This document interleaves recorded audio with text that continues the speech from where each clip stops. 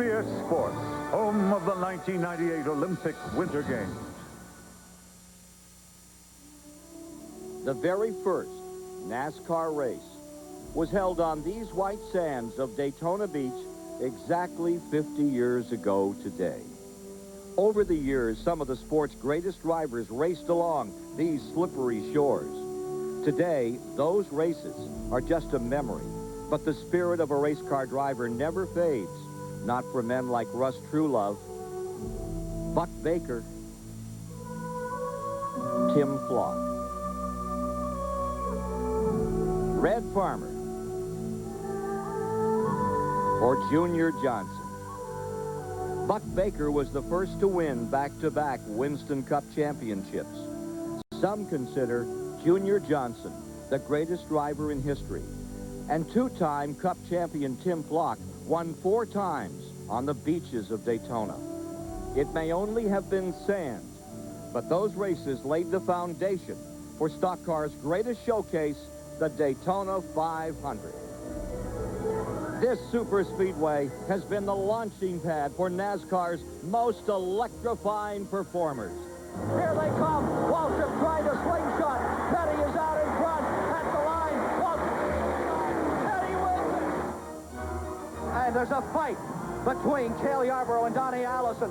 The tempers overflowing. They're angry. They know they have lost.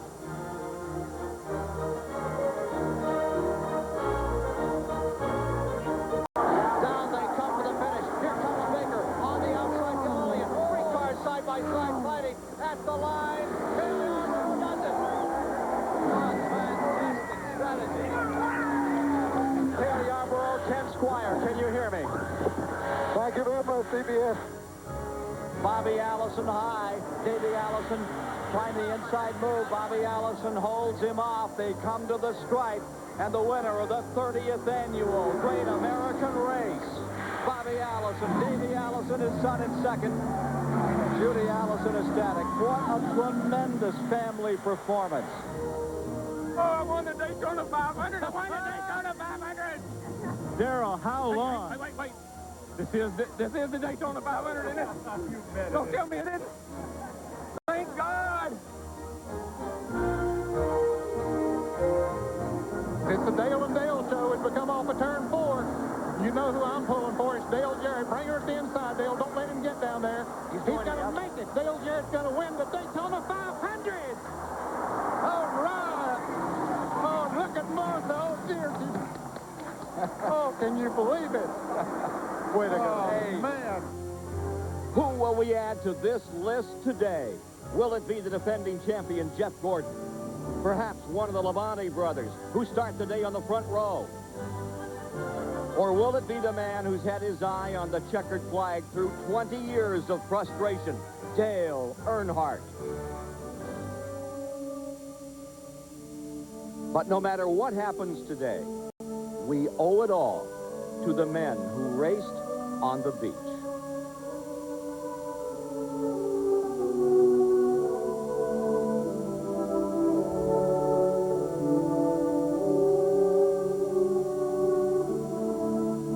Legendary racers who will always have racing in their heart.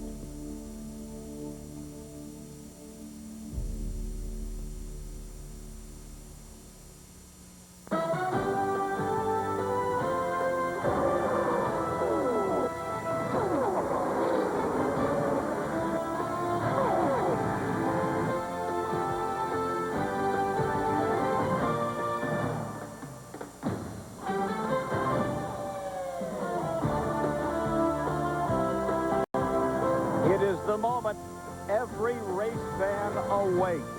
50 years to the day when NASCAR first made Daytona the world center of speed. The homecoming is about to happen. The only ticket tougher to obtain or is for a seat in one of those 43 cars now resting on pit road. Good day, everyone, and Ken Squire with you. Welcome to the 40th annual $7 million Daytona 500.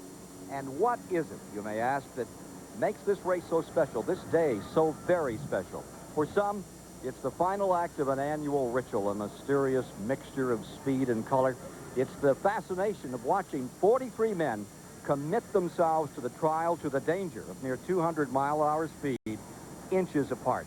Gene Shepard once said, if horse racing is the sport of kings, then auto racing, this furious and sometimes brutal game, is the sport of friends. New or old, come along, friend, and enjoy the great American race. And it starts with Dick Berggren of Stock Car Racing Magazine on pit road. Thanks, Ken. Starting on the outside of the front row, two-time national driving champion Texas Terry Labonte. He has finished second 3 times in the Great American Race. He has never won it. How about today? Well, I don't know. Our Kellogg Chevy was pretty good in practice, but, you know, the competition is pretty tough, and it's a long race, so we're just going to do our best and see what we can do. Starting on the pole position in the fastest car in the field, his brother, Bobby Labonte. Weather is an issue today. Rain is in the forecast. This could be a rain-shortened event. Bobby, how would that affect your strategy? Well, I want to be up front if it does start raining. I know that, but you know, right now we're just going to race the racetrack. It's a long race. If it doesn't rain, and try to keep this Interstate Battery Pontiac running really good for a good day. Good luck to you. To Ken Squire. We're down to it. This is the moment. They're ready to fire them up and begin the Daytona 500. Let's go trackside for the command that gets it all underway.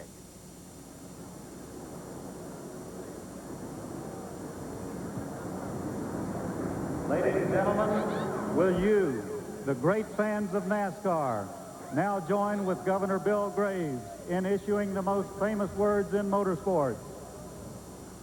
Gentlemen, start your engines.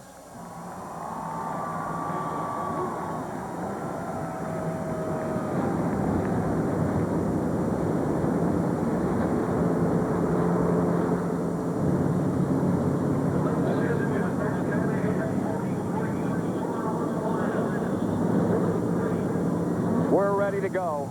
The 4 words that mean so much, that send those shivers up your spine, have been given, and we'll be back for the start of the 500 momentarily. In celebration of NASCAR's 50th anniversary, CBS Sports coverage of the Daytona 500 is sponsored by Mobil 1 100% synthetic motor oil. Nothing outperforms Mobil 1. Pepsi, who invites you to join Generation Next. And by Ford, makers of vehicles that are built to last.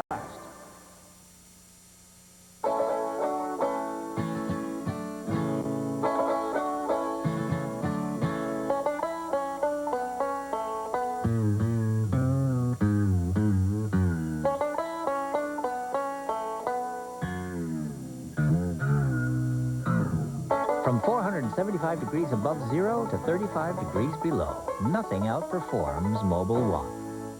Mobil 1 0W30. Superior protection when you start your car. Gordon is way behind. Stick a fork in Jeff. He's done. Oh, my. What is he thinking? Oof. Holy Baloo. What the heck is that? Ooh, that's gotta hurt. Well, what could possess a man to drive like that? Gotcha. He's making his move backwards. Gordon wins. We gotta get him a cup holder. That's it. Generation Next. All my life, my parents have been there. Through the long drives, the cold rinks, and now that I've won, I wish they could be here to see me. But I know that can't be possible, because it's lunch. And now at McDonald's, get 2 Big Macs for just $2. Or get 2 Morning Fresh Sausage McMuffins with egg for just $2. Oh, hi, honey, how'd it go? Oh, no, don't tell me. I taped it. Did somebody say McDonald's? Proud to feed the world's Olympic athletes. In our quest for the finest brakes in the world, we tested our pads against other leading brands.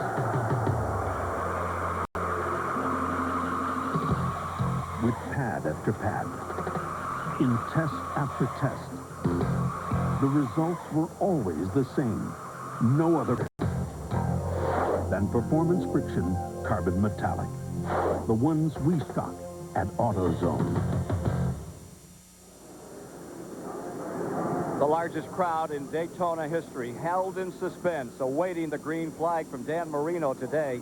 There's the man they're all talking about as they did a year ago, Jeff Gordon, defending champion of the Daytona 500. Let's go topside right now for the folks who'll make the call on this 40th annual Great American Race. Mike Joy standing by with Ned Jarrett and Buddy Baker. Thank you, Ken. NASCAR, of all major professional sports, is the only one to start their season with their biggest and most prestigious event, the Daytona 500. Teams have had all winter to prepare.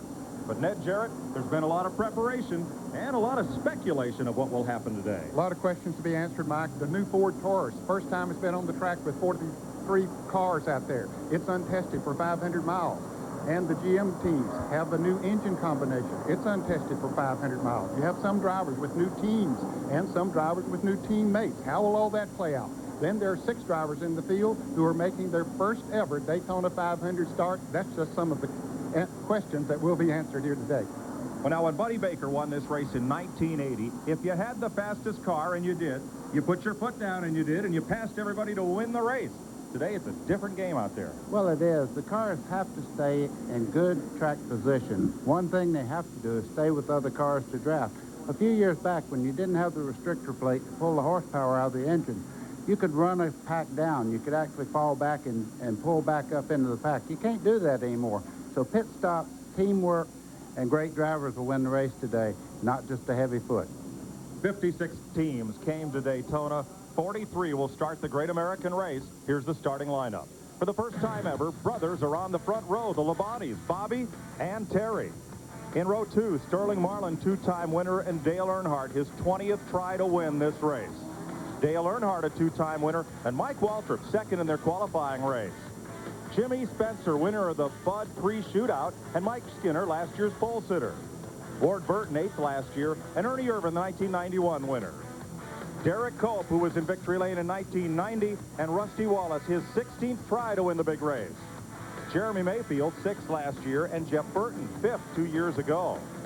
Mark Martin, his best finish is 3rd in 95, and Lake Speed, 2nd in 1985.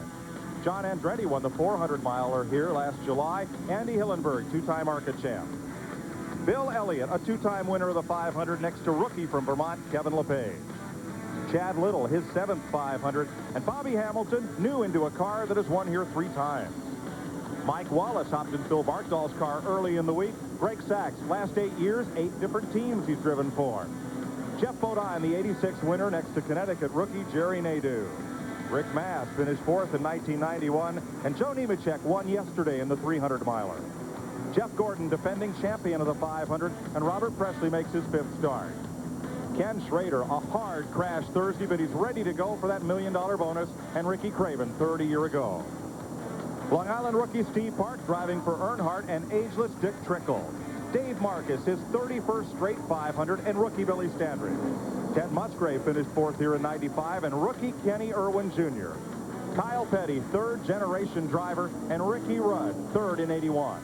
Steve Grissom, last year the front row, this year the back row for he and provisional starters Brett Bodine, and the champions provisional to the 1989 winner, Darrell Waltrip. There are 43 cars in the field here today, racing for 500 miles, 200 laps on this 2.5-mile track. Fuel went to 45 to 50 laps, racing for more than $7 million, and the race record was set by our own Buddy Baker back in 1980. Let's take a look at this Daytona International Speedway. Here's the start-finish line, 18 degrees of banking here, 31 degrees of banking in the turns. What does 31 degrees of banking look like? We'll bring our graphic up here, our car. That's what it looks like, but to the drivers, when they go into the turns at 200 miles an hour, it looks almost flat. In today's race, you will have 18 new Ford Tauruses. You will have 3 Ford Thunderbirds, 16 Chevrolets, and 6 Pontiacs. Drivers who failed to qualify for this race listed in alphabetical order. Kenny Wallace lost that final shot on the last lap of his qualifying race. Robert Presley held him off. Today, you're going to ride along with the man who seeks to win his first 500 after 20 starts. It's not just that Dale Earnhardt hasn't won this race. It's how close he's come, how many times. He'll start 4th today. Mark Martin led the most laps here in last year's race. He's still looking for his first win in the 500. Jeff Bodine, 1 win, a total of 7 top 10 finishes in this race. Rick Mast makes his 8th Daytona 500 start. Jeff Gordon, last year the 7th driver to win the Daytona 500 and the Winston Cup Championship in the same season. Ricky Craven started last year's race in the last row and finished 3rd. Kenny Irwin Jr. is one of 6 drivers running their first Daytona 500 today. Dale Jarrett is one of only 6 drivers to have won this race more than once. He'll start 5th. From Roush Racing, Jeff Burton won 3 Winston Cup races last year. His 5th Daytona 500 start is today. And John Andretti hops into the throne of the king, Richard Petty's Pontiac. He'll start 17th. He won the Winston Cup 400 here last July 4th. And Mike, we're about ready to get this Daytona 500 underway. Dan Marino, not just an observer and the flag waver, he's the co-owner of car number 13, driven by Jerry Nadeau. Pretty quiet out there as the lights are out on the Pontiac safety car. Those butterflies are turning in the stomachs of those drivers, but they're about to leave them here right now. And to start the 50th anniversary season of NASCAR, the 40th Daytona 500 is underway.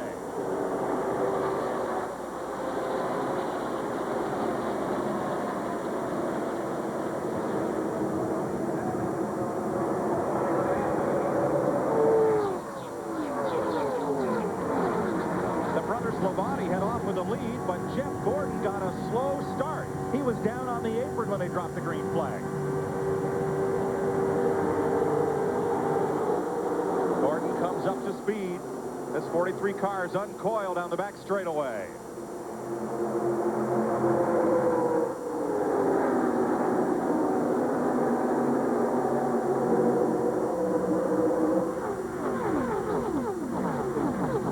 From overhead, turn 4. A new look at this race. Boy, that's exciting to see that. I've never been that high, but I felt like I have when I got in the wall here a few times. Look at these cars, already 3 wide down through the tri-oval here. The Labonte brothers are working together. Sterling Marlin in 3rd spot there. They go right to the bottom of the racetrack in the early part of the race, but you have a few of them trying the top side already. For the first time ever, Bobby Labonte leads the Daytona 500. Only 4 races last year were won from the pole. That's Labonte's green Pontiac. Tremendous amount of debris on the back straightaway there. That's wrappers, sandwiches, and various things of paper. But these cars have various holes in the front to get air into the cooling of these cars. That could be a problem later. It could be. It doesn't take much to stop up that grill so they don't get the air they need. The roof cams are back at CBS and in NASCAR racing. NASCAR legislated them away. We brought them back here at Daytona with NASCAR's approval. You're right on top of the windshield of Jeff Bodine's car. If you want to know what it looks like to the driver, this is as close as you can get. You go down in the corner, this is what we call the high groove. Up against the wall there, a lot of drivers feel it's safer on the high side. If something happens to the car, you don't get the big run towards the outside wall. And as you notice, as they went through that turn, it didn't look like it was 31 degrees of banking. Rick Mast, or rather that's Jeff Bodine, a piece of debris up on the camera. And now Rick Mast right behind Jeff Bodine. Dave Marcus down low, starting his 31st 500 and 3 abreast. That's Mike Wallace is the meat in that sandwich as they come off the corner. And boy, this is not a good area of the track to be running 3 abreast. I'm not sure there is a good area of the track to run 3 abreast. Good point. Everyone makes it through okay. The front 7 cars have broken out single file.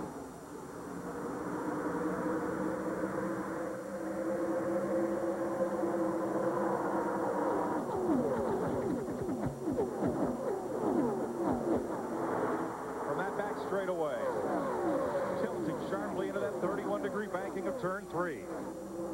There's those 7 cars out front, single file.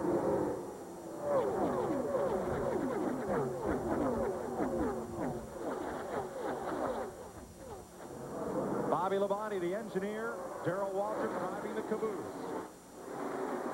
Ralph Shaheen. Mike, there was actually no problem with Jeff Gordon. In fact, crew chief Ray Evernham is proud of his driver. Apparently somebody in front of Jeff slowed down, and Jeff ducked to the bottom to avoid him. He really saved the front end of the race car. Good news for the defending champion of the 500. Now, Bill Elliott. Well, he's the burger, and the bun on the low side is Bobby Hamilton, and on the outside, number 2 is Rusty Wallace. And there's not a thing in the world they can do about it, Mike. You don't want to be in that position, but what can you do about it? There's nowhere to go. Here comes Mark Martin in the 6th car there. That's the blue and white car. And you can see on the bottom side, Bill needs to get in line right now. If he don't, he's just going to go to the back. He has some help. One looked over, decided not to go with him. So you can watch him just fade back as they go by. You're riding with Mark Martin. That white dotted line denotes the edge between the banking and the flat apron of the racetrack. Don't go left of that line. Not unless you want to end up after you get to the wall and back down there again. That's where you'll finally end up. Bill Elliott cannot find a lane. He is in the middle by himself, and that's no man's land because the group just stream right past on either side. Now he's going to get some help from Dick Trickle, number 90, and he gets to the low groove. And back here, Chad Little, for a moment, was also in that same position, but thank goodness Elliott got himself in a line.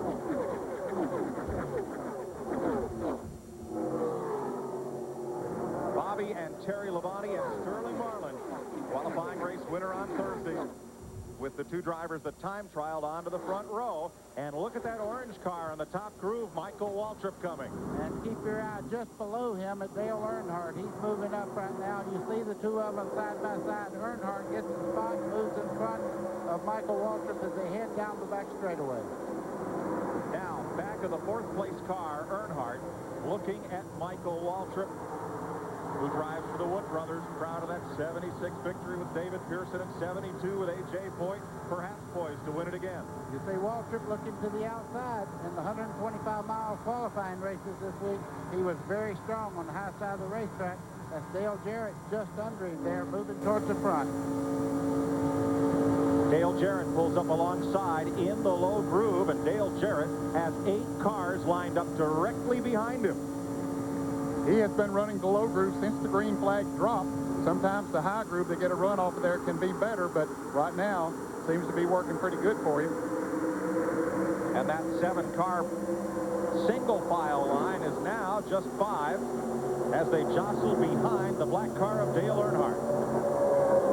Ernie Irvin down to the inside in that rainbow-colored number 36. One of the fastest cars in practice all week has been Irvin. Yeah, he's very, very confident. I had dinner with him last night, and he just said, hey, I've got as good a car as I've ever had here. Dick Berggren. Roger Penske is a captain of American industry. He could be in one of the fighters' suites here at Daytona. Instead, he is on top of the highest grandstand in the place, spotting for his driver, Rusty Wallace. Rusty just called up and said, Roger, where would you like me to run? High or low? He said, you're doing a good job. Just hang in there. Now, look at Rusty and his teammate right there, Jeremy Mayfield. The 2 in the 12 car, similarly painted. They are teammates. Ned, they look like they've got a trailer hitch between them. I'm sure that was planned, Mike. We saw a lot of cars drafting in practice out there yesterday together to see which ones worked good together, and Jeremy Mayfield was very, very good in that 12 car, so he's right there with his partner now. Ernie Irvin still on the inside there. Outside of him, last year's pole setter, Mike Skinner.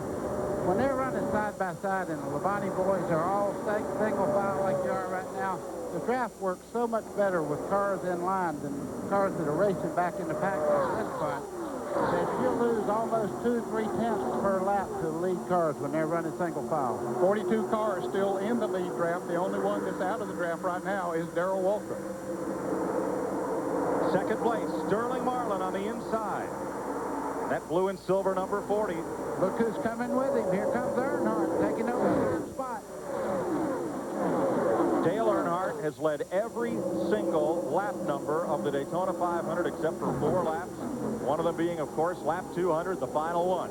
Now it's Jeff Bodine, the man in the middle. Ken Schrader in that black number 33 moves up just in front of Bodine's number 7. And way down on the bottom is Kyle Petty in 44.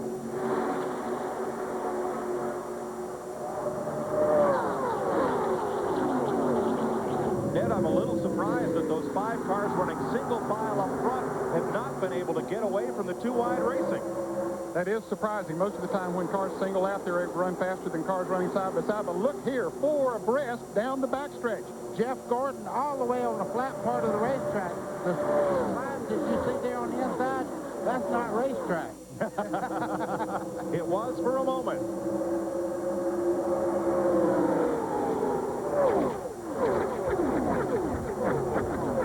They'll come around to complete lap 11. Ken Squire. Watch number 33, Schrader. Fractured his sternum on Thursday. Has a special flak jacket he's wearing today. Started 43rd. Now he's going up into the top 20. He is flying in that Andrew Petrie prepared car. Many said that was the car to watch to win it. But with an injured driver, how could it possibly do with that? Morgan Shepherd is standing by to step in should Schrader not be able to go the distance. He was asked the other day, how far would he run? He said, oh, probably the first 200 laps. That's how long this race is. Ken Schrader is wearing a flak jacket like rodeo cowboys wear. A bull rider's flak jacket. Ken Schrader's a bull rider if there ever was one. He's a tough customer, no doubt. Now he has blasted that line on the inside of the racetrack up to 19th position after starting 43rd because he crashed his primary car on Thursday, had to run a backup car in the 500.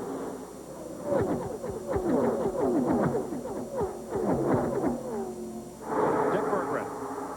Mike, you wonder how hard Schrader hit the wall on Thursday. This is the steering wheel he was hanging on to. Look at how this thing is bent. It's all supposed to be straight, not even close to straight. Man, he's a tough guy to be out there racing right now.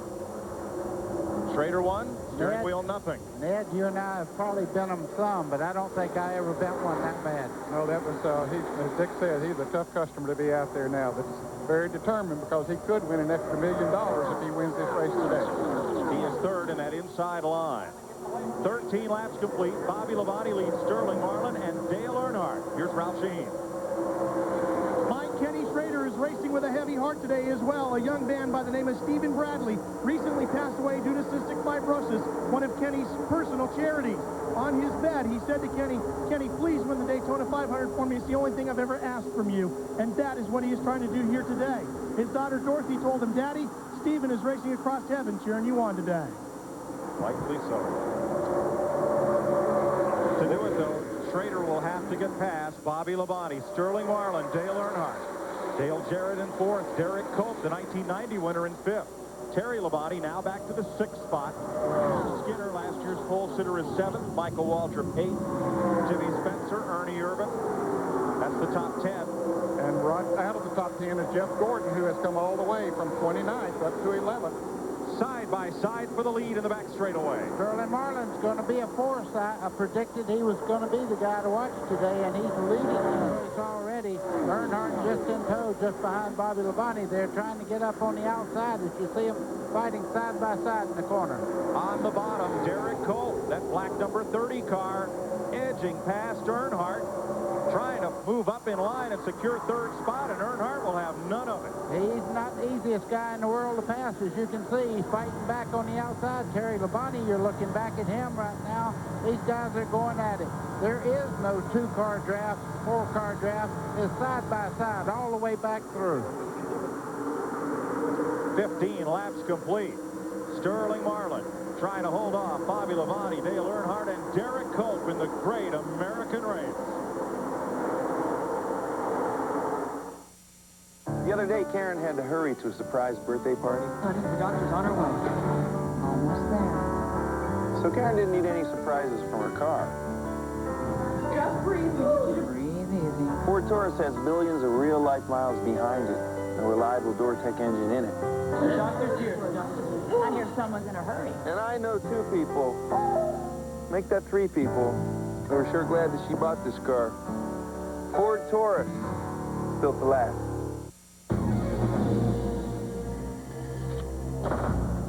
Now there's a tire that can survive even this. The Goodyear Eagle F1 Run Flat. Even with no air pressure, Goodyear Run Flat technology lets you drive up to 50 miles at 55 miles per hour to safety, so you won't get stuck with a flat. Serious technology, freedom from worry. Eagle F1 Run Flat. Only from Goodyear. Goodyear, Goodyear.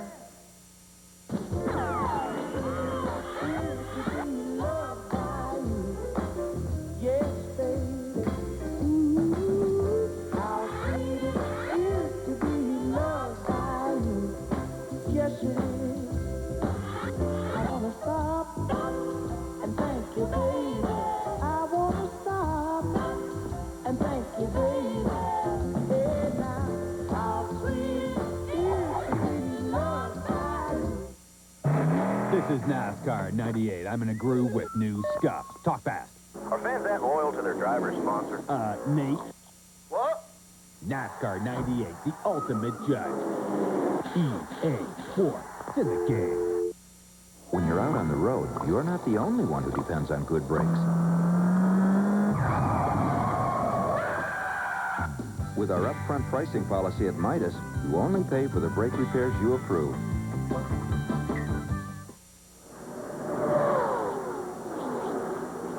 $18 laps complete. Dale Earnhardt, this is his 20th Daytona 500. He has now led 18 out of 20 trips to the beach. Wow. There's a new sheriff in town. I think he's taking this thing over right now. You see Bobby Labonte in second there, running very well. Sterling Marlin is complaining that the car is not running to suit him, but yet he's able to lead, and also he's in the top three right now. Here's the pass for the lead. Did Sterling just move over? No, he got caught with the draft there. You can see the outside line had a good run at him, and they just went by him. That's exactly what happened. Earnhardt knows how to work the draft off another car as good as anyone, better than most. So now 7 cars pull away from the pack single file. Earnhardt, Bobby Labonte, Sterling Marlin, Derek Cope, Terry Labonte, Mike Skinner.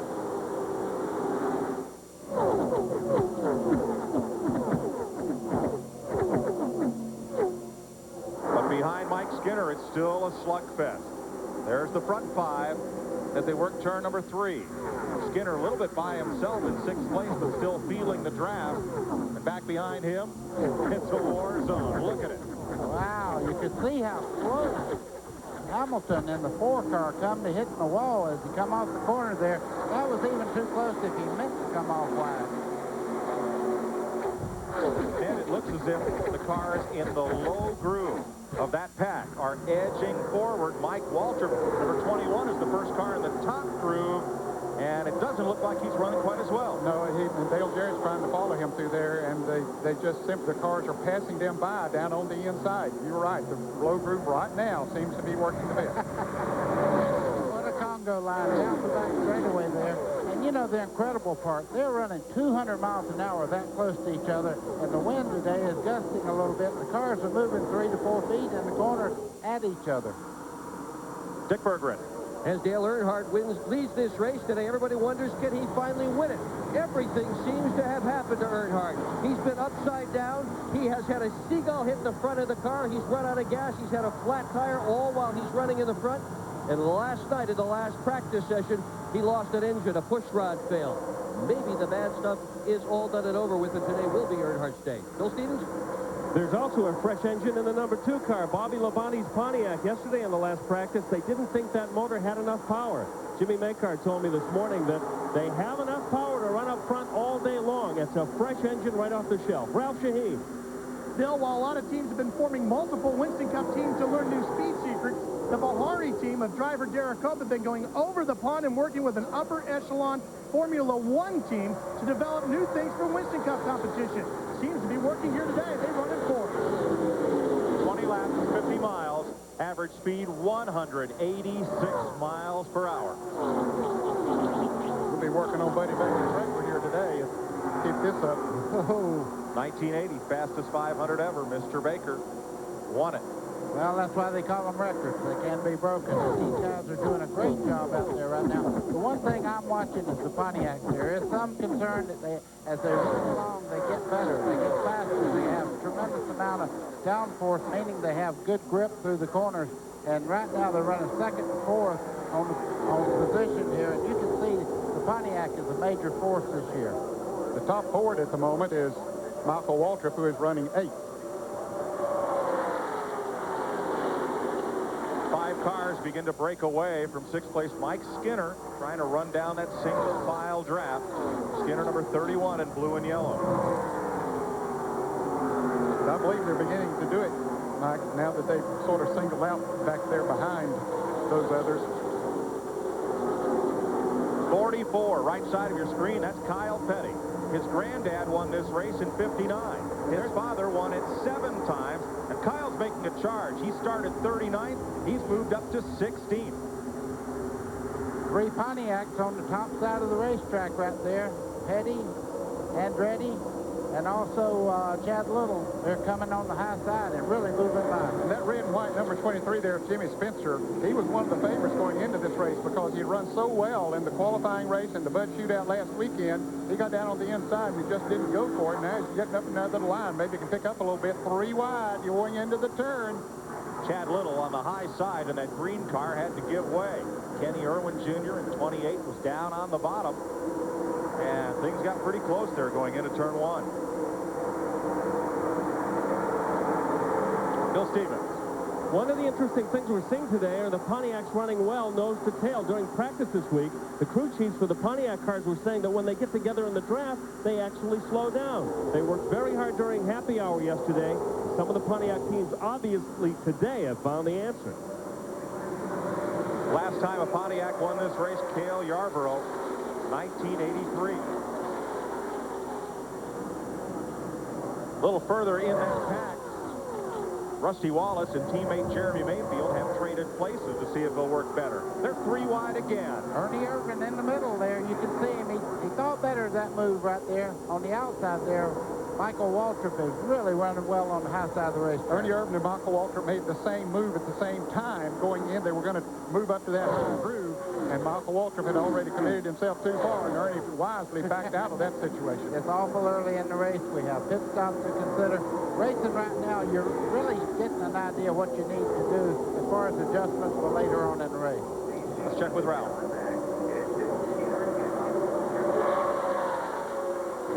Mike, the Wood brothers made a gear change with Michael Waltrip's number 21, the orange car. That gear change on Wednesday's late afternoon practice has made all the difference. He finished second in the twin 125s, and he's running up to the front here, all because of 1 gear change. Now that's Waltrip's 21 on the outside. He won the Winston All-Star race, but he's looking for his first point race win.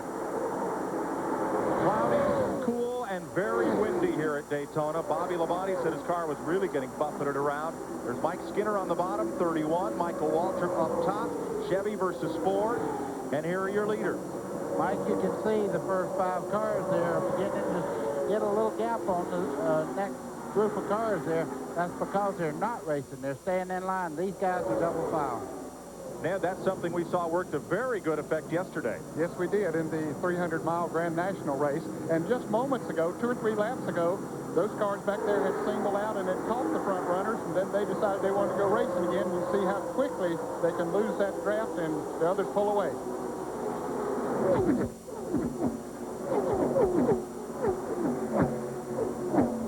But now those 5 cars in the lead draft are about to be joined by 3.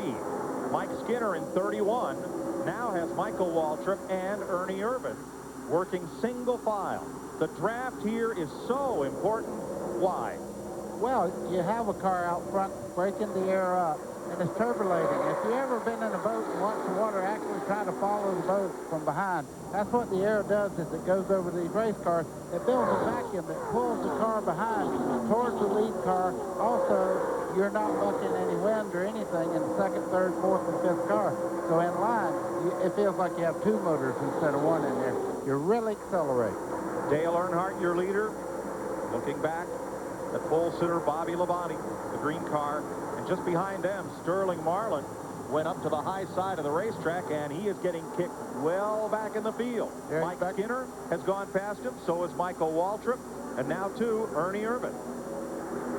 He got shuffled out coming off of turn 2. No one to help him up there. The others just drove by down on the inside. You can see Sterling Marlin in the car number 40 is up there by himself with nobody drafting on him right now. And that just proves Buddy's point. One car alone cannot run as fast as cars lined up single file. Ralph? Mike, we talked to the crew chief, Tony Glover, for Sterling Marlin. They are getting a little bit loose in that number 40 car right now, and that's why he is drifting back. But 29 laps down, they've still got a long way to go to that first pit stop, Dick Bergen. Well, Bobby Labonte and Derek Cope both say they're pushing coming off the corner, but most of the drivers that we are listening to on the radios are telling their crews they're having a hard time differentiating between chassis problems and the wind buffeting them around on the racetrack. That'll make it especially difficult for them to adjust the cars when they come in on pit stops. Jeff Bodine into the tri-oval here at the start-finish line. 18 degrees of banking. Let's see as they roll off into turn 1 just how much those cars are dancing around. We're on the high side, and really you don't get the effects of the wind like if you were a little bit away from the wall where the wind's really traveling about. But what it feels like, you pass a car on the interstate and your car gets in that vacuum and it feels like it pulls you towards the truck as you go by. That's what the draft feels like. And if you have any extra wind, it really gets a little bit squirrely. Now, Jeff Gordon pulled up on number 2 just ahead, Rusty Wallace. Wallace came right down the racetrack to take that low lane away from Gordon. 30 laps complete. Dale Earnhardt, 20 years of trying to win the Great American Race. He is your leader. Bobby Labonte, Derek Cope, Terry Labonte, Mike Skinner, and Michael Waltrip.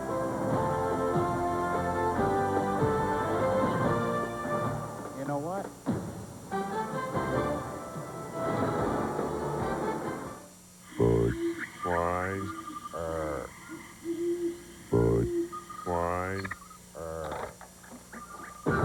What the? Whoa, whoa. I'm no electrician, but that has got to be dangerous. Oh, my. Bud? Whoa. Louie. Frankie, eventually every frog has to croak. That's not funny. I laugh when I'm sad. In February 1998, First Plus introduced another one of their innovative products. And at over 200 miles an hour, it's way ahead of the rest. The Bill Elliott Dan Marino Motorsports Team, brought to you by First Plus Financial. Watch for it. It's the one in front. All right, you got the list on you? Yeah, I got the list right here. We're going to Napa. It's the best place for parts. All right, you know what? If I ran Napa, here's what I would do. I would widen the aisles a little bit. I would put a brand new sign so it'd make things easy to find. All right, okay. And I'd have a state-of-the-art computer system to be able to find those parts like that. Okay, but you've got to admit, you can't beat Napa for the knowledge. I mean, they carry more parts than anyone. I agree. Oh, you agree for a change? Yes, for a change. All I'm saying is they should fix the stores up a little. Wow. Now I could live with this. Terry, our new cars are here. I'm on my way. Once in a lifetime, something so special comes along that even the NASCAR champions race to get them. I've been waiting for these. Now you can collect the die-cast cars that these NASCAR champions collect. Racing Champions presents NASCAR's 50th Anniversary Collectible Gold Series. Better get your hands on them before we get them all. Racing Champions NASCAR Gold and the new Signature Driver Series die-cast collectibles. Available at your favorite retailer. You won't miss a second of the racing action because CBS Sportsline brings you all the latest news from Daytona. Columns, interviews, driver bios, and more at cbs.sportsline.com. Today's overhead shots courtesy of the Goodyear Blimp Stars and Stripes. This year, Goodyear will double its blimp fleet to 6, adding 2 blimps in Europe and a blimp in South America. Dale Earnhardt leads the Daytona 500 after 34 laps. Pole sitter Bobby Labonte. See that big orange dot on the upper windshield of Labonte's car? That signifies he's one of 5 cars eligible for R.J. Reynolds' $1 million bonus.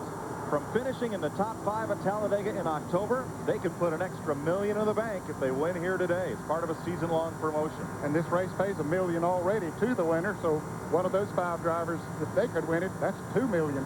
We have the first pit stop coming up right now. as we see them go down into turn 1. Kyle Petty. Leaders continue as green flag pit stops begin. This looks a little early as Kyle Petty comes in for right side tires on number 44. Definitely early.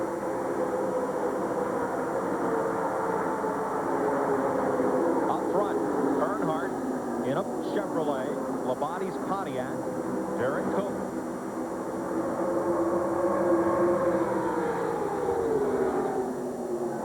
Then Terry Labonte in 4th. Mike Skinner, Earnhardt's teammate, in 5th. Dick Berggren. Pit stops will be coming up fairly soon. Larry McReynolds is crew chief for Dale Earnhardt. When will you pit and what will you do? Well, we can run about 60 or 62 laps on fuel, but you know, at Daytona, you got to kind of go with the flow, you know. Even though we can run that far, we may have to come a little early because that's when most of the group might come, but definitely change 4 tires. 4 tires early in the race means a lot here. Racetrack just keeps getting slicker and greasier. Happy with the car?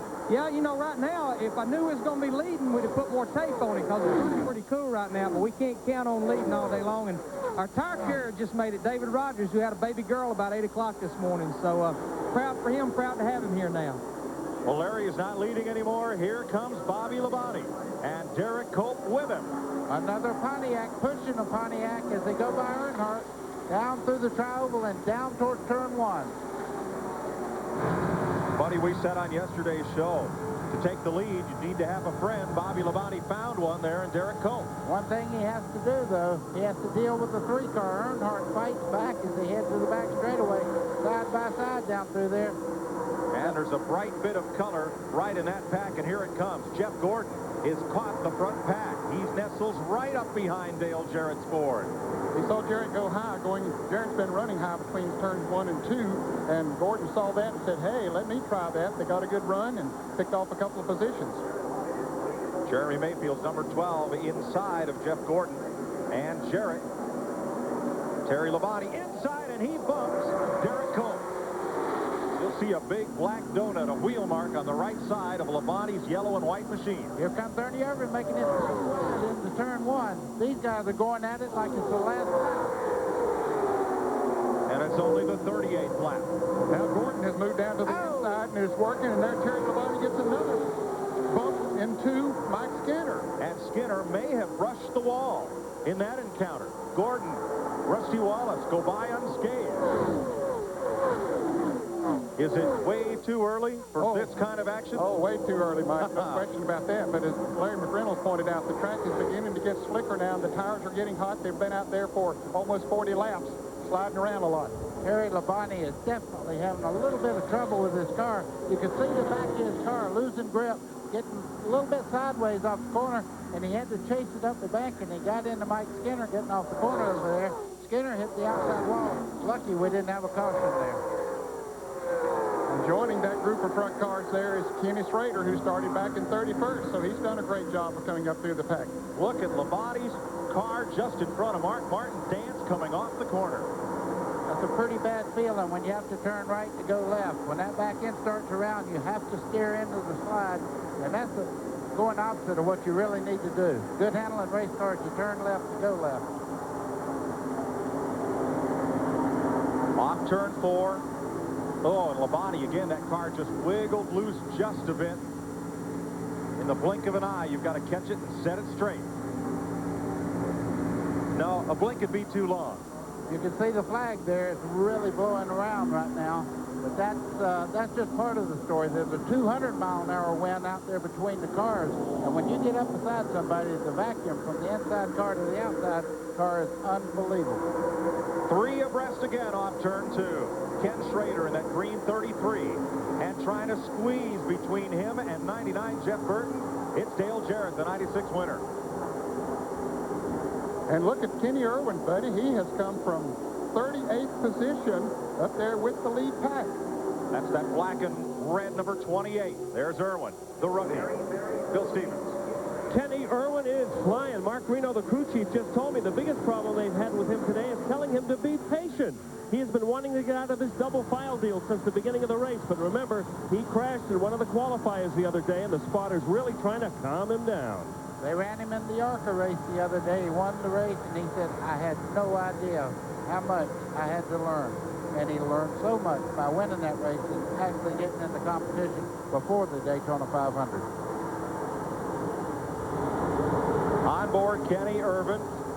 Today's in-car telemetry provided by First Plus Financial. Getting close to 190 miles an hour there at one point. 7,200 RPM. And he heads back toward the start-finish line. 41 laps complete. Bobby Labonte leads Dale Earnhardt. Ernie Irvan, Derek Cope, Jeremy Mayfield has fought his way into the top 5. And last year's winner, Jeff Gordon, is on the move. Let me tell you a little love story. Happened at this wedding. Groom's buddies all sneak out and do the usual number on the groom's car, right? There it was, most perfect black Ford Mustang known to man. So right when Mr. Shaving Cream's about to pull the trigger... I can't do it, man. What? Just can't do it. I mean, it's a Mustang. It'd be like defacing a national monument or something. Ford Mustang, built to last.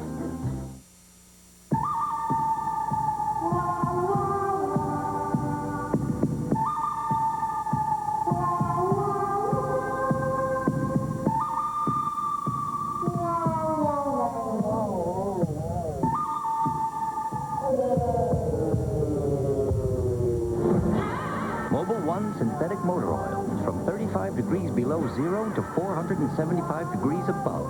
Nothing outperforms Mobil 1. It's good to know that in an era of superstars, big corporate sponsorships, and network TV deals, there's an organization that also cares about fairness and sportsmanship, that realizes its fans are the sole reason for its success, and knows it should never go so fast that it can't slow down if there's a good enough reason. This is NASCAR, and this is the way we've done things for 50 years. Wrangler jeans are the perfect jeans to wear when you're going out for a little seafood with your best buddy. Wrangler, real comfortable jeans.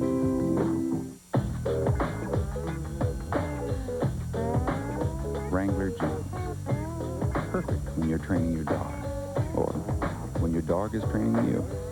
Wrangler, real comfortable jeans. When you're racing for $2 million, things get very close. Terry Labonte and 31 Mike Skinner that brushed together and with the wall just a bit ago. We are still under green from the drop of the first flag. 45 laps. Dale Earnhardt has gone back to the front, bringing Ernie Irvan and number 36 with him. A Chevy and a Pontiac. Derek Cope's number 30 in the 4th place. Chevrolet has led 23 laps today. Pontiac 22. Ford has not put a car up front. Not yet. I am so impressed with Jeremy Mayfield running along here. I mean, he moved to 4th place way back. He's doing a super job right now. He started in 13th position. Bobby Labonte got shuffled from the lead back to like about 7th place. That green car in the lead draft. Now they're going to put Irvan up on the outside. Yeah, and look at Jeff Gordon on the inside there, just behind Jeremy Mayfield, in the orange-nosed car as he goes up into another position there. He moved all the way up into 5th right now. Look at Irvan, alone in the top lane. He is being, as they say in the garage area, hung out to dry or clotheslined. There's nothing else with him. Now he is tacked onto the back of the lead draft, but it cost him 3 spots. Gordon in 4th now. He's moving up. 100 mile hours, 186.8 miles per hour.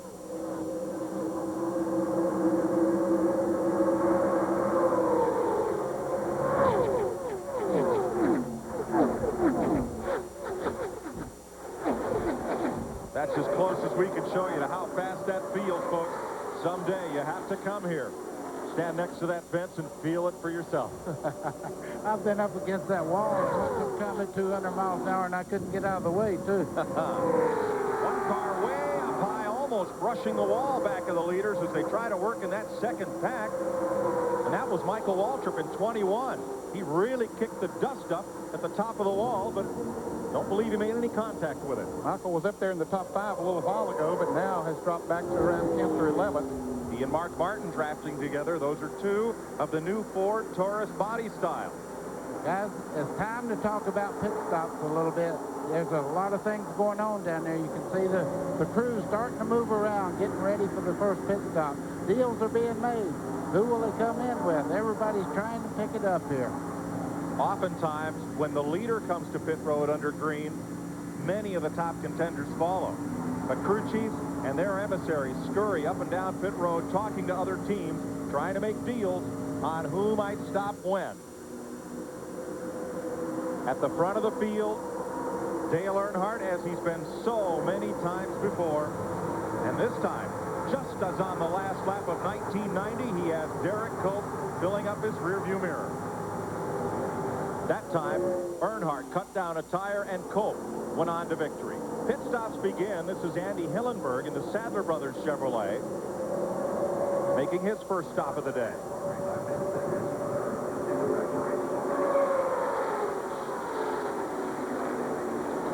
"49 laps." Ned getting close. Let's check with Dick Berggren. Dick, have they made a deal in Earnhardt's pit, and how long will they wait?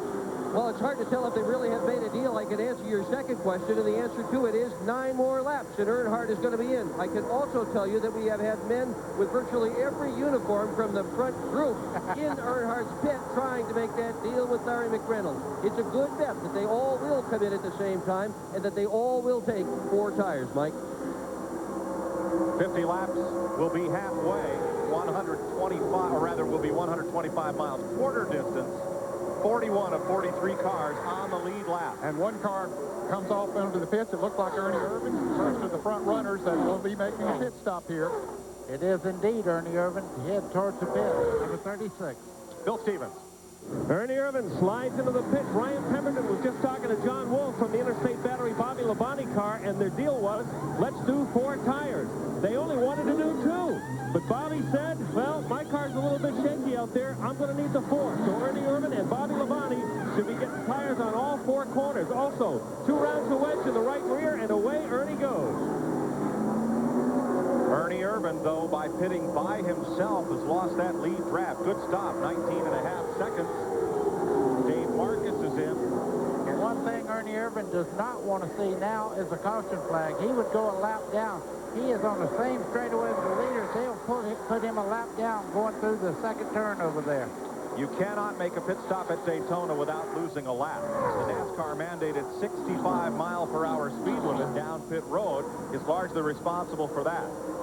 Earnhardt picks up the draft off Ernie Irvin, and he will pull the field past him, as Irvin will need a full lap and then some to come up to full speed. With these restrictor plate engines, it does take more than a lap to come up to full speed. Nothing you can do about it. Just sit there and watch it drive by. Dave Marcus has pitted. Greg Sachs, number 98, is in, and Steve Grissom, last year's front row starter, driving for Cale Yarborough, a multiple winner of this event. Greg Sachs makes his first stop of the day. The leaders stay out. Earnhardt, Cope, Mayfield, the youngster from Kentucky, up to 3rd, and Jeff Gordon, the youngest driver to ever win this event, is up to 4th place. 4 cars from the back of the field coming into the pits. Big group of them coming in. Ted Musgrave is in. John Andretti part of that group as well. Steve Park, Bobby Hamilton, Rick Mast, and Jerry Nadeau. And also Ricky Rudd. Most of these are cars that started in the second half of the field, and seeing the leaders move away and seeing their cars running a little bit slower, feel that putting on new tires will pick them up in speed. That's why they're in a little earlier than some of the leaders. Now here come the Roger Penske and Penske Franifus cars onto pit road, teammates Jeremy Mayfield and Rusty Wallace. Boy, Sterling Marlin tried to get in. Apparently felt he was going too fast, slid the wheels, slowed down too much. He's going to lose a tremendous amount of time. Sterling Marlin, he's not up to speed, and he'll have to come in perhaps the next time around. Chad Little is in. Bill Elliott, Lake Speed, making pit stops. Ken Schrader, Steve Park, Ricky Craven has to back up into his pit stall and backs into the 77 of Robert Presley. Excuse me. Well, that cost him a lot of time, too. Ricky Craven having to back up there, and every second that you lose in the pits is a long way out on that racetrack. Mike Wallace, Kenny Irwin, Billy Standridge all making their first pit stop. We've been green since the drop of the first flag. Jeff Gordon's heading towards the pit road now. And who will come with him? Well, Michael Waltrip's coming with him, and Mark Martin. Long pit stop for Ricky Craven. Here's Ralph Shaheen. Mike, they were hoping to have somebody come down pit road with them, but they got to the point where they had to come in one way or the other. Jeff really had to drive hard to fight his way up into the lead pack. Jackman, Barry Muse leads the crew around to the right side. They will change tires on the car. They're not planning on making any chassis adjustments on this number 24. They will take on 4 tires and send this rainbow-colored car back out as quickly as they can. Also stopping on this lap, Michael Waltrip, Jeff Burton, Jeff Bodine, Mark Martin, Ward Burton, Dick Trickle, and Darrell Waltrip. Now Sterling Marlin is in. Sterling finally got back to the pits. He made a miscue there trying to come in a moment ago, and here comes a couple of other front runners, Terry Labonte and Dale Jarrett. Sterling Marlin's pit. Right side tires, 11 gallons of gasoline in each of those gravity-fed cans. And here is Terry Labonte, the outside pole sitter, and Dale Jarrett to his pit.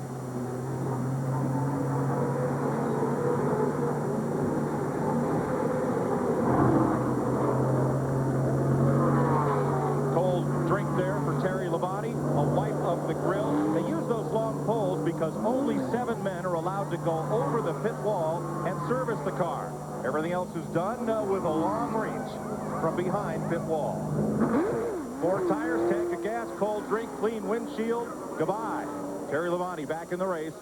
And Earnhardt stays on the racetrack with Derek Coates and his Childress Racing teammate, the blue and yellow car of Mike Skinner in 3rd. Larry McReynolds told them down in the pits that they could go 60 laps. That was very surprising that they could go 150 miles on a tank of fuel that you're steering that right now. Well, yeah, I hope he's right, because I tell you, if you run out of gas here, it's a long ways to coast around this 2.5-mile racetrack. Dale Earnhardt has lost this race in almost every way imaginable in 1986. He ran out of gas while leading. And we said that you couldn't make a pit stop and not lose a lap. Well, Jeff Gordon and Rusty Wallace have. They're right in front of the leaders, and they've made their pit stops. Yeah, that's almost a lap with me. That's almost a lap, yes. Yes. Before they had great pit stops and got in and out the pits very good. And they are back up to speed. And that's kind of a break for Earnhardt. You don't use as much fuel on the draft fall underneath cars along there, so this is stretching that fuel mileage just a little bit for him. The reason there are less cars in this lead draft is that when those cars are stopped on pit road, the rest of the field is moving down the racetrack, eating up a football field's worth of distance every second. So if you lose 1 second on the pit stop by taking a little bit longer to change a tire or to fill with gas or to get going, well, that means everybody else on the racetrack is 300 feet ahead of you. Okay, Earnhardt coming in right now.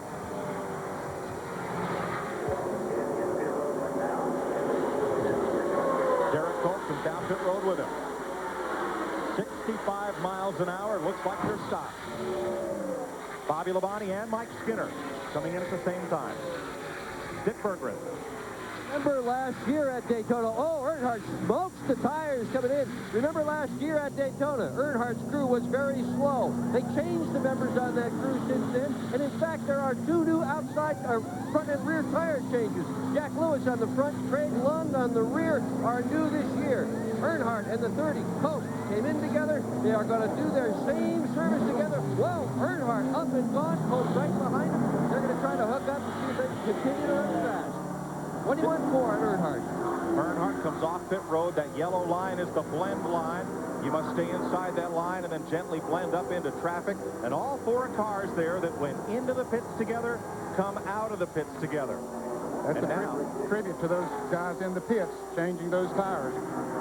But Ned, you see, is there in the bottom lane. It takes a full lap to get up to speed. And Jeff Gordon moves on past Dale Earnhardt. Gordon is the new leader. That's what great pit stops will do. Jeff Gordon wasn't leading when they come in, but he's leading now. Must have had a great entrance to pit road, got back up to speed well, had a great pit stop. Ray Evernham, Gordon's crew chief and mentor, and those Rainbow Warriors gave Jeff Gordon a good stop, and that's why he leads the Daytona 500. Rusty Wallace got a good stop also, and he's running second. Ralph Shaheen. Mike, this top tire here is the one that came off the right front of Sterling Marlin's car. You can see he had gotten a cut. It didn't explode like this right away. He stayed out on the track and kept running on it and running on it. As it lost air out of that little hole, it finally let go and just about shed its skin. He's lucky he didn't get it into the wall. Sterling Marlin trying to win this race again. Here are your front duo, Gordon and Wallace. You're riding with the leader and defending champion of the Daytona 500.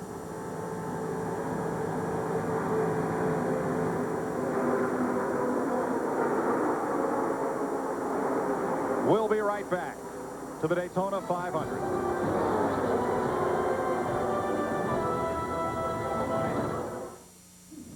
Oh, my, did you see that? Louis. They never saw it coming. What have you done? Poor froggies. You've lost it, Louis. This is the best day of my life, Frankie. Good. Huh? What was that? Frog? Good. That is a mistake. Wise. Parrot said he... What is it? Good. No. Wise. No. Oh, no. Oh. Good. Never hire a ferret to do a weasel's job. Good. You promised me, ferret! Paging Bob Morello. Friends and colleagues, oh Bob. Tired of hearing Bob Morello constantly paged over this system? Then you'll love how our new MCI one-number technology locates even the elusive Mr. Morello. Behold, as I dial Bob's 800 number, witness the call bounce from Bob's office to his home and now to his cell phone. Hello? I give you MCI's one-number technology. Who is this? How do NASCAR drivers relax after the race? They do a little fishing. Good fishing hole. Great fishing hole. You bet. I wonder why nobody else is here. Uh-oh. Fortunately, most drivers start with Excite NASCAR Select, the official battery of NASCAR, engineered to start high-compression engines that demand nearly twice the starting power of your car. Hey, who took all the fish? He did. Excite NASCAR Select, because winter can be a real bear. Available at these stores.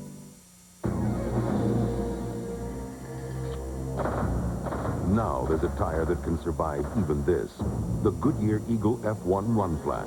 Even with no air pressure, Goodyear Run Flat technology lets you drive up to 50 miles at 55 miles per hour to safety, so you won't get stuck with a flat. Serious technology, freedom from worry. Eagle F1 Run Flat. Only from Goodyear.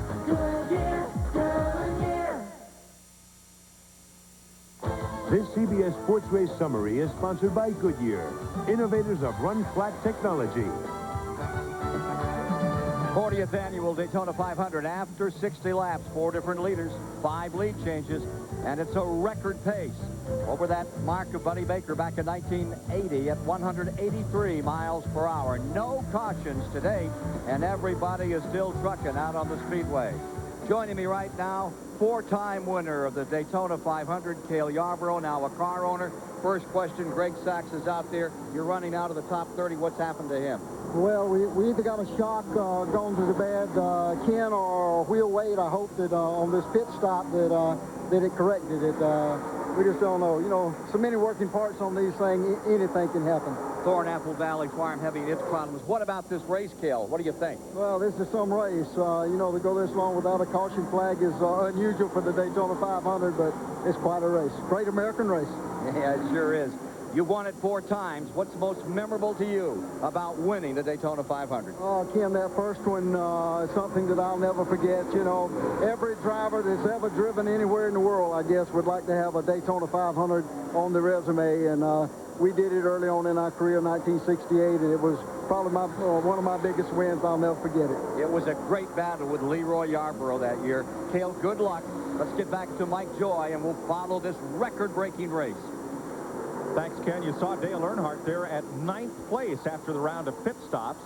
And the drivers who pitted with him are in that inside line. They're on track 2. Earnhardt's stop was 21.4 seconds.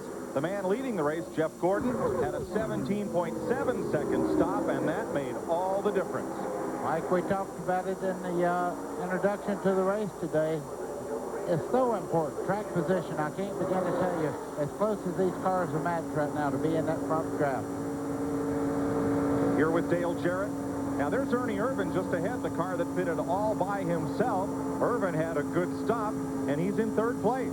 Just ahead of him, Rusty Wallace, and out front, leader Jeff Gordon. But that pack has formed up once again among the cars that got good pit stops. And a guy who might have had a good pit stop, but he miscued coming into the pits was Sterling Marlin, former two-time winner of this race. He's about to go a lap down. He's not far from being a lap down, and boy, that is just going to kill him for today. Now those cars on the inside line pitted with Earnhardt. There is Mike Skinner, his teammate in 31, Bobby Labonte in 18, and they picked up a hitchhiker in that inside lane, Steve Hart. The former modified ace, winner of Grand National races last year, is one lap down. He is driving a car owned by Dale Earnhardt, and he has picked up their draft to try and help propel them back to the front. That right side of your screen, that yellow and black car, is Park from Long Island, another second-generation NASCAR driver. Of course, his dad, Bob Park, one of the top modified drivers. Finished second to Richie Evans in the national championship one year. This is the group they're trying to catch. Jeff Gordon, Rusty Wallace, Ernie Irvin, and Dale Jarrett. Dick Berggren. Rusty Wallace, currently running in second place, has put forth an absolutely Herculean effort on this race car. That car is a brand new vehicle, but it's had 6 different bodies on it. They put a body on the car, take it to a wind tunnel, learn something, cut it off, and try all over again. They've been to 2 full-size wind tunnels, a 40% wind tunnel repeatedly, a tremendous amount of track time at both Talladega and here. They mean to do better than 7th, which so far has been their best ever finish in the Daytona 500. Bill? One of the things some of the teams are concerned with this week in practice was uneven tire wear. I just looked at the tires that came off Ernie Irvin's car in that last pit stop. Ryan Pemberton, the crew chief, looked at him as well and said, boy, they look pretty darn good. After Ernie left the pits, he radioed back, and Ryan said, hey, buddy, your rubber looks pretty darn good after so far in this race. Mark Martin makes a move to the outside, and that Valvoline number 6 takes a spot from Terry Labonte, the outside pole sitter, and now Labonte's hung out to dry on the inside. You would have to speculate that Terry Labonte's experience in handling problems. He was loose a little while ago, and I don't think they've corrected it. He's going backwards right now. 68 of 200 laps complete. Terry Labonte back to about 8th position in that draft. Ralph Shaheen. This is the right front tire off of Jeff Gordon's car. Now remember, he started 29th in the race.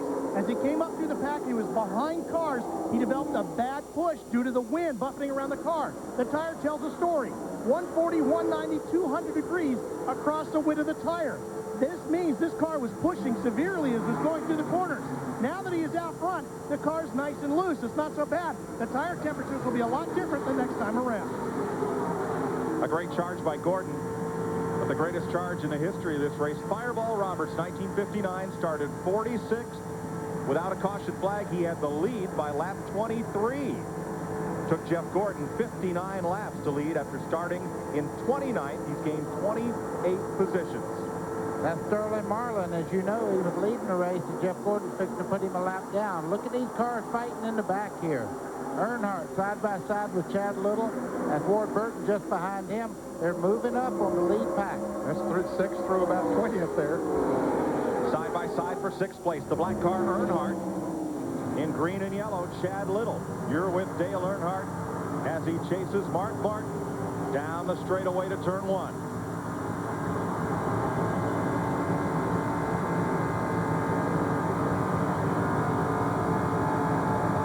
Dale Jarrett all the way up against the wall there. Everybody's got an idea right now of where their car runs the freest. Dale Jarrett right now would love to have somebody to help him on the high side. You can see Earnhardt's got a toe of the car just in front of him there, Mark Martin. So they're going to go right by Jarrett going down in the corner. Ward Burton in 22 will be moving up there on the inside. There he is. Or rather, there's Earnhardt, and right with him is Ward Burton. You're on board Dale Jarrett at Robert Yates Ford in the outside lane. finally got some help. Chad Little's up there with Dale Jarrett. Just for a moment there, he was pedaling backwards, Ned. Well, he made a move on Ernie Irvin on the outside, trying to take on the third position. That's when it all started, and nobody followed him up there for a while, and it really hurt.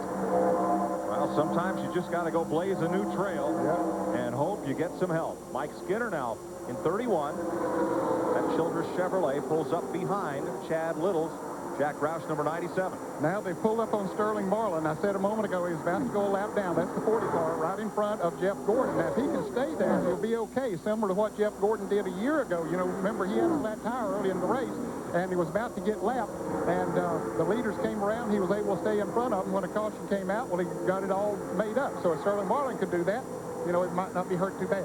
If Jeff Gordon passes him, Marlin has lost 1 lap to all the cars on the lead lap. Should that caution flag come out, he's got to fight to stay there. Back in the back, they're getting restless. You can see them doubling up back there. And I think a lot of cars right now would like to get up in the front so they can actually drive the racetrack and not have to worry about competition back in the back. Bobby Labonte trying to pick his way back to the front in that bright green number 18, owned by Super Bowl winning coach Joe Gibbs. Joe Gibbs told Dan Marino, who's a new NASCAR car owner, this isn't near as easy as winning football games. You know, they talk about a driver just riding along. You can see Jeff Gordon's arm in that last picture there. He's working that steering wheel pretty hard through the corners. You can see him just really right on the edge all the time. Hands moving really fast to keep that car right on the edge and keep it fast through the corners. Average speed, even after pit stops, the average speed for this race, 184.1 miles per hour. Sterling Marlin, number 40, trying to stay on the lead lap and avoid being passed by race leader, number 24, Jeff Gordon.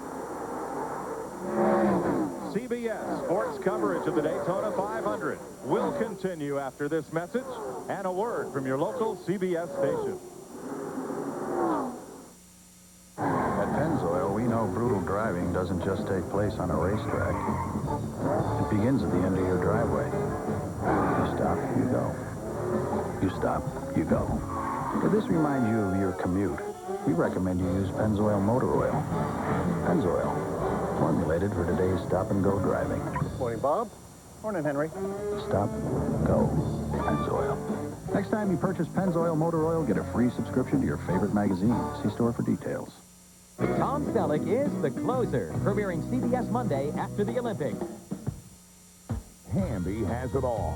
No other dealer in Middle Georgia even comes close. Head to Hamby and find the largest selection, the lowest prices, and the most professional service in the mid-state. Trust the dealer with one of the highest customer satisfaction ratings in the area. Hamby Chevrolet, Pontiac, Buick, GMC. Conveniently located at exit 42 off I-75 in Perry, across from Westfield School.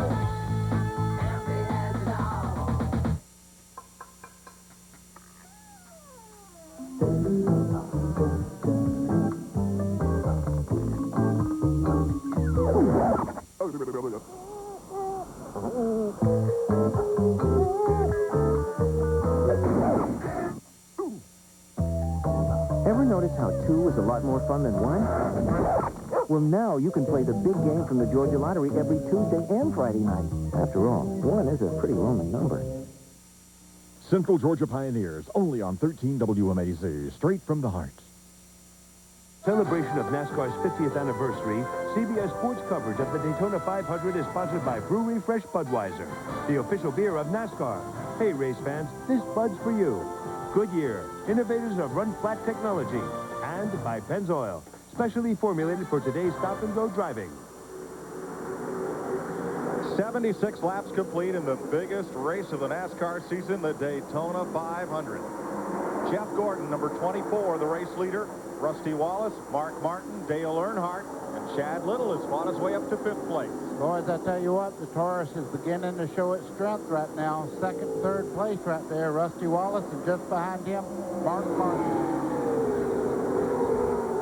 About to put a lap on the rookie, Jerry Nadeau. Nadeau's had an interesting career. No cautions yet today, as you see. He started out racing go-karts for 5 years, then moved to open-wheel formula cars. Road raced here in the United States and in Europe, but decided to come back to America and try his hand at stock cars. He rode a couple for Richard Jackson, and now moves on to this new team owned by Bill Elliott and Dan Marino. And number 13, Jerry Nadeau, has been impressive this week. The other thing I see, Earnhardt, up to 4th already. He's showing a lot of skill today. The car must be just perfect for him. Dale Earnhardt's black number 3, right side of your screen, did not have a quick pit stop, but has come back fighting to the front. Now, we talked about Sterling Marlin a moment ago being able to hold on up front. He was not able to, and he has gone that lap down. That's Marlin up on the high side getting overpassed. Rather, that is Mike Wallace there. Marlin a little deeper in the pack. Mike, we saw the problems that Terry Labonte was having earlier in the race with a loose race car. Well, they were able to help him a little bit and tighten him up some just during that last pit stop. The problem is they have not gone far enough. That car is extremely loose. Terry's just trying to hang on to the next round of pit stops.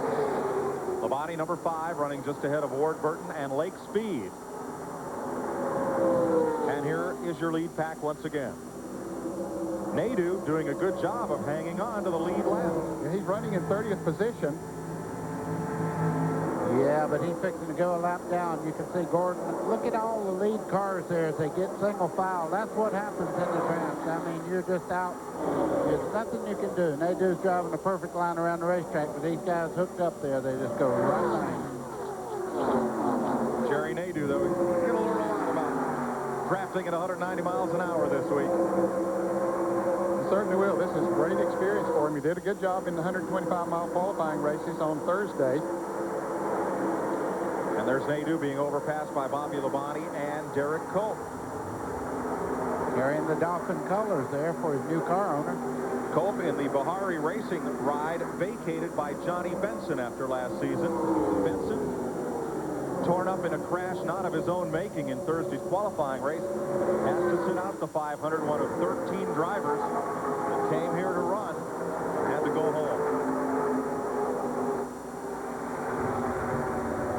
Chad Little in the green car, winning in 5th place there. That's a Thunderbird. He wants to move that forward on towards the front a little more.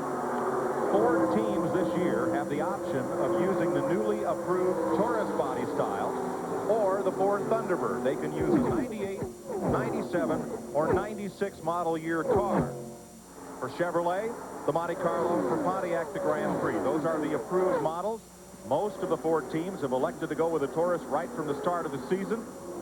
3 in this race have elected to stay with the older body style, the Thunderbird. The choice is up to each individual team owner. I bet they're thinking right now, I'm going to call my body man as soon as the race is over and get my Taurus on there. Well, Little having a good run here. He pulls out with Dale Earnhardt. Earnhardt makes a move down on the inside, but there's Dale Jarrett. He moved to the outside. That might cost him. The 2nd through 5th place cars in line have never won the Daytona 500. This man has. Dale Jarrett twice. You can see that line snake back and forth. As they try to either break the draft or pick up a little momentum. I think Chad Little wants to go. Here he comes up alongside Earnhardt. Chad Little has to be just thrilled to death. Joined the Jack Roush racing team, and you can see this guy is for real. He just passed Earnhardt. Did it basically by himself, too. He didn't have a great deal of help. I mean, not right on his back bumper. Bobby Labonte was back there for a moment, but, well, that's pretty impressive. Well, now he has his teammate just in front of him, Mark Martin, and they run these guys down. Right now, they're nose to tail working towards the front. That allowed Bobby Labonte to come right back up into contention. Number 18, the pole sitter, and one of 5 drivers vying for that $1 million bonus should they win today. The others are Terry Labonte, Ernie Irvin, Kenny Schrader, and John Andretti. I've been watching Bobby Labonte. I mean, that car has come from way back and run this lead pack down. See Earnhardt looking to the outside. Right now, Bobby Labonte may be the fastest car on the speedway. 18 laps from halfway. And we are caution-free thus far. Here he comes to the outside. Bobby Labonte looks. Can he make the move going down into turn 1? He's got some help. No, he doesn't. Earnhardt was his best friend right on his bumper. And then Dale took the number 3 to the bottom of the racetrack and zoomed on past. Now he comes up there and says, help me now, Bobby. Moves up in front of him. Doubt that. Buddy, that looked like the old Daytona slingshot you folks would pull with those Hemi-powered Dodge cars back when they had unrestricted horsepower and not so great aerodynamics. Well, it's back to drivers right now, but I tell you, when you make a move like that, you hope you don't have to count on him when it really counts. Dale Jarrett was up in that top 3, and now he's back to 11th place.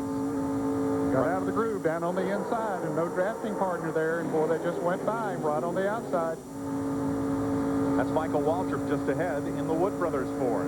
The great part of the draft is if you get with the right company around you, you can go from 11th to 1st in 2 or 3 laps if you get a good run. Look ahead of him, buddy, side by side up there at 4th place. Earnhardt and Chad Little. Chad right by himself. That's not good. He needs some help. Earnhardt has Bobby Labonte with him. Earnhardt number 3, Labonte in 18, and they draw a bead on the Ford Taurus of Mark Martin number 6. Boy, I love that new shot that hangs out overhead of turn 4 like a traffic light would. Okay, you're seeing 2 distinctive different styles of driving right now. Earnhardt has got the outside groove working when he needs it. He'll tuck in every once in a while, and then he'll fair out a little bit, run the high side. He knows he has that part of the racetrack if he needs it. 50 years of NASCAR racing, 40 Daytona 500s, and perhaps never one as much in doubt as to the outcome of this one. 15 laps to halfway.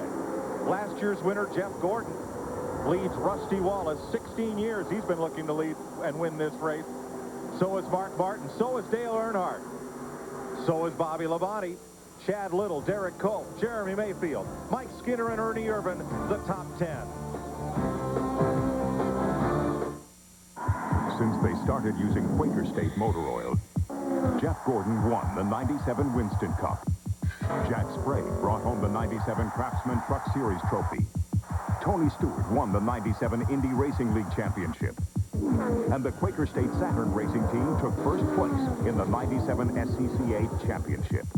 Which makes you wonder, is it in their blood or in their engines?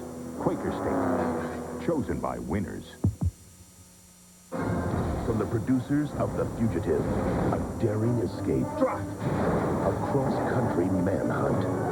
No one has seen anything like it. I have. But this time, This is a ruthless killer. the fugitive they're chasing Give me a head. is one step ahead. Turn around! Tommy Lee Jones, Wesley Snipes. What do you intend to do? Catch him. U.S. Marshals. The new chase begins March 6th. Hello? Hi, it's Mom. Quick, turn on the TV. Now, the Sprint Sense Dime Minute rate is good around the clock every day to the person you call the most. You called me to see a new Sprint commercial. So now we can talk anytime. About anything. Like why it's almost noon and you're still not dressed? Huh? I don't know how they do that. Call 1-800-PIN-DROP now and talk away. Okay, Bongo, wave. Bye-bye. Bye-bye. Come on, he's never gonna get it. Will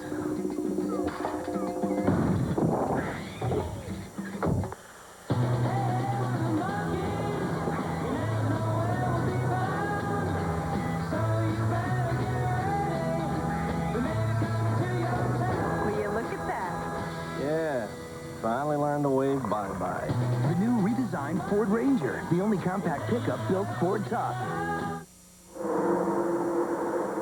Welcome back to Daytona. Our Aflac trivia question: who was the last driver to win the Daytona 500 in consecutive years? Well, it hasn't been too long ago, Mike. That one's pretty easy. Sterling Marlin.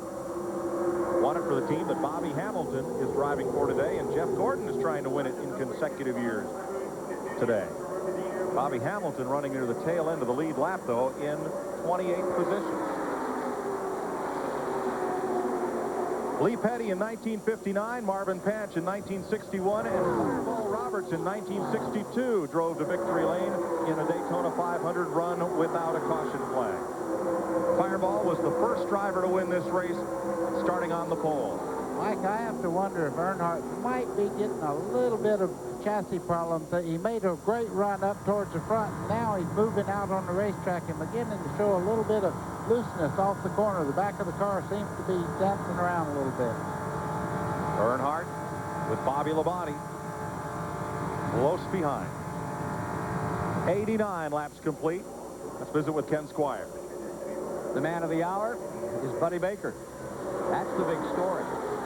His record has stood since 1980 of averaging 177 miles an hour to win this race over 500 miles.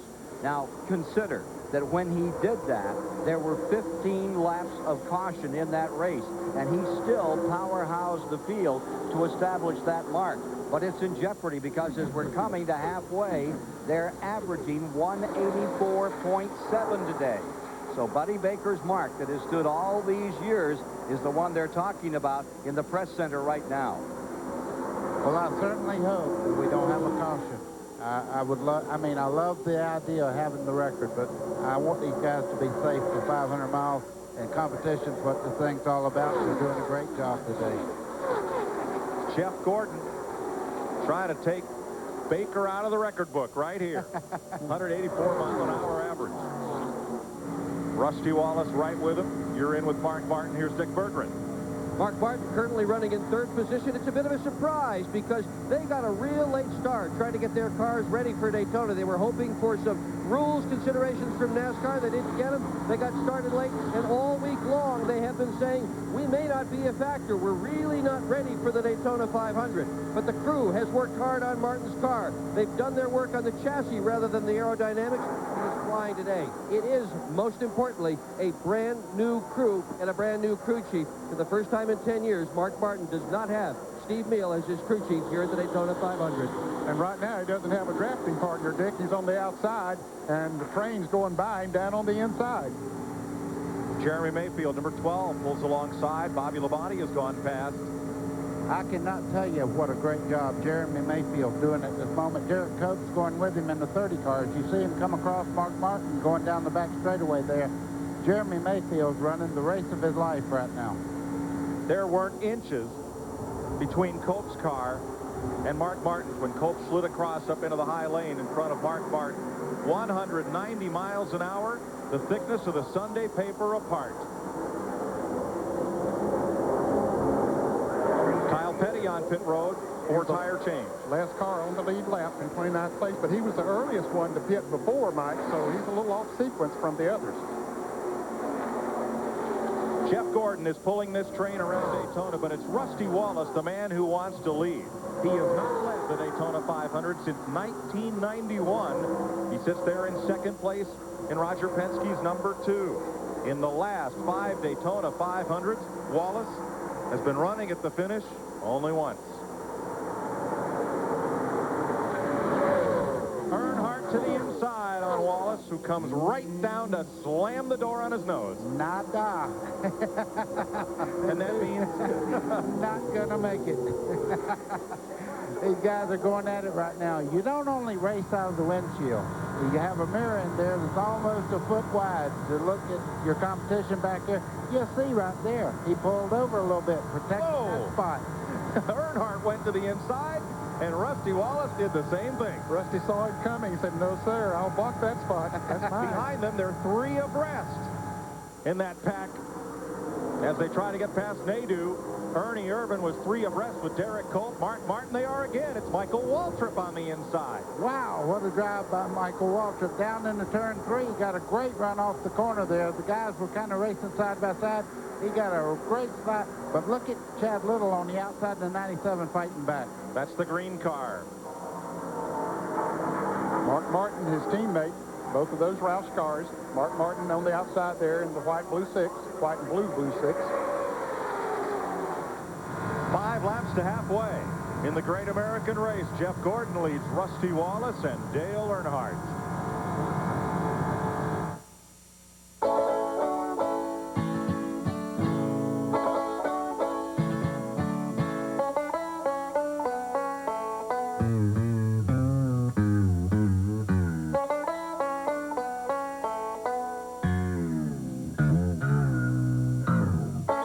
25 degrees below zero to 475 degrees above. Nothing outperforms Mobil 1.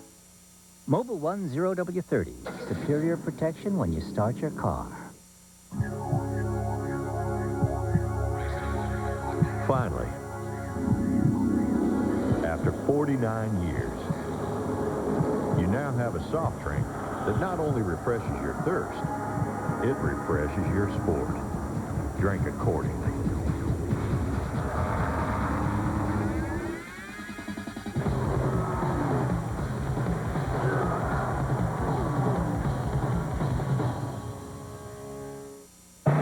This is NASCAR 98. I'm in a groove with new scuff. Talk fast. Hey, who's the best driver? Wins Gordon, consistency Labonte, Cups Earnhardt, all-time the king, Richard the 43rd. What's the toughest track?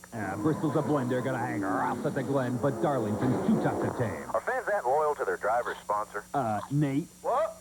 Clear the lines, people. I'm bumping and grinding on my way down Victory Lane. NASCAR 98, the ultimate judge. EA Sports. It's in the game. The problem with most home equity lenders is no equity means no loan. That's because they only let you borrow up to 80% of the value of your home. But at First Plus, you can borrow up to 125% of the value of your home. So even with no equity, you can still consolidate bills, make home improvements, or even get some extra cash. Just call 1-800-510-PLUS. You'll get an answer before you hang up. First Plus, no equity is no problem. So call 1-800-510-PLUS. Daytona International Speedway, the biggest race of NASCAR, the Daytona 500. And as they come across the stripe in 2 laps, one of those drivers will be $10,000 richer for leading the halfway lap. Mike Joy with Buddy Baker and Ned Jarrett, Ken Squire above Victory Lane, Dick Bergman, Ralph Shaheen, and Bill Stevens on pit road. 96, 97, and 98 are 3 of the 4 laps of this race that Earnhardt has never led. The other is lap 200. Earnhardt's trying, though, every lap. He goes upside, Rusty Wallace. He goes downside. It sounds like that Chumbawamba song. Well, that'll work right now, but I wouldn't want to do that to Earnhardt with 10 laps to go, I can tell you that. You might get a different view. You might be looking in the mirror watching the straightaway get longer. Let's take a lap with Earnhardt. That's the start-finishing line. You can see the orange line across, out against the wall, down the straightaway, following Rusty Wallace in the draft. They'll go to the bottom of the racetrack. Earnhardt goes up. That's the difference in 2 ideas of what it takes at this part of the race. Earnhardt's in the high groove, Rusty Wallace and those guys right on the white line on the bottom. Against the wall, down the back straightaway, you can see them move over to get in the slipstream, so you get that extra toe from the car in front of you. As they head down into turn 3, you can see a lap car there as they start to the high side to get by him. Jeff Gordon drifts up. The 2 car there. Rusty Wallace moves up. Now watch them when they come to the straightaway here. They go right out against the wall and right back into the tri-oval. That's the lap around Daytona. And it's the halfway lap. Ring the cash register for Jeff Gordon. He picks up $10,000. 14 times. The halfway leader has gone on to win the Daytona 500, including Bill Elliott twice, Richard Petty twice, Buddy Baker in 1980. Of course, he led almost every lap that year. Yeah, I had a great car, a great team. That's what it takes. You know, I said at the start of the race, it takes great teams, but it took great teams since the day the first Winston Cup race was ever run. Somebody had an advantage by having great people to work with them, so you can't take all the credit being the driver, believe me. Bobby Allison did that twice. So did Cale Yarborough. Once, Junior Johnson, Mario Andretti, A.J. Foyt, and Davey Allison, along with Baker, led the halfway lap and went on to win. This is Jeff Gordon leading the Daytona 500, trying to win it 2 years in a row. You see the tape in the middle of the steering wheel. That centers up the steering. If he was to get in a spin where he had to center up to know where he was back straight, that keeps it. And also when you make a pit stop, you can get the wheel straight so you know where they're at there with that tape. When it's straight up, that's straight ahead. Looking out the windshield of Jeff Gordon's car, and according to NASCAR rules, once you reach the halfway point of the race, if it should be called for darkness or rain, the race would be official. So we'll have a completed Daytona 500 today. And the sun popped out just as we hit halfway. Yeah, it looks the best here right now that it's looked all day long. Certainly better than the forecast. They call that Bill France weather here in Daytona. Since Bill France Sr. built this speed plant in 1959, this race has never been rained out. It's been raining at 11:30 in the morning, and we've still started on time, gotten the whole race in. It's been rain shortened, but never rained out. Dick Berggren. Jeff Gordon just called into his pit crew, and I'll tell you what, it's bad news for everybody else out here. Gordon said, I quote, "I don't know what we can do to make this car any better. It's awesome." Oh, boy. Well, Doctor, that means cha-ching if he's perfect, because that car is running flawless. You can see he still has to work pretty hard in the corners. His hands are still moving pretty hard on the steering wheel. It's not just a ride around in the park. They still have to keep that car under control every second. Breaking away from the field, Jeff Gordon, Rusty Wallace, Dale Earnhardt, and Bobby Labonte. That one car by itself in 5th place trying to run them down just behind these leaders. There's Jeremy Mayfield, and Ned, it looks like he's catching them. Well, he has dropped back a little bit, and he's trying to get back in the line of the draft. He has a fast race car. We've talked about him several times today. He's done a great job, so he might be easing back up on them.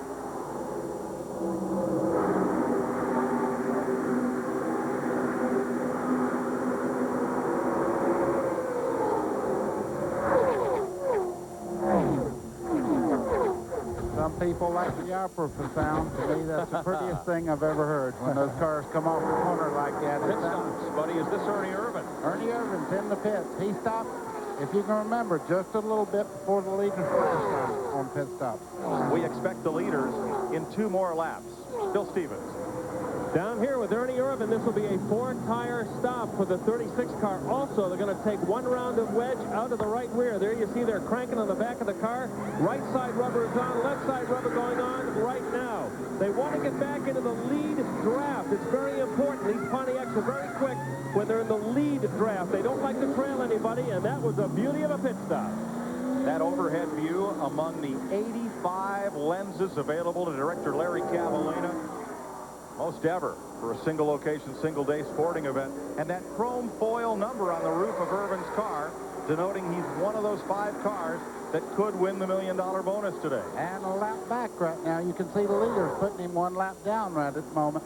Happened to him the first round of pit stops also. But it was a little further on the back straightaway, so he did lose a little bit of time this time to what he did before. Jeff Gordon. Last year, the Winston Cup champion for the 2nd time, and the Daytona 500 champion for the 1st time. Rusty Wallace, right behind him. We talked a little bit ago about the sun coming out now. The difference is going to warm the temperatures, and sometimes that makes a difference on the racetrack, especially in the handling of the race cars. So it'll be interesting to see who it helps and who it hurts. Ned, you're correct on that. What you have here, you have a racetrack that has a lot of races on it, and when it gets oil and rubber on it, it begins to get a little slick anyhow, even without the sun. When the sun gets on it, it makes all of that stuff kind of greasy, and the cars really change on you. Now, a piece of tape going on the grill of Rick Mast's car there, trying to get a little more downforce on the nose of that car. It's running cool enough to permit the use of that tape. Close off a little grill, get a little more downforce, get a little more speed. 4,200, wheel straight, foot on the brake. Dave's got him in. That is crew chief Ray Evernham, former modified racer himself. He's crew chief and mentor to Jeff Gordon, the race leader. Are they going to pit? Yes, they are. All 5 of the, hey, all 10, 12, 14, 15 of the top drivers coming in right now. Even time at the zoo, here they come. 65 miles an hour, pit road speed. Ralph Shaheen. The crew is ready to go here in Jeff Gordon's pit. They come around to the right side of the car. Shane Marshall, Mike Trower going to work with what are known as thunder guns. The impact wrenches that spin at over 10,000 RPM to get those plug nuts off as quick as they can. Right side change, another one from the left side. Sticker tires, basically brand new tires going on all 4 corners. Dick Berggren. Well, he just had a great stop. A little bit over 18 seconds. He has beaten Earnhardt out of pit road. Jeremy Mayfield will follow Earnhardt down the 18. Oh, trouble on pit road. Dale Jarrett spinning on. Oh, we have another Bodine hit Dale Jarrett coming down pit road. Jarrett was coming out of his pit. Bodine headed into his. Ward Burton also got tagged and turned around in pit stall. You see him trying to get straight again. And that's going to be a costly pit stop for several drivers, those that had the misfortune of being turned around. Especially Jeff Burton in the Roush number 99, who had to back away from pit wall once the lane was clear and then pull in. Pit stops continue. Dick Trickle, Bill Elliott, Steve Park, Jeff Bodine. Let's show you what happened on pit road as second round of stops under green. Okay, we see the driver. There's Jeff Gordon leaving the pits. Here comes Dale Jarrett right here coming out of the pits. And back there is, he hits, see Jeff Bodine was coming into the pits. He didn't, apparently the spotter didn't tell him another car was on the outside, so he went right out into Jeff Bodine, spun Jarrett down to the inside.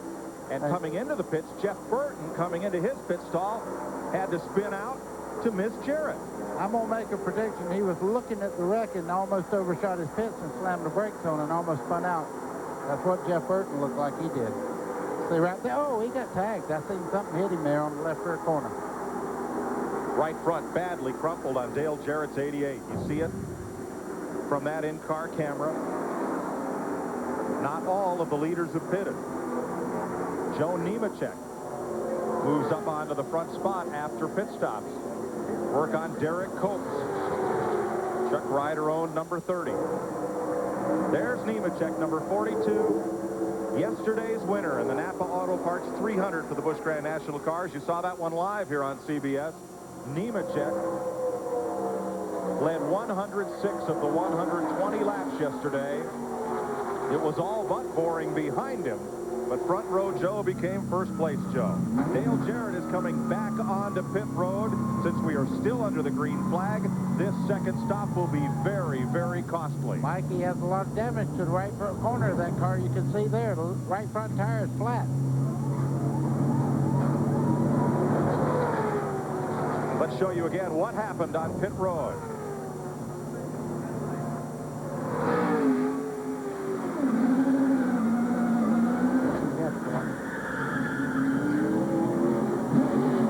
To move outside, Jarrett saw Mark Martin starting out, so he cut out to move around him, and Jeff Bodine was coming into the pits, and to make that contact, and a costly situation. Bill Stevens. Lots of damage on the right front, as you can probably see. Down here, they got a hacksaw out, and they're whacking away at that sheet metal. They're going to pull a big chunk of that metal away from the car. They've already changed the right front tire. They've got all kinds of 200-mile-an-hour tape that's going to go on there, hopefully to keep that fender from flapping too much. A very costly development here. Terrell Shaheen. After Jeff Gordon's pit stop, he smelled smoke, rubber smoke, inside the car. They radio back and forth between him and crew chief Ray Evernham. They believe what he smells is from somewhere else, but not from inside his car. They're not really sure what it is or where it even comes from.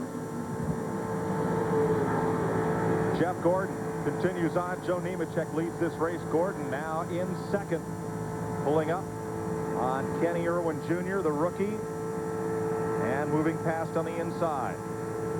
Black flag is out for Ricky Rudd, Brickyard 400 champion. You're watching from Irwin as the leaders go on past. Gordon, Wallace, Earnhardt, Mayfield. Wow, look at this. They're running 180 miles an hour off the corner. They're turning about 6,500 down the straightaway. With restrictor plate motors, you try not to power over 7,000 with them because you don't get enough air and fuel in the car to make it really run over 7,000 RPM. So you just put a gear in there. In-car telemetry provided by First Plus Financial today.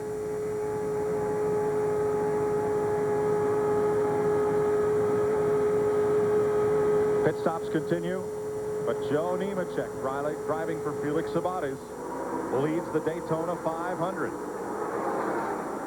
First time he's led this race in 4 starts. We'll be back with more of the Great American Race. We're just past halfway.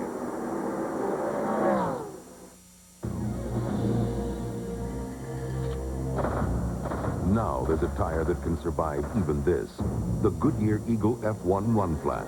Even with no air pressure, Goodyear Run Flat technology lets you drive up to 50 miles at 55 miles per hour to safety, so you won't get stuck with a flat. serious technology, freedom from worry. Eagle F1 Run Flat. Only from Goodyear. Ferret, ferret, ferret. Do you even remember our original plan? Oh, you do, huh? You didn't stick to it, did you? What, were you nuts? Look at me. How can you even look at me? Turn away. You can keep your car looking clean, but you've got to keep your engine clean, too. Newly formulated Valvoline DuraBlend motor oil is a synthetic blend that suspends the dirt, unburned fuel, and water that cause harmful deposits and reduces oil burn-off. DuraBlend protects vital engine parts, so your engine runs cleaner and better longer. It outperforms all leading conventional motor oils, because a car can look great, but it's what's inside that counts. Valvoline DuraBlend. You know, I can tell just by looking whether a vehicle's been driven hard or not. This guy's one of my regular customers. Scorched brake rotors, beat up oil pan, probably never takes his foot off the gas. And he trusts me to make sure it performs when he needs it most. So there's only one brand of auto parts I trust, CarQuest. I mean, you never know. Someday, he might need to give me a ride. CarQuest, the professional choice.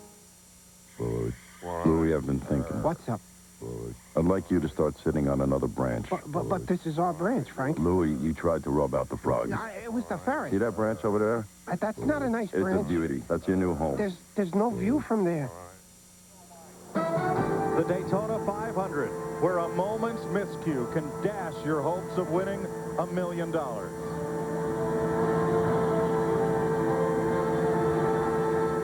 115 laps completed. 4 cars in that tight lead draft. Jeff Gordon, last year's champion, followed by Rusty Wallace and Dale Earnhardt, who've tried a combined 36 years to win this race. And Jeremy Mayfield, the young driver from Kentucky who grew up watching Darrell Waltrip and thinking, hoping someday he'd have a chance to run this race. And with this team and their new partnership with Rusty Wallace's Penske team, Mayfield is a serious contender today. Mike, you can see what a gap you had there between the first 4 and Bobby Labonte here running right by himself. He needs some help. Mike Skinner looks like he is now joining up. They may could run him down, but that's a big deficit to try to run down. Bobby Labonte, the pole sitter. Skinner, last year's pole sitter. A little further back, Mark Martin in 7th place. Down on the inside with Ken Schrader, the 8th place car. Schrader driving hurt as they follow rookie Kenny Irwin. Irwin is 1 lap down. And there's Mark motioning to the cars behind him. He's wanting them to stay in line right now and try to catch that lead bunch. They know right now they're dead in the water if they don't do something. So they have to try to stay in line and run that front group back down because they are really a good ways back. That group is 3 seconds behind the lead pack of cars. There's what just 3 seconds looks like here at Daytona. From here to eternity. Wow. Not a great deal of, you don't get much help from the draft of those cars up front there. Mark Martin moves to the inside as Irwin, 1 lap behind, pulls over, lets the lead lap cars through. Dick Berggren. Rick Cope, who had been a contender early, is on pit road. The problem, a right front fender. They've had contact, and that fender is flopping in the breeze. They're trying to put tape on it, brace it so it'll stay there. Cope now backing up as they try to pry the fender away from the tire. This is oh so costly. They did think they had a shot in the Daytona 500. Not anymore. Ralph? Remember, we took a look at the right front tire of Jeff Gordon's car after the first pit stop, and the tire temperature went increased across the tire. This time, it's even all the way across.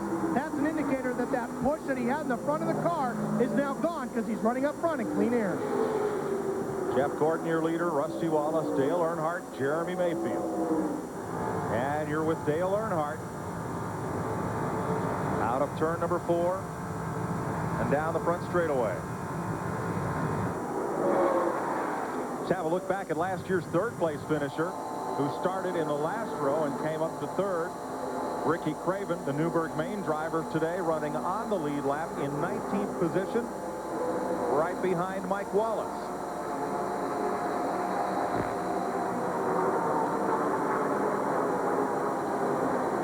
Telemetry on board Ricky Craven's car. You can see 180 miles an hour going down in the corner there, 6,500 RPM. That's John Andretti just in front of them there. They're nose to tail coming down towards the tri-oval on the front straightaway. And the car down on the track apron was Ricky Rudd, headed for the pits.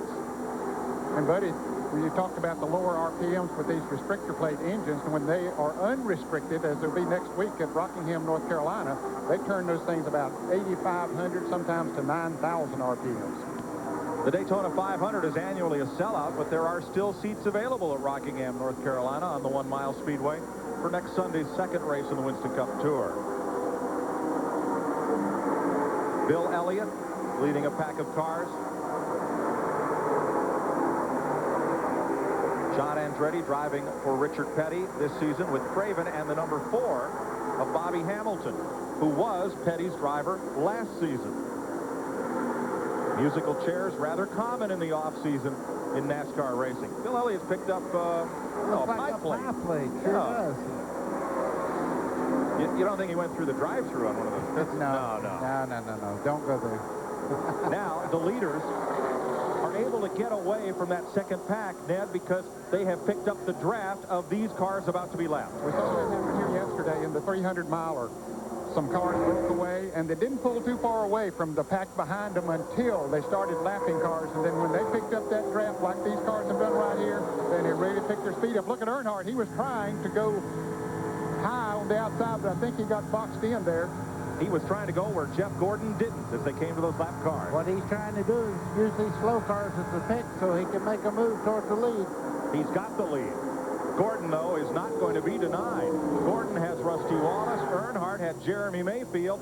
Side by side, they come down to complete the 122nd lap.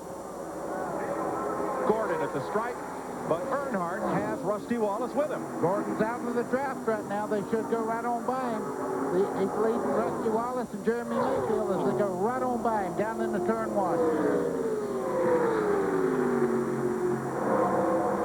Jeff Gordon hanging tough on the inside, trying to get back up in line.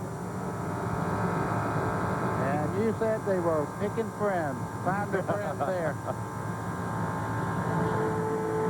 2 Fords and 2 Chevrolets in the lead draft. And up front, 2 drivers who have tried a combined total of 36 Daytona 500s to find the way to victory lane. Dale Earnhardt and Rusty Wallace.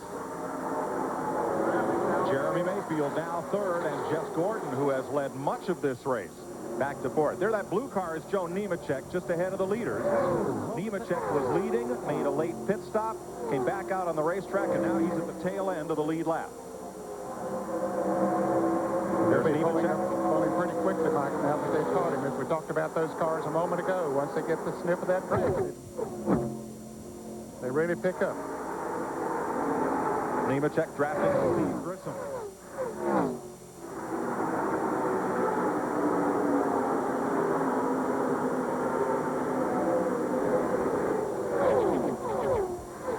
In Jeff Gordon's pit, Ralph Shaheen.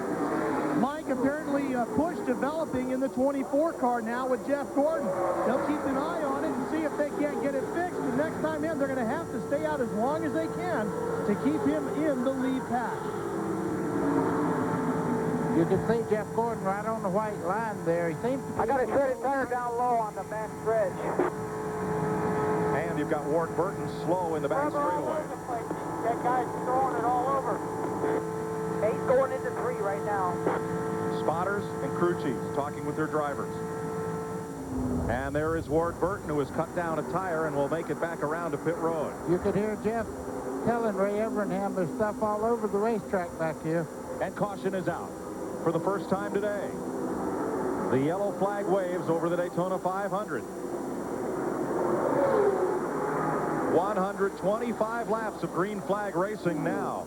We're under caution. CBS Sports coverage of the Daytona 500 continues after this message and a word from your local station.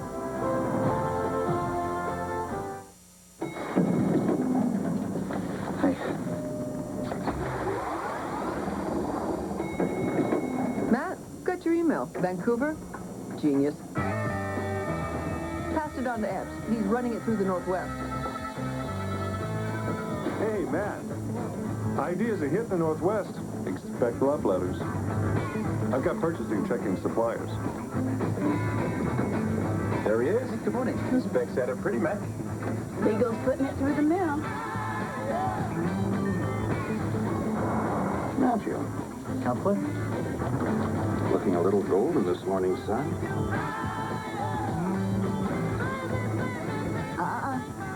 You want it up top. Client briefing. Your Vancouver idea.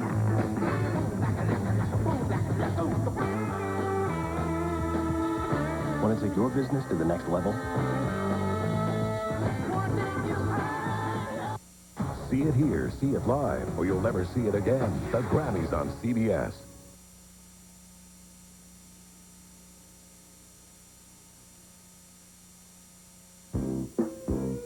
At Handy Chrysler Plymouth Dodge Jeep, we make things simple. You can choose from a great selection. At Handy, you're buying much more than just a vehicle. You get respect and helpful advice from Chrysler certified sales professionals. And you still get the best prices in Middle Georgia. Buying a new vehicle doesn't have to be complicated. It can actually be a whole lot of fun. Handy Chrysler Plymouth Dodge Jeep, exit 42 off I-75 in Perry. At Houston Marine, we've been getting ready all winter long for this week. It's our in-house boat show and sale now through Sunday. Save up to $1,500 on Tracker Nitro Bass Boat packages. Plus, save on Mercury outboard motors. Family recreation at its best, priced right now during the in-house boat show. Come to Houston Marine and register to win door prizes. Plus, free refreshments all week. Houston Marine, your authorized Tracker boat, and Mercury outboard dealer, 2690 Watson Boulevard, Warner Robins. Weatherline, sponsored by Riverside Ford and 13 WMAZ.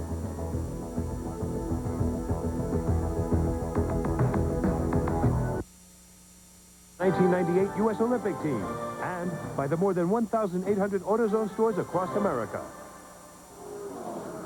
We are under caution for tire debris from Ward Burton, and in the run on to pit road, Rusty Wallace got out first, and Mark Martin's Jack Roush Ford is being pushed backwards. Wow. And behind the wall. Dick Berggren? Well, I'm not sure what it is yet, Mike, but we're going to tell you real soon. Apparently, it's a drive shaft we've just picked up on the radio. We're on our way there. We'll bring you the report in a moment. Dale Jarrett's crew is working hard on that right front fender as Rusty Wallace's crew, led by Robin Pemberton, led the race off pit road. We'll be right back.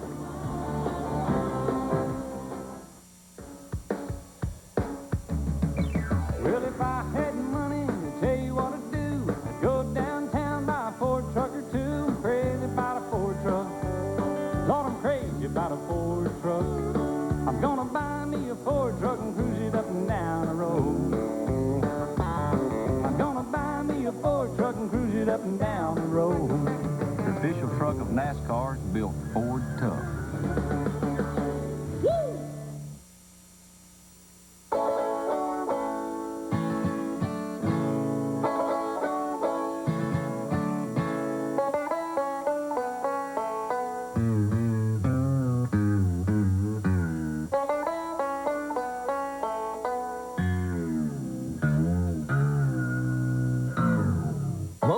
Synthetic motor oil. From 475 degrees above zero to 35 degrees below.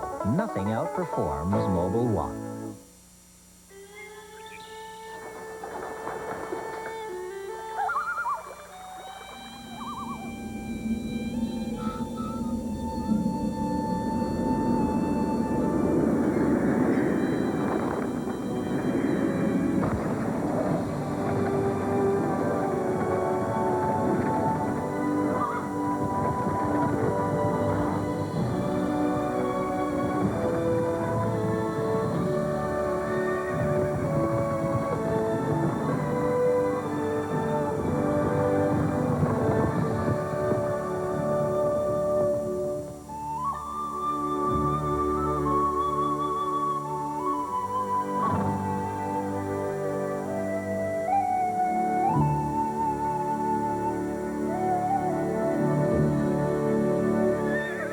Here's to all those who dream of being a champion. This CBS Sports Race Summary is sponsored by Brewery Fresh Budweiser, the king of beers. Under caution for the first time today after 127 laps. 317.5 miles have been run. 7 different leaders. Lead changes 10 times, and that average speed is still over the Baker record of 1980. 2 cars have retired from the event. Kevin LePage was the first out. A little power failure there, and now Mark Martin behind the wall with the rear end gone on that car. Rusty Wallace, at the moment, running in front. Since 1991, 4 wrecks here at Daytona. This has not done well. Take a look at this in 1993. Back straightaway, 190 miles per hour. And he walked away. But his luck in this 500 has not been good. This is his 16th attempt to win the 500. Engine failures, crashes in this race. Some have considered that he may be just a little temperamental on that throttle with all the things that have happened to him. One of the guys that helped him to cure that was Buddy Baker. Let's go to Dick Berger. Mark Martin's view of the Daytona 500 has just changed. He had been watching it on the racetrack. Now he's looking through his windshield at the cars as they go by. What happened to this thing? Well, we broke a gear trying to get out of the pits there.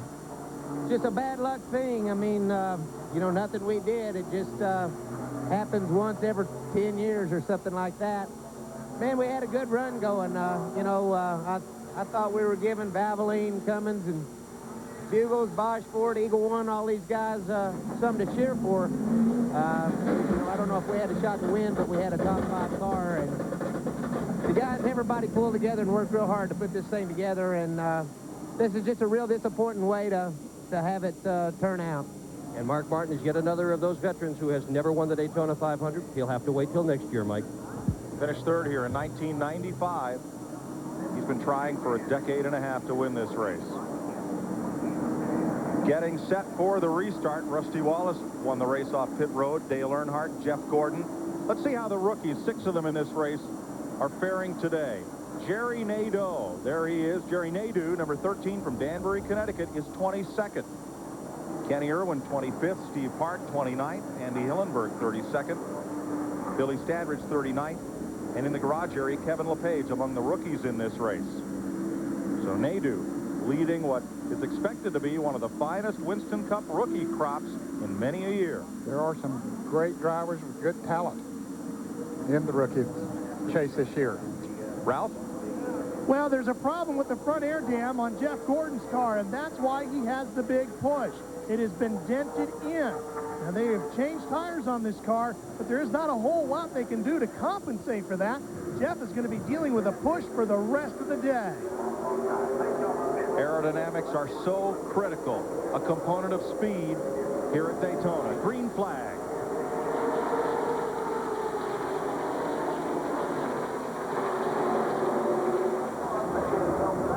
First time a Ford has led today, Rusty Wallace.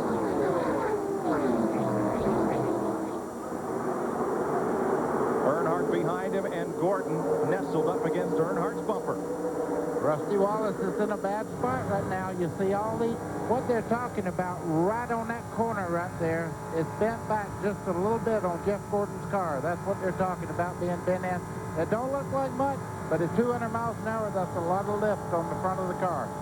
And look at the distance Earnhardt has pulled on Gordon in a lap. 3 car lengths. Long pit stops during that caution for Greg Sachs with the hood up. Jeff Burton, Ward Burton, and Dale Jarrett repairing damage to their cars. Body damage. Rusty Wallace is in a spot right now. He has 3 good Chevrolets right on his back bumper, and his teammate is on back in the back there. You can see that Earnhardt's partner right there, the 31 of Mike Skinner, going with him on the high side there as Jeff Gordon starts 5.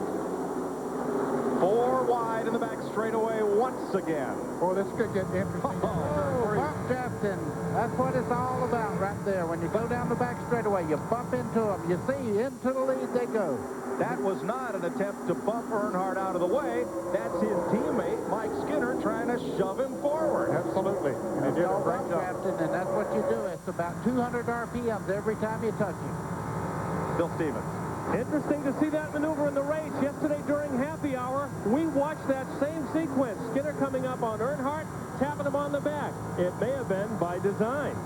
3 wide in turn 2, Dick Berggren. Well, as we watch the leaders, Mike, they're going to have to make one more pit stop before this thing is all done and over with. There's going to be a lot more racing to come before the 500 is settled. You know how a pack of wild animals can take advantage of one that's wounded. That's what they've done to Jeff Gordon. They've moved him back in the pack. That's all they have to do is just think he's wounded a little bit. They're really on him now. Gordon inside Jeremy Mayfield, number 12, and up against Jimmy Spencer, the man they called Mr. Excitement in the modified ranks in the Northeast, number 23. Keep your eye on that green car, Bobby Labonte. Been fast all day, high-siding around a lot of this traffic right now and moving up towards the front. Kenny Schrader's back up there in 5th place. 2 of the 5 drivers that have the chance for the $1 million bonus, Ernie Irvin and Kenny Schrader, are up in the top 5. Irvin 36, Schrader 33. There's Schrader up on the outside. Bobby Labonte in the 18 car, the other green car, following along as Gordon moves back up down on the inside. Well, he's got Jimmy Spencer just in front of him. He seems to be able to draft if he can stay in a tight draft, but if he goes out by himself, he's in trouble. Jeff Gordon right up against the back bumper of Labonte as they follow Ernie Irvin, former winner of the 500, down to turn 1. See Kenny Schrader there in the 33, moving 3 wide as they head into turn 1 there. Ken Schrader started that backup car at the tail end of the field, qualified 31st, driving with a cracked sternum from a hard crash into the turn 1 wall in Thursday's qualifying race. But Schrader said, no bones are going to keep me from a shot at $2 million total to win today. Boy, I understand that. That's a career for a lot of people. He's going for it all right now.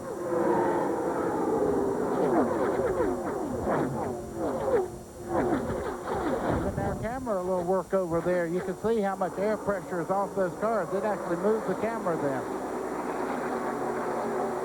2 by 2 behind the 3 leaders. Into turn 1 at 190 miles an hour. Driving up on a banking that's probably steeper than the roof on your house. Richard Childress' car is 1st and 2nd right now. That's a hard thing to overcome when you have a teammate up under you like that. Somebody has to really get with somebody and change the groove to get by them. You won't see these guys make a mistake and give that up. Bill Stevens? Just spoke to Andy Petrie, the crew chief for Kenny Schrader. Asked him, how's Kenny feeling in the car? He says the flak jacket was a stroke of genius, helping to dampen some of the vibrations that would come up and ordinarily cause him some discomfort. He said, he's feeling great. I said, does $1 million have to do something with it? He said, yep. Schrader has Morgan Shepherd standing by in relief. Shepherd, rideless for the Daytona 500, hopes to put something together for the rest of the season. Just a second ago, Rusty Wallace was giving everybody chase around the racetrack. He's staying on the bottom side of the racetrack, and the groove moved up just a little bit. He's dropping back as we speak. 65 laps to go. Ken Squire. Heroics are such a part of the Daytona 500, and they always have been, but this ride by Schrader should not be discounted. Imagine fracturing your sternum 3 days ago in a 185-mile-an-hour crash. He qualified 31st. He had to go to his 2nd car, started 43rd. He's driven this thing right up into the top 5 once again. This is truly a heroic performance, and that car rides like a buckboard. The way they have these Chevrolets designed to run this track this year, you feel every bump. You feel every crevice on the track. He was telling me he was going to get a new dentist because he had so many fillings he'd have to replace after 500 miles. Imagine how he must feel right now. But there's no pain for Schrader. It's like Earnhardt coming back after that terrible crash at Talladega and sitting on the pole at Sears Point, California. These people are special. Gotta wonder what $2 million feels like. Well, you can ask Ernie Irvin. He's one of them that's trying right now, and he's moving up beside the team car of Dale Earnhardt. Mike Skinner, you can see he has a good draft on the bottom side of the racetrack. He's going to take it away from Skinner, and this is a whole new ball game. Ernie Irvin told me last night, no one driver could win this race by himself. You had to have help and the draft. We'll be right back to Daytona after this.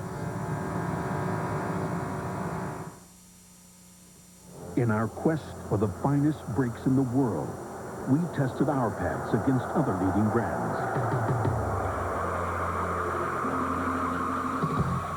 With pad after pad, in test after test, the results were always the same. No other brand stopped shorter than Performance Friction Carbon Metallic, the ones we stock at AutoZone. In February 1998, First Plus introduced another one of their innovative products. And at over 200 miles an hour, it's way ahead of the rest. The Bill Elliott Dan Marino Motorsports Team, brought to you by First Plus Financial. Watch for it. It's the one in front. This is joy. This is frustration. This is pride. This is humility. This is a sport that's about more than just winning or losing. In fact, it's a sport that's not so much about cars as it is about people. This is racing. This is NASCAR. It's Sunday. A time to bring those who are far away close, and those who are close, closer still. That's why MCI presents 5 Cent Sundays. 5 cents a minute, every Sunday. And now you can also use your MCI card to phone home on Sundays for 5 cents a minute. To enroll, call 1-800-SUNDAYS.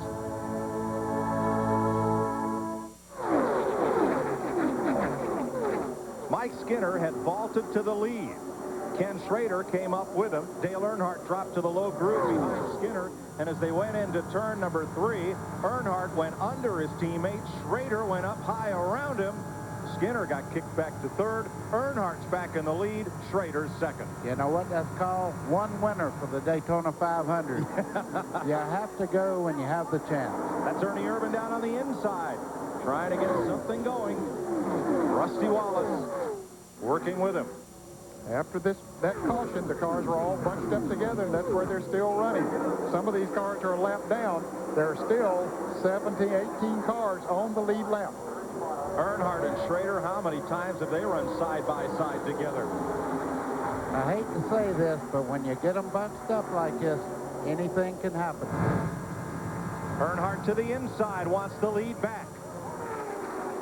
And here comes Ernie Irvan with him. Ernie Irvan.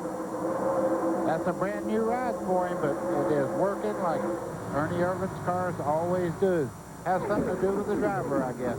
Of the first 9 drivers right now, Irvan is the only one to taste victory in the Daytona 500. But he and Kenny Schrader are both, as you mentioned earlier, eligible for that $1 million bonus. They're right up there fighting for it. And that would mean a total payday of $2 million. Counting manufacturers, contingency, television money, and then R.J. Reynolds bonus. And for the Mark Martin fans, he is back on the racetrack now. They did get his car repaired, but he is many laps down like this. What happened to that single file draft of lead cars we had a while ago? Well, all you have to do is look at the laps left in this race. Everybody now, they're pulling the plugs on these things. They know they have to go. Dick Berggren. Well, Richard Childress is watching our television broadcast, and he's watching his 2 cars, the 3 and 31, jockey back and forth. What do you make of this, Richard? Well, you know, he was sitting there and you push, and they had a run. He had to go. I was just told to say, Mike, you know, I was telling him just try to sit there, and they had a run, so he had to go. Got him 5 points. Now he's back there. Hopefully we can just settle in and hopefully have them both there at the end where they can help each other. Who's supposed to win this thing, the 31 Skinner or the 3 Earnhardt? Well, you know, a car owner is kind of like 2 kids. Who do you want to give a piece of candy to? But, you know, my heart's got to be with Dale Earnhardt, but we all owe it to Lowe's and everybody with Mike Skinner. If he's got a chance to win, he's got to try to win it. Well, there's a diplomatic answer for you, Mike. It certainly is. From the owner of a 2-car team. Half-Black trivia question. Who has started the most Daytona 500s before winning the great race? Buddy Baker, 18. I was about to say Darrell Waltrip, but Darrell he won it in his 17th year, I believe. Buddy won it in his 18th start. And look here, 3 wide out in the Ned, this is not trivia here. This is the real thing. 3 wide at 200 miles an hour through the tri-oval. And that is a turn there. It is a turn, and Dick Trickle's in the middle. They're still 3 wide. You're with John Andretti, the Pepsi 400 winner here in July, a race that will show for the first time ever at night this July 4th here on CBS. Well, I can't wait to see 43 cars under the lights here at Daytona. I got to see history when Earnhardt made a few laps the other night. It was absolutely beautiful.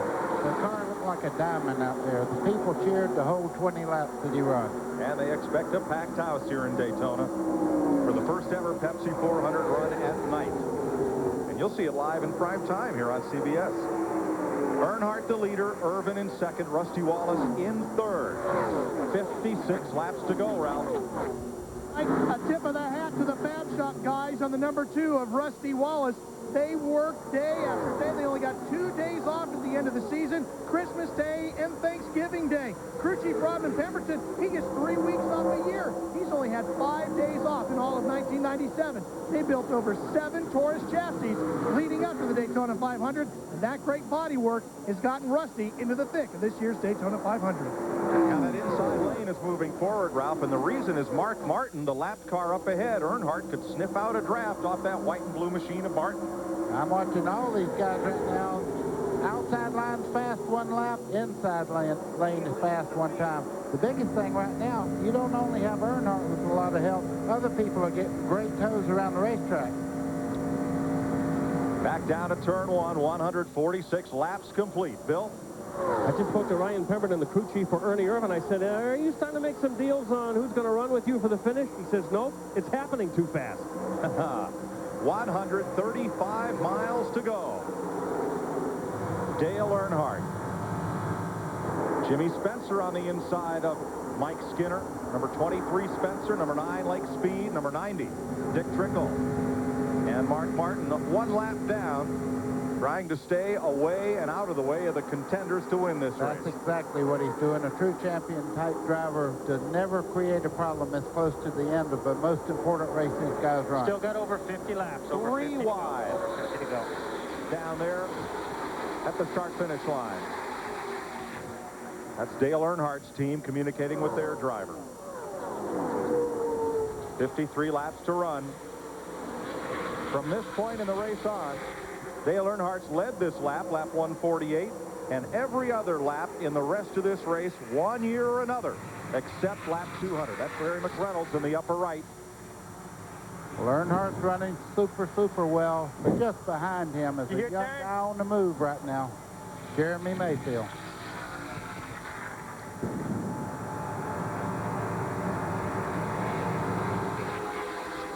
Single file.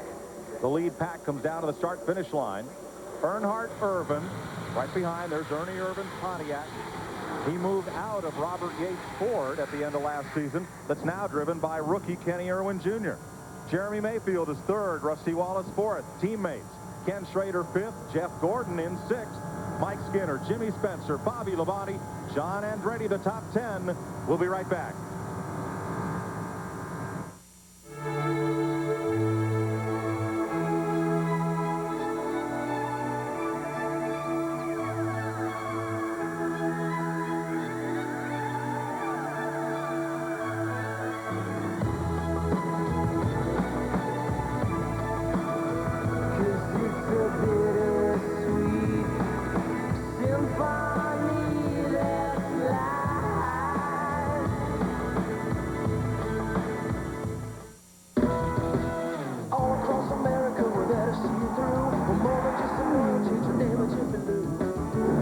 Racing is hard on cars.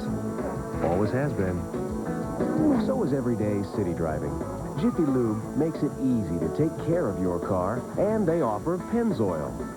Just drive in, drive out, drive on. We're more than just another change of name, but Jiffy Lube. Drive in, drive out, drive on.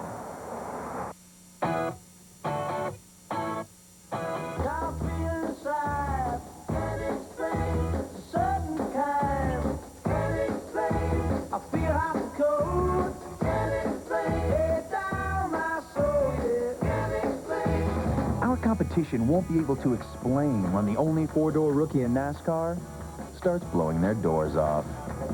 Maybe they should get more doors. Ford Taurus.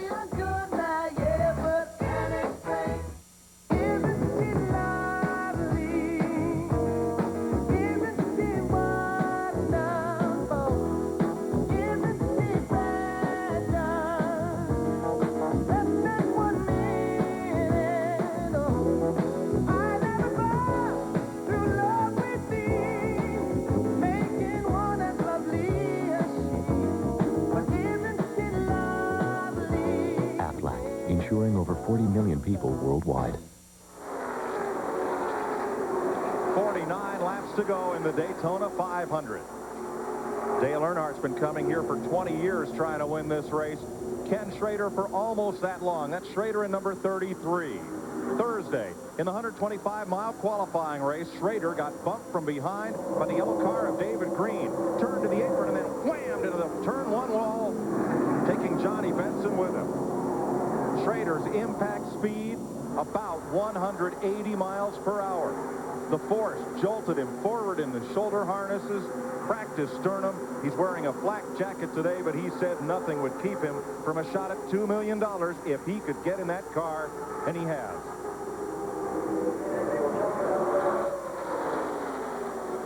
Coming up next, men's ice hockey and figure skating from the Olympic Winter Games in Nagano, Japan.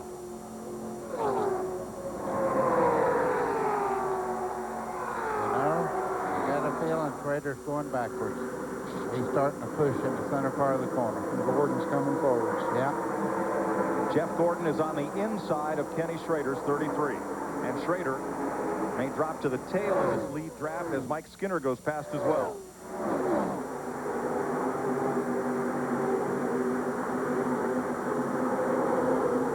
Dale Earnhardt leading Ernie Irvan.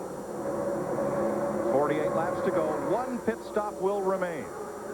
These cars get about 5 miles per gallon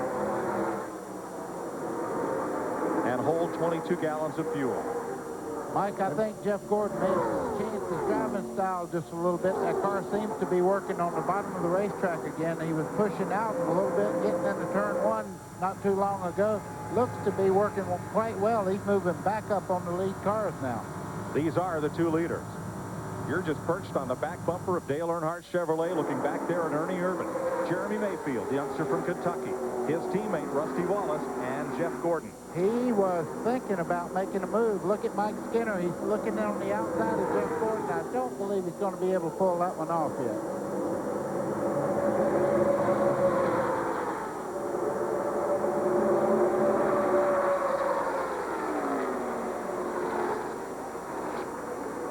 Single file, the first 7 cars.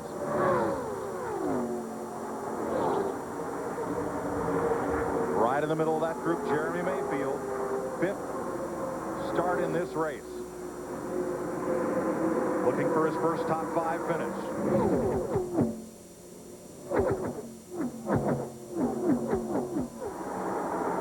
Still, a lot of jostling back in the pack and a lot of drivers that won't give up on their chance to win the 500, but they have to catch this pack to do it. Ed, it looks like that second group, they look like they're closing in on the leaders just a little bit. Jimmy Spencer's pulling that second group right on up through there. John Andretti's right with him. You can see there's about a 15-car length difference, but they are coming like a storm right now. Right now, we've run far enough that if I got a caution here the next 5 or 6 laps or something, probably just going to do 4. It's like we've run far enough and got far enough to go. And I about that race, Andy, I don't know. What McReynolds is saying, they may get 4 tires on this last pit stop. When he says, Andy, I don't know, it means he hasn't talked to Andy Petrie, who owns Ken Schrader's car. Now, not only can we listen in on these teams, but a lot of fans in the stands have scanners. They can listen to all of that team communication. Don't know of any other sport where you can do that. As the event unfolds, find out all the strategy firsthand, but you can do it in NASCAR racing.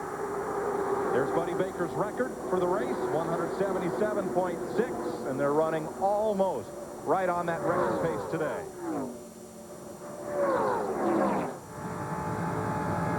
see the tremendous travel in the front of Ernie Irvin's car as he comes through the corner there. That front part of that car is 3.5 inches from the ground. It's dragging going through the corner. That's how much the cars are moving in the middle part of the corner. The Pontiacs are, because of the rules, are able to run a little bit lower balance than the Fords and the Chevrolets. Dick Berggren. Bobby Labonte, currently running 9th, has started this race on the pole, but he has not really contended for much of the day. They've had some chassis problems, but crew chief Jimmy Makar says what they are really doing is kind of hanging around in the back, waiting for the end. He says the car will be strong enough after this next pit stop to contend for the win. Contending for the win right now, Jeremy Mayfield from Owensboro, Kentucky. That number 12 moves up to second place. Team cars working together. Jeremy Mayfield's getting a great tow. You see right now, Rusty Wallace, his teammate, right behind him. They just moved up there, went right by Ernie Irvin, took over second and third place. Those two cars are even painted alike. Only the decals are different. Here's Bobby Labonte trying to bring that group back up through. There's Mayfield, number 12, Wallace, number 2. And Gordon now has moved up to 4th place. Mayfield pulling in on Earnhardt, the race leader. 5th appearance in this race. Drove for the Sadler brothers. Drove twice here for Cale Yarborough. Got a top 20 finish out of it. And last year, for this team, Mayfield finished 6th in this race.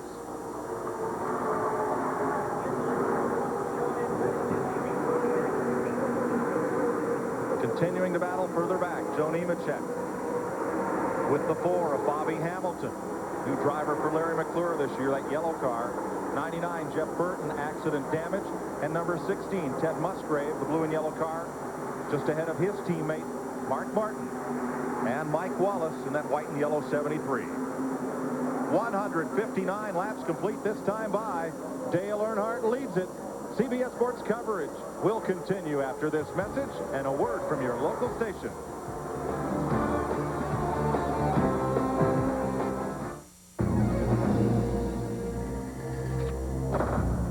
Now there's a tire that can survive even this. The Goodyear Eagle F1 Run Flat. Even with no air pressure, Goodyear Run Flat technology lets you drive up to 50 miles at 55 miles per hour to safety, so you won't get stuck with a flat. Serious technology, freedom from worry. Eagle F1 Run Flat. Only from Goodyear. Since we switched to Quaker State Motor Oil, we've been very successful. So when my crew chief said, Check it out, Jeff. 3 new synthetics from Quaker State. why change a good thing? Different engines can need different protection. Quaker State knows that. Well, we tested them.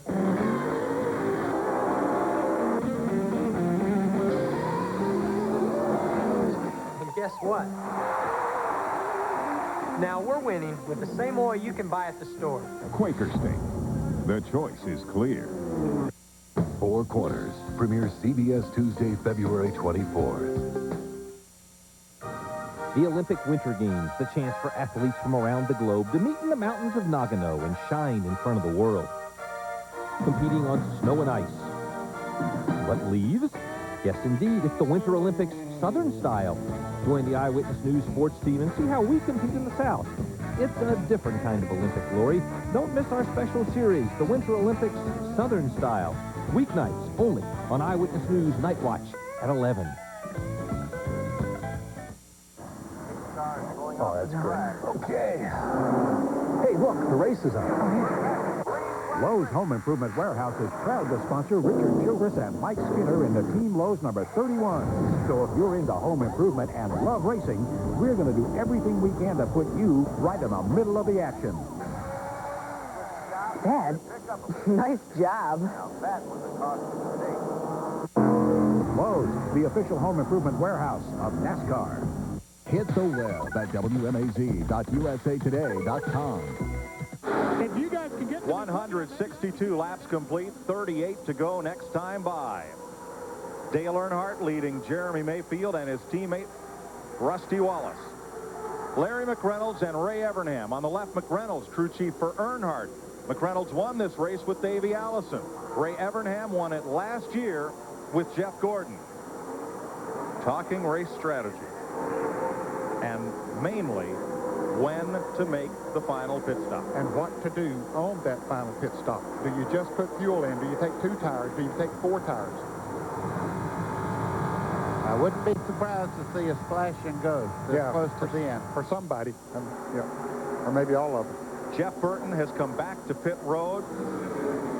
Word from the scanner is they may have lost an engine on Burton's number 99. A lot of smoke from under the hood. And also being pushed back towards the garage is the car number 1 of rookie driver Steve Park. He's going to be out of it. I better explain what a splash and go is. That's about 2 gallons of fuel and just going right back on the racetrack as fast as you can.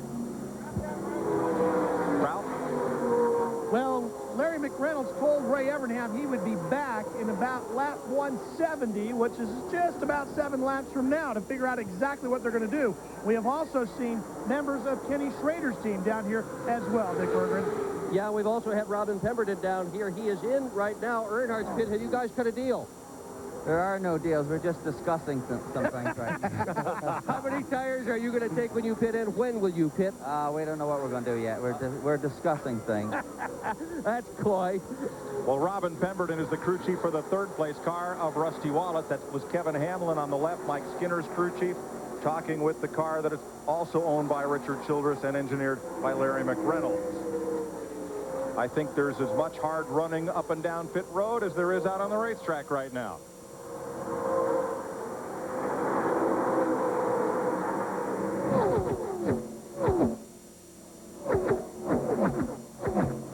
Well, the drama continues to build.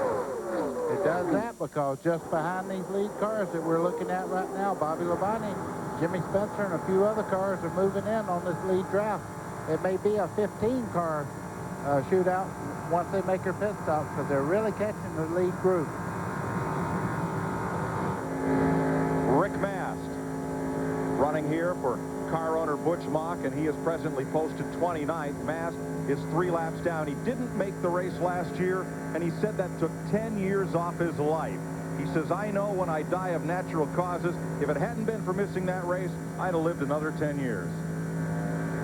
Boy, it is tough to miss a race. There's no doubt about it. He was so proud to be able to get in this race this year. Had to race his way into it on Thursday. Pole sitter for the first Brickyard 400. Dale Earnhardt has won 30 races at Daytona, counting the International Race of Champions, 7 wins in the Saturday 300 Grand National Race, never on Sunday for the Daytona 500. I tell you, with the luck that Dale Earnhardt's had here in Daytona for the 500, a creak in the back of that car would sound like a cowbell to him. I guarantee you, he's sitting there wondering, is something else going to happen to me? Dick Berggren. Well, subject to change when Larry McReynolds radioed to Dale Earnhardt on lap 165. We're coming in 15 laps. They can go almost all the way to the end. That's 200 laps on the fuel that they've got. But at least right now, the strategy is come in before then. Last year, Earnhardt in contention to win, flipped over with 11 laps to go. And there's a Ford crew chief and a Chevy crew chief having a conversation. On the left is Robin Pemberton, crew chief for Rusty Wallace. Now, neither one of their drivers have won this race in years of trying. 2 years ago, Earnhardt started on the pole, finished a close second. 3 years ago, settled for second. 4 years ago, lost the lead draft. 5 years ago, lost it in the final lap. Crashed 6 years ago. 7 years ago, limped home as the race ended under caution. And I could go on and on through 19 years of trying. Mike, I was just looking over turn 1, and the black skies are over there. I'm sure these drivers are starting to look at it and say, man, this thing might end before the end of the race because it is getting dark over there. Everybody has to be aware of bad weather. And if they get a report that there are showers in that area, then that's going to make a difference in these pit stops. They'll go as long as they possibly can. Maybe some of them will go too long. Even in 1980, when Buddy Baker won this race, Earnhardt was running with Baker in the final laps when the pit crew left one lug nut off during the final stop, and he had to come back to pit road, dropping a lap off the pace. Earnhardt has lost this race every which way you can, and usually in the closing laps.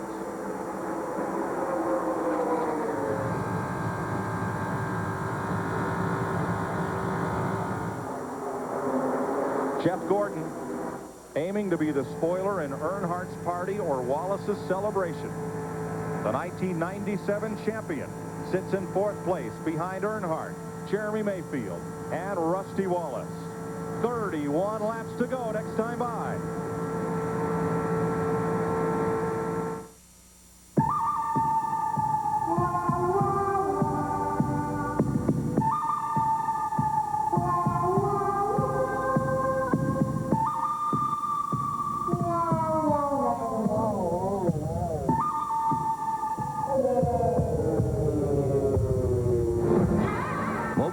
Synthetic motor oil from 35 degrees below zero to 475 degrees above.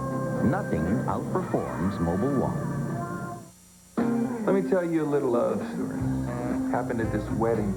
Groom's buddies all sneak out and do the usual number on the groom's car, right? There it was, the most perfect black Ford Mustang known to man. So right when Mr. Shaving Cream's about to pull the trigger... I can't do it, man. What? Just can't do it. I mean, it's a Mustang. It'd be like defacing a national monument or something. Ford Mustang, built to last. Gordon is way behind. Stick a fork in Jeff. He's done. Oh, my. What is he thinking?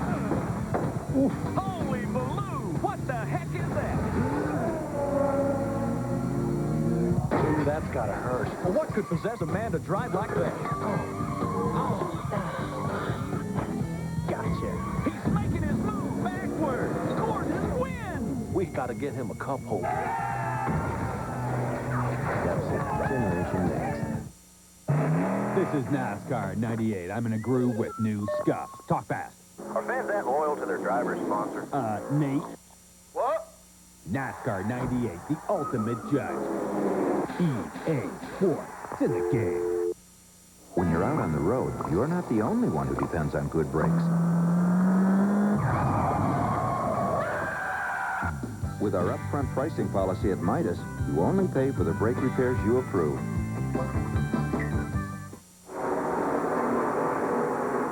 Working 172 laps, 430 miles complete. The story is Earnhardt, striving, struggling to finally win this 500.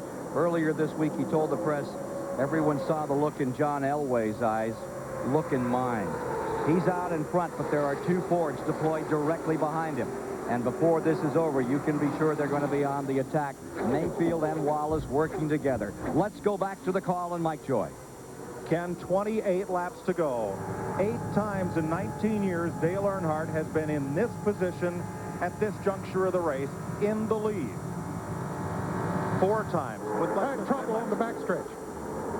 1 car, 2 cars go sliding down the back straightaway. John Andretti. Robert Presley, I believe, was the other car. And Andretti swerves around as they get down to the grass, and we are under caution. So that takes all that pit strategy away because they'll be able to make their pit stops under caution. All that wheeling and dealing. New deal. Chilly day. Hot racing on the track.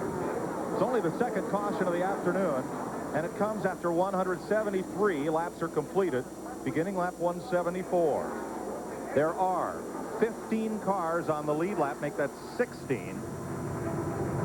Earnhardt, Jeremy Mayfield, Rusty Wallace, Jeff Gordon, and Ernie Irvan.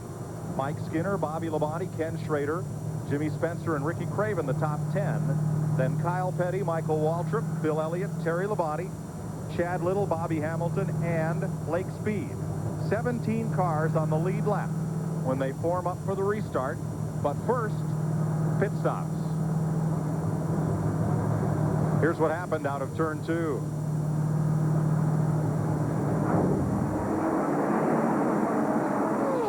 You can see that the 43 car of Andretti came up awfully fast on the 77 car of Robert Presley. They got together and spin down to the inside of the racetrack. Everybody else goes by. Let's slow it down and look again. Andretti was on the lead lap. Just got into the left rear corner of Presley, and both of them spin to the inside of the racetrack and out of harm's way. Inside John Andretti's car for this look. If you want to see what an arrow push looks like, watch him come up right here.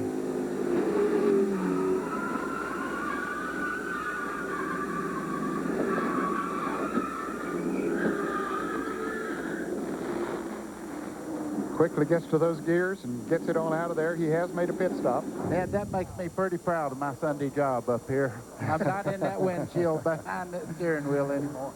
Pit road will be the center of action as Dale Earnhardt leads Jeremy Mayfield, Rusty Wallace, Jeff Gordon, and every one of those 17 cars on the lead lap.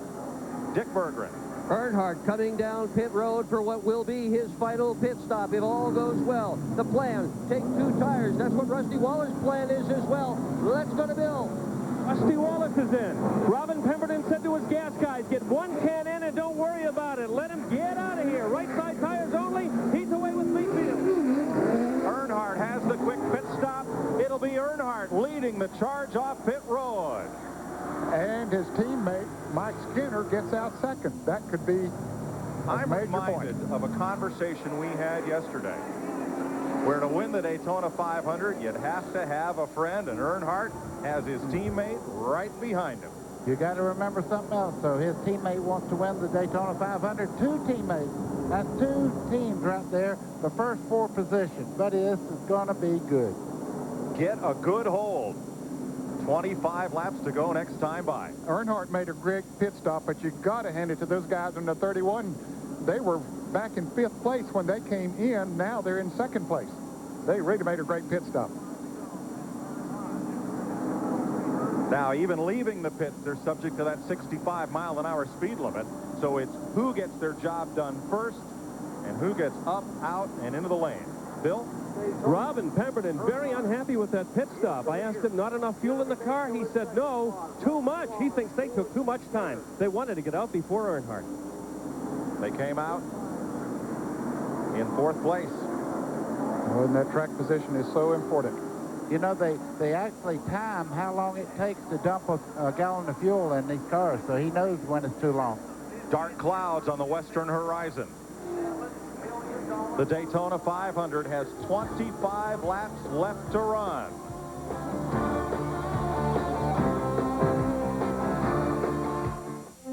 Making friends is our business was a motto that my grandfather created back in the 1950s when he came up with the slogan. Beer is about friendship, about relationships. It's about making friends, going out, meeting new people, and there's not a better beverage to do it with than a Budweiser. There are 500 million beer drinkers in the world, 80 million beer drinkers in the United States, and they must know something. How do NASCAR drivers relax after the race? They do a little fishing. Good fishing hole. Great fishing hole. You bet. I wonder why nobody else is here. Uh-oh. Fortunately, most drivers start with Excite NASCAR Select, the official battery of NASCAR, engineered to start high-compression engines that demand nearly twice the starting power of your car. Hey, who took all the fish? He did. Whoa! Excite NASCAR Select, because winter can be a real bear. Available at these stores. We made up our mind. We are quitting. So far, so good. Nicoderm CQ. Doing fine with no help. Want to cheat? No. Come on, just one. No. I hate how calm you are. Hey, this is tough for me, too, but I got help. Nicoderm CQ gives the highest level of medicine, a 24-hour stream that's still with you when you wake up. It helps calm the cravings. You'll see. Nicoderm CQ, the power to calm, the power to comfort, the power to help you quit. Michael came onto the scene in Indy cars as a winner. I'm very proud of the fact that he's carrying on the Andretti name. I'll never forget the first really competitive pass that he did on me. We banged wheels a little bit, and he was gone. Adios, Dada. The Andrettis rely on the same Haviland Formula 3 motor oil you can buy right off the shelf. That's my boy. And for your cooling system, get Haviland Extended Life Antifreeze. This CBS Sports Race Summary is sponsored by Texaco, a world of energy. As we get down to the last 25 laps at 174, 435 miles complete, 8 different leaders. Lead changes 13 times. The average speed just under Baker's record from 1980 at 176.1. A couple of cautions out here, and the cars and drivers that now are saying what should have been include Kevin LePage, Ricky Rudd, Steve Park, the rookie, and now Jeff Burton. Field is getting set on a restart, and let's rejoin Mike Joy. Don Hawk with Dale Earnhardt. Saying a One prayer. lap to race. Earnhardt's pit stop. A key pit stop to maintaining that lead track position. Watch that black car in the middle of the screen jump out ahead of those two white Fords, and Mike Skinner, the blue and yellow car, right with him. Let's give a call to Kevin Hamlin and that Mike Skinner crew. Michael Lingerfelt, Ron Otto, Kevin Gabbard, Taco Landon, Brian Engelhardt, Trip Bruce. They got Mike Skinner way up the leaderboard into second place. He was fifth when he came in, came out in second place. One loser on this pit stop, Mike, was Ernie Irvin, who was running in fifth place. He is now back in the 11th position, and Michael Waltrip, also a big loser. He got out of the pits good in the 6th place, but he had to come back in because he ran over an air hose. Now he is 18th. There are 18 cars on the lead lap. And Ed, we need to add to the list we gave earlier, John Andretti and Michael Waltrip. They are on the lead lap. That makes 18 cars. Dale Earnhardt in front. 24 laps to go. Buddy, how do you win this race if you're not in Dale Earnhardt's position? Well, the first thing you have to do is, you can tell they're teaming up right now. There's a lot of these guys that know that they have to draft right now. You wait till about 5 laps to go, really make a run. But hey, if that door opens up right now, those team cars will go right by Earnhardt and try to put him back there and worry about him getting back to the front. Both those two lead Chevys using the new General Motors SB2 small block engine, and Ned, two Ford Tauruses right behind them, answering a question we had at the top of the day. The Tauruses can run. Yes, they can. They certainly can run in the draft. They haven't led that much today, but they certainly can run in the draft. And if two of them get hooked up together against those two Chevrolets, it's going to be interesting. However, I think it's going to be very hard to pass Dale Earnhardt and to Mike Skinner. Ken Squire. Dale Earnhardt has said this week, it's a game of chance in terms of who's working with you and how you get where you want to be. He's where he wants to be now for sure. With teammate Mike Skinner right behind, going under green. Right behind, Skinner is shoving Earnhardt toward turn 1. Almost got his car loose, Mike. He was so much up under him and actually pushing. Lead lap cars in the outside lane. Cars 1 or more laps down, including number 40 Marlin down on the inside. Rusty Wallace got a terrible start there. He's not up to his teammate where he should be, but Jeff Gordon's right on his back bumper.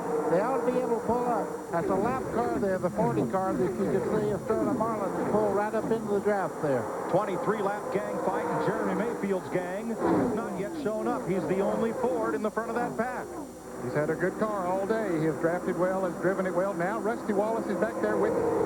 2 Chevys and 2 Fords and 3 abreast behind them. Jimmy Spencer in the middle. Don't count out that green car there. Bobby Labonte right now. He's one of the guys that can make $2 million if he wins today. And here's a challenge going down into turn 1. The Fords move on the inside of Skinner. They take away Earnhardt's drafting partner. Mike Skinner kicked up high, clotheslined out of the draft by himself. Here they come underneath him. You see Bobby Labonte there on the inside. You can see the Skinner's fighting back on the outside. Bobby right by himself. That's not a good place to be. Behind us. Did he get the third? Did he get the third? Where'd he get to? Sounded like Ray Evernham talking to Jeff Gordon. He got to 4th is where he got to. And Bobby Labonte is still running side by side with Mike Skinner back there. That's not good. Well, the first 4 broke away just a little bit. Still got 22 laps. Remember that air dam.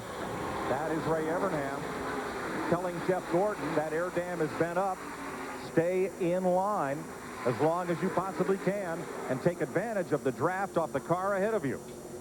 Jerry Nadeau, number 13, in the middle of the pack. He's the highest rookie in the race right now. 1 lap down in 22nd spot. Great debut for the road racer from Connecticut. Mark Martin's wounded car way down to the inside. Getting out of the way. He knows he's laps down. He's just letting these guys go after it. Buddy, how tense is it to be this late in a race in the middle of a pack like this? Well, you see Bobby Labonte in the green car there. He has Jimmy Spencer and all. The tension is unbelievable because you're doing everything you possibly can, inside, outside, trying to get somebody to go with you. Coming up on Mike Skinner, he's trying to make a move there. You see him go inside, got cut off, went right back to the outside. They're not waiting anymore. They're making their moves. Out of turn 2, Earnhardt leads 2 Fords and a Chevrolet. Jeff Gordon, the defending champion, in 4th. 7 times at this point in the race. With 20 laps to go, Earnhardt has been the leader. He still has yet to find the key to the gate that opens to victory lane in the Daytona 500. And it's been 59 Winston Cup races since Earnhardt has had a victory on NASCAR's senior circuit. 3 abreast further back. Rookie Kenny Irwin in between Jeff Bodine and Ricky Craven. Ned, those 2 Fords are linked up behind Dale Earnhardt. Now, each time they've gone to turn 1, there's Rusty Wallace. He's darted inside. He's darted outside. But even with Jeremy Mayfield right behind him, he cannot yet get alongside Earnhardt. So far, maybe it's a little bit earlier than they would like to make those moves. They sort of test them out, but they also got to look in their rearview mirror right behind Rusty Wallace is Jeff Gordon, and they know that he's going to stay a player in this thing. Bobby Labonte has caught back up to them as well. As Buddy said, he has a fast Pontiac, so it's going to be one kind of a shootout here. And just behind the green car there, that red and white car, that's Jimmy Spencer, a past winner here. He'll let it all hang out, too, when time comes. In preseason testing, when the Fords came down here to run, Buddy Baker came down here as a consultant with Jeremy Mayfield and with Rusty Wallace. You went out and ran with Rusty, pointed out a couple of things he might try. Want to share one with us? Let's watch this race. I tell you what, they do a great job. Rusty knows how to drive. I was just down here. But it helps me a lot in the booth. At least I do know what these cars are doing right now. You can see Jeremy. Look on the inside. His teammate just about put a move on him there. If he makes the wrong move, Rusty's going to go because he wants to win the Daytona 500 as much as Jeremy Mayfield does. Earnhardt looking in the mirror going, what do I do if they come on the outside, inside? Not since Jerry Cook has there been a mirror driver in this business of the caliber of Earnhardt. That's right, and he knows that. I mean, all he can do. Here's Gordon making a move. Bobby Labonte coming with them. Contact there between Gordon and the 2 cars of Rusty Wallace. And now Bobby Labonte gets a ride up on the outside of Jeff Gordon. So he'll go around him. He was going to go with him. And that split up that lead draft. Here's Michael Waltrip down at 21 coming back. We said that he dropped all the way to 18th. He's all the way up to 9th. And they go 3 wide trying to gain track position at Gordon's expense. And that leaves these 3 to settle it. And Dale Earnhardt has to be grinning. Boys, keep them 2 by 2 back here. And it's a 3-car shootout instead of 15 cars going forward on the last lap. Yeah, but I believe Bobby Labonte's going to be back up there before this thing's over, guys. He's strong. Yeah, You're right. He's coming. There he is. He's right back there now. They're high. You want it. 16 laps to go. Started to say there a moment ago, Mike, that Dale Earnhardt, all he can do is just hold that thing wide open, keep it down to the low side of the racetrack where it's run well all day long, and just hope for the best. 40 miles left to race. Dick Berggren. Larry McReynolds, how nerve-wracking is this? Well, you know, it's all out of our hands now. You know, I feel like we've got the best driver that's ever been at Daytona leading this pack right now, but you got team cars behind him, and darn, I wish they'd shorten this race a bit. Obviously they're not. We just have to see what happens. Okay, Larry, thanks. Good luck. Well, we look over there, and that dark cloud doesn't look quite as dark right now down into turn 1 as they still continue to run 3 wide back in the pack. It's nowhere near as dark as that dark form that looms in front of those 2 white and blue Fords. Dale Earnhardt. But as Richard Childress reminded Larry McReynolds at this point in the race last year when Larry said, is it looking good? Childress just looked at him with a stern face and said, we've been here before. Yep. Mike is still 15 laps and anything can happen. Look back here, 4 wide down the back straightaway. All trying to catch these 3. We'll be lucky if we don't have a wreck before this thing's over with all those cars running that close together back there jockeying for position. Here they are, 3 wide again. Middle of the pack, the green car, Chad Little. Down low, Ernie Irvin trying to come back up with the leaders. And outside, Ricky Craven in 12th place. You're with Craven. That's Jerry Nadeau just ahead. Bill Elliott down on the inside. Ooh, Chad Little comes up almost into Craven. That's exactly what Ned was talking about. Rooting and gouging now. They're moving up on each other. Tire marks are the thing of the day right now. Chad Little gets free of that pack, and way down to the bottom goes Irvin. Irvin scratching and clawing his way back to the front. He's racing for $2 million. 14 laps to go. Can we hold our breath that long? Can they? If I was driving Earnhardt's car, I would hope these guys were smart enough just to stay behind me until the real time comes. If you made a move right now, you might go from 2nd to 15th, get back there where they're running 3 wide and have no chance to win. Yeah, now is not the time to make a move up front. Of course, Earnhardt, he's making the moves that he has to make, and that's just to hold the pedal to the metal, as they say, wide open all the way around this racetrack, and hope that on the last lap or whenever they decide to make their move, that those two Fords get side by side back there or side by side with another car, and that'll free him up. 12 to go. Next time by, a lot of checking up in the middle of that huge pack as these 7 cars have gone single file. Earnhardt, Mayfield, Rusty Wallace, Bobby Labonte, Jeff Gordon, Mike Skinner, and Jimmy Spencer. Yep, we have a group now that really know how to run this racetrack. The back car there, Jimmy Spencer won here on a breathtaking move. Look at this, 3 wide back in the pack. Kyle Petty down low, John Andretti in the middle, and he squeezes up in front of, I think that was Ted Musgrave. Oh, yes, it a was. little push there, too. Well, Ted's from Wisconsin, and they run hard with their bumpers up there. Back to the lead. 7 cars in a row. 11 1/2 laps. 27 miles left to run.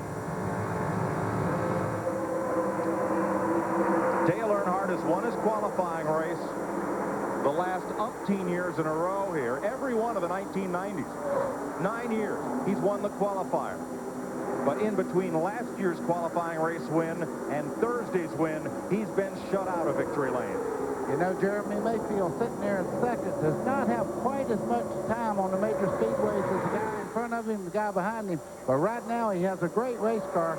I hope he knows, though, when you pull out, if you're right up under the car in front of you, you don't have momentum. You need to lag back and let that teammate help you get a run up the back straightaway so you make the move on the car in front of you. All right, Professor Baker, the Buck Baker Racing School, you taught Jeremy Mayfield during winter testing. Does he have the killer instinct to beat these two and win this race? Let me tell you something. Look at all that bunch right there. Every one of them a winner. You're a track champion before you ever get in the Winston Cup. Every one of these guys are talented race car drivers, and I won't take any credit. He got here on his own. Dick Berggren? Richard Childress is watching the television. His driver is ahead, but they're all ganged up behind you. How does Dale Earnhardt prevent these guys from passing him? That's going to be tough. You know, 2 cars can just go. You know, Mike got shuffled out. I was hoping Mike could sit there with him, but those 2 cars got to run on Mike and just hung him out. And his car's a little loose, too, so he's doing a good job. And, you know, Dale Earnhardt, he's been here many times. He knows what he's got to do. He does indeed, Mike Joy. And those 6 cars in the lead pack may be about to become 12. Just watching Jeff Gordon, he had dropped back and gotten himself back in that group back there. Now he's running the front group back down there. Has some good drafting partners with him.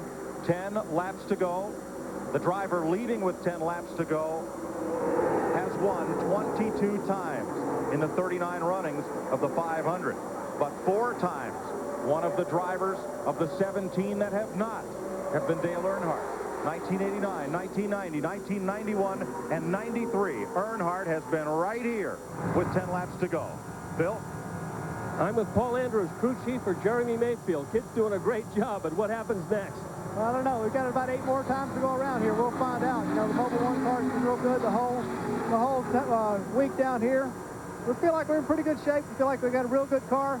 But, you know, there's a whole line of cars right behind us. With one wrong move, we could right in the back. But, you know, we're real excited to be here in the position we're in, and we're going to go for the win here in a little bit. If Jeremy goes, will Rusty go with him? Well, of course. That's what teammates are for. Indeed. Paul Andrews knows about winning. He won the Winston Cup championship with the late Alan Kulwicki behind the wheel. They're still running average laps of almost 188 miles an hour, and they're getting close to that 500-mile mark. 8 laps to go. 20 miles, buddy. Guys, it hadn't been long. We had 4 cars in a breakaway draft. You have many cars now in contention. You see Rusty pushing up a little bit. Bobby Labonte looking on the inside as they head down the back straightaway. Labonte has Jeff Gordon with him. Mike Skinner to the inside. Rusty Wallace goes down like Cale Yarborough and Donnie Allison did on the last lap in 79. And here is Bobby Labonte on the outside, the green car. Jeremy Mayfield fighting back on the inside there. Jeff Gordon just up under him as they come down towards the front straightaway. It's a dogfight as these guys, Jimmy Spencer makes contact there. They're not going to wait for one to go. 7 laps to go. Here comes Mayfield right up against the bumper of Earnhardt again. Whoa! Right up under, but here comes Gordon now. Where did he come from? Gordon fighting on the outside. If he gets up under, look at this dogfight off turn 2 as they go down this long back straightaway. Wallace on the inside. Labonte way up on the outside. And somebody got shot out of the middle like a hot dog flying out of the bun. Here comes the teammates on the inside trying to draft by. Jeff Gordon going into turn 2. Give it to Mayfield. They had got separated there for just a moment now as they come off of turn 4. Mayfield is right back there again, sticking his nose of his Ford right up under Dale Earnhardt's Chevrolet. 6 to go, baby. Remember what you told me a year ago. Don't let him get a run on you. Gordon on the outside, buddy. Can he get there? We have a situation here. We have 2 groups that are running very well on the high side of the racetrack. I don't think there is such a thing as a great line around the racetrack right now. Well, the teams and the manufacturers are split up. It's Chevy, Ford, and nobody has a teammate next to them. Let's see what Earnhardt's doing right now. Right on the white line around the bottom of the racetrack here. That groove you see from the white up there, that's the racetrack. The rest is the flat part of the racetrack. Right out against the wall, you can see him heading into the dog leg here. He'll go right down to the bottom. 5 to go. He's protecting that low line. Now he'll come back out here. Ray Evernham tells his driver, Jeff Gordon, 5 laps to go. And look at it. 16 cars are in contention to win the Daytona 500. Remember 1979, when going into turn 3, Cale Yarborough and Donnie Allison crashed. Richard Petty was in turn 1 at the time and led Darrell Waltrip and A.J. Foyt to the checkered flag. You don't need to be on the front of this train to win, but it sure helps. Lady, we feel just like you do up here in the broadcasting booth. Not a one of us are sitting down. I just got out of my chair, as a matter of fact. Off turn 4, where David Pearson and Richard Petty crashed on the last lap of the 500 in 1976. Pearson limping across with the victory. Everybody's trying to get themselves in position. They know that they're back there in 5th or 6th place. They're not in position to win the Daytona 500. Bobby Labonte is in a bad position there right now, running side by side with another car. Ernie Irvin has worked his way back into contention right now. He's under Bobby Labonte. That's the group running side by side back here. That's not a good thing with just few laps to go, though. Going to be 3 laps to go. Down to the inside comes one of those Fords. They're 3 abreast once again. Wow. Rusty made the pass on Jeff Gordon down the back straightaway. Now the car in front of him is a teammate. If they work together, they could have a chance at Earnhardt near the end here. And, buddy, he made that pass without the help of another car right on his bumper. That was pretty impressive. 3 laps to go. Any one of these cars could win it. Earnhardt, Mayfield, Wallace, Schrader, Bobby Labonte in prime position. Jimmy Spencer coming up on the inside. There's Labonte trying to go on the outside of Rusty Wallace off of turn 2. Can he make that pass? And also, Ned, he split Rusty from his teammate Mayfield. And Jeff Gordon's dropping back. That looks like a problem on Gordon's car. He's completely out of contention here. Into turn 3, where Leroy Yarborough beat Charlie Glanzbeck on the last lap in 1969. Look at Bobby Labonte coming up on the outside by himself. He got a little help from Jimmy Spencer. Jimmy Spencer. Spencer bounces off the wall, keeps on trucking. 2 laps to go. Big time hit by Spencer, but I told you Bobby Labonte was moving just a little while ago. What a muscle move on the outside. Fastest qualifier here for the 500, showing his muscle now. 3 makes in the 500. Chevy, Pontiac, Ford, that's how they run. But Earnhardt has a benefit. There's a slow car up ahead. And there's trouble coming off of turn 2. Some cars get strangled. It might be this. Whoever gets back to the start-finish line, they'll get the white and the yellow together. Lake Speed and John Andretti tangle. As the leaders head for turn number 3, Andretti and Spencer got together. This could be the Daytona 500. Bobby Labonte goes to the outside. Labonte up high. Earnhardt uses the left car of Rick Bass as a pick. 20 years of trying, 20 years of frustration. Dale Earnhardt will come to the caution flag to win the Daytona 500. Finally, the most anticipated moment in racing. If John Elway can win the Super Bowl, Dale Earnhardt said he could win the Daytona 500. And if he comes around under caution to complete this final lap, the taste of long-awaited victory will be his. Wow, what a drive by Dale Earnhardt, doing everything he had to do today. And Bobby Labonte saying, boy, I needed that last lap. At the top of the show, you saw the steely eyes of Dale Earnhardt. I'll bet they'll be tearful when he pulls into victory lane. Let me tell you, it'll make the strongest man on earth cry when you win this race. It's special. Bobby Labonte comes across the line to the caution flag in second. Jeremy Mayfield's Ford third. Kenny Schrader with a shot at that $2 million bonus, as did Bobby Labonte. Checkered flag. Dale Earnhardt finally is a champion of the Daytona 500.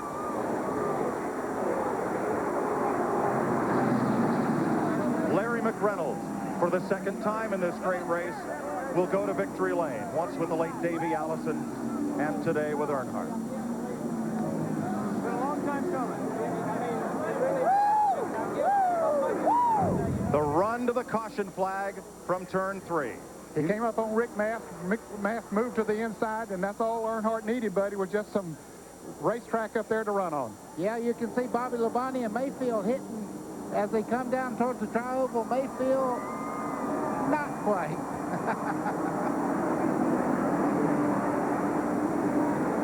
There's the crew, Larry McReynolds and his team looking at Earnhardt. Big hug from Richard Childress, the car owner. What Dick a Bergman. chance to win the 8th championship. Momentum. Richard Childress, you have tried so hard, so long, you have done it. What is it like to finally win the Daytona 500? Unbelievable, unbelievable. You know, this team this year, we took all winter, and I can't say enough about Dale Earnhardt. GM Goodwrench has stood behind it, and most of all, our race fans. Unbelievable. And there are people in this victory area that are in tears. They used to boo Dale Earnhardt when he was winning too much. That'll happen if you dominate any sport. But today, when they introduced the Intimidator, the crowd was full of cheers. I think everyone, if their favorite driver couldn't win the Daytona 500, they wanted to see this man drive to victory lane. You pull up for the check of the spoiler. One of the NASCAR officials crawls underneath the car. 71st career Winston Cup victory for the second-generation driver and 7-time national champion. He said it to make a big man cry. There's Chocolate Myers of Earnhardt's crew. Well, they don't get any bigger, but I tell you what, I feel about the same way. Look out on pit road.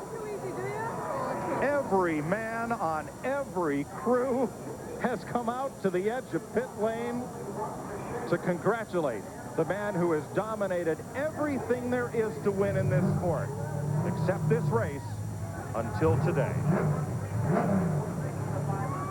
That's great. There was Todd Parrott, Dale Jarrett's crew chief, other members, other team members of other. Andy Petrie was there. And this will be the longest receiving line in the history of celebrations. Wow. Yep, I've never seen that, Mike. Not that many. You know, normally we'll see 2 or 3 or 4 teams come out there, but this is something. Ned, I was going to say the same thing. I had about 10 teams come out when I won this one, but look at this. Everybody knows what it means to the man that's done everything to finally get to the Daytona 500. There's Derek Cope, or rather Ernie Irvin's crew. There's NASCAR officials out there. There's Robert Presley's crew, Ricky Craven's team. NASCAR officials. He's shaking everybody's hand, too, if you notice. 59 races since he's been to victory lane. 19 Daytona 500s. Twice he led at the white flag and failed to take the checker in first place. But today belongs to the man who grew up at the corner of Coach and Sedan Street in Kannapolis, North Carolina, a mill town north of Charlotte, where he worked underneath that house in a garage on his own race cars and those of his father to become one of NASCAR's two greatest champions. He and Richard Petty, the only two drivers with 7 Winston Cups on their trophy shelf. Mike, he's a long way from victory circle yet, and the crowd's building. And Earnhardt, along with Bobby Labonte, Jeremy Mayfield, Rusty Wallace, and again Ken Schrader, will have a shot at that R.J. Reynolds $1 million bonus when they post it next time later this season. Last year at Darlington, South Carolina, some question Earnhardt's ability to go 500 miles when he blanked out on the first lap at Darlington, South Carolina, and had to climb from the car and go to the care center. Watch this circle. He just spin out. There goes the grass. Yeah. Goodbye. A smoke show. Well, it's the fellow who drives his Craftsman truck, Ron Hornaday, likes to do when he celebrates a victory. And now, look at that throng. Can he get to victory lane from here? He's going to have a lot of help from a lot of security people to get there, it looks like. I want to hear what he has to say. Don't worry.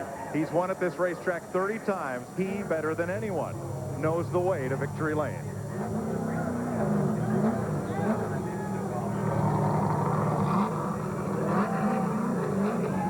The most anticipated moment in the history of NASCAR racing. Dale Earnhardt rolling into victory lane in the Daytona 500.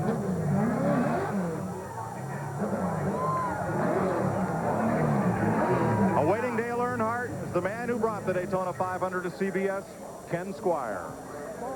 The 20-year quest is over. Gates have just opened for Dale Earnhardt in victory lane at Daytona.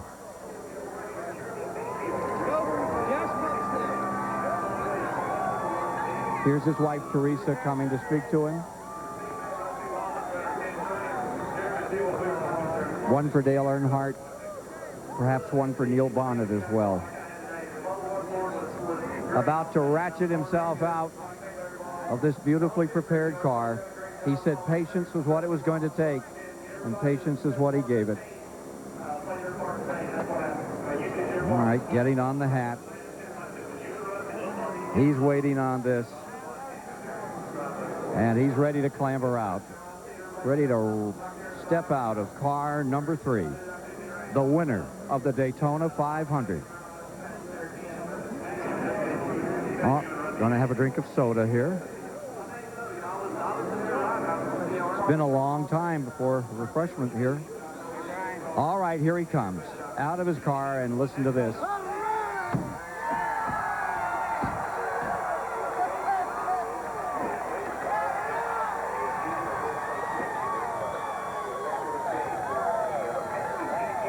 Two decades he's waited for this moment, and it's here, and everybody gets a bath.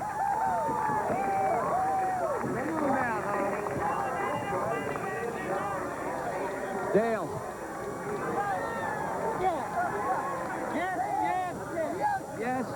Yes. What a show. Yeah. Here with Larry McReynolds and a big hug. And Richard Childress. Dale, how about that ride? How about it? Man, can you believe it? For one, got an awesome race car, but for two, thank good Lord for a good day. This race car did everything. The good Lord looked after it all day long. Good wrench. This is for all them race fans and all them people have been saying, Dale, this is your year. Dale, this is your year. And boy, a lot of them said it this year. All the way from Mr. France all the way down to Todd Parrott and all the guys on the team. The Daytona 500 is ours. We've won it.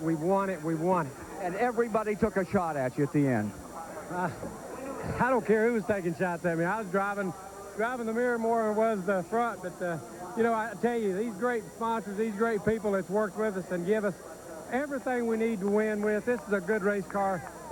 Spinny Clinton. Hey, David, congratulations on your baby. And Larry McReynolds, Spinny Clinton, Richard Childers, we got one heck of a race team. We're going to win a championship this year. One for Dale and one for Teresa, one for Neil Bonnet, two today. Well, one for a lot of people. T. Wayne Robinson and, you know, all Neil Bonnet, my dad, everybody that's been in racing has been my friend that taught me so much, that touched my life. There's so many of them, I can't thank them all. My mom, thank you, Mom.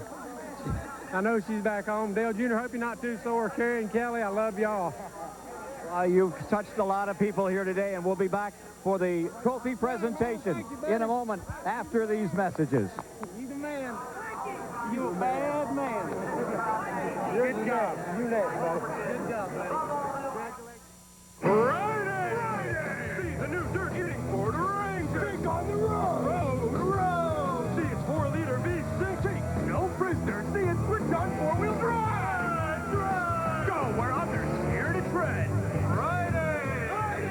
The new Ford Ranger. Whoa, that was cool. Yeah. So what are we going to do tomorrow? The new redesigned Ford Ranger, the only compact pickup built Ford tough. In our quest for the finest brakes in the world, we tested our pads against other leading brands. With pad after pad, in test after test, the results were always the same. No other brand stopped shorter than Performance Friction Carbon Metallic, the ones we stock at AutoZone. It's good to know that in an era of superstars, big corporate sponsorships, and network TV deals, there's an organization that also cares about fairness and sportsmanship, that realizes its fans are the sole reason for its success, and knows it should never go so fast that it can't slow down if there's a good enough reason. This is NASCAR, and this is the way we've done things for 50 years.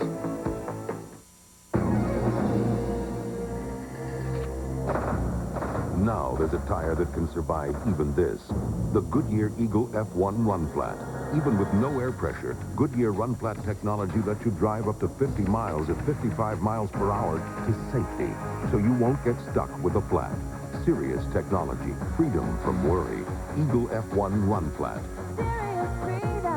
Only from Goodyear. Goodyear, Goodyear. Well, we're back here in Victory Lane. John Graham, president of the Daytona International Speedway, after perhaps the greatest 500 of them all, is about to make the presentation to Dale Earnhardt, symbol of victory in the great American race. John? Ken? Dale, we get you up here for a second. Dale, congratulations. Here is a replica of the Harley J. Earl Trophy, symbolic of the champion of the Daytona 500, and we'll inscribe your name on the permanent Harley J. Earl Trophy on display along with your winning car in Daytona, USA year-round. Congratulations. A great day for racing. Let me have. Somebody may get hurt here. Great day for racing. I tell you, it's a great day, and I was wondering if I'd ever get my name on that trophy when y'all built that thing, and it's going to be great to have this in my trophy case, but it's for Richard Childers and all the guys. Everybody worked so hard for this. There's too many people in my life I couldn't think of all right now.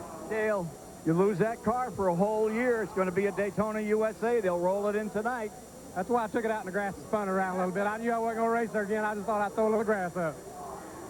Very well planned. Those pit stops were just immaculate today. Well, they were. The guys did a great job, and Dale didn't choke it on the pit road, so everything worked great. And I can't say enough for this team. I tell you, we've had so many people that really worked so hard for Jim Goodwrench Service. They have been, you know, supportive all the way through. Here we are in Victory Lane again. I knew we could do it. And you did it, man. You did it in style. Let's go to Dick Berggren. I'm with Bobby Labonte, who put on a terrific run at the end to finish second, his best ever in the Daytona 500. Where did all that speed come from at the end of the day? Man, you know, Jimmy Spencer really helped me out a lot all week long, and our cars worked really good together. And he's kind of out there. I've got a few guys to work with, but we work good together all week. And brought this Interstate Pontiac. Put me back up there, and from about 7th back to 2nd there with about 3 laps to go. So it was a pretty awesome run for us. And the little guy is Tyler Labonte. Ralph? Jeremy Mayfield, a tremendous run for you. Tell me about that last lap. Man, I'm glad it's over with. Had a really strong car. The Mobil 1 Ford was just outstanding all day. Didn't make any adjustments. The pit stops were great. My teammate was great. I mean, we worked together good all day, and that shows a class type between both teams. We both ran good together and helped each other, and everybody started shuffling around at the end and really didn't have a chance to make a run on him, but we give our best shot. Your new teammate, Rusty Wallace, was the first one over to congratulate you. Is this teammate thing really going to work out? What do you say to you? Man, just thumbs up. Rusty's a great guy. We've become really good friends.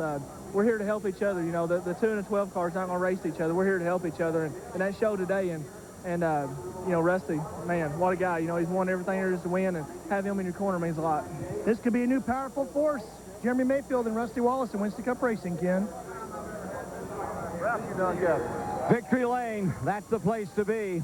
That's where Earnhardt is after 20 years of trying here in the Great American Race. We'll be back with more of the story after this. In racing, the engine is everything. What? It's the driver. A driver will never see a finish line without a great engine. The greatest engine will never see a victory lap without a great driver. At least they agree on Haviland Formula 3 motor oil, the same oil you can buy right off the shelf. And also try Haviland Extended Life Antifreeze. The engine's the first thing to the finish line. Not in Indy cars. Where does Napa keep over 200,000 different parts? Right up here. Now remember, your belt tension on this is critical. What kind of car is it? Well, I'll sell you all the struts you want, but I wouldn't recommend putting them in without the right tools. I'm sure we have it. Okay, is it a 77 or a 78? Because they changed the carburetor in 78. Actually, that's not a stupid question at all. I know what it used to be.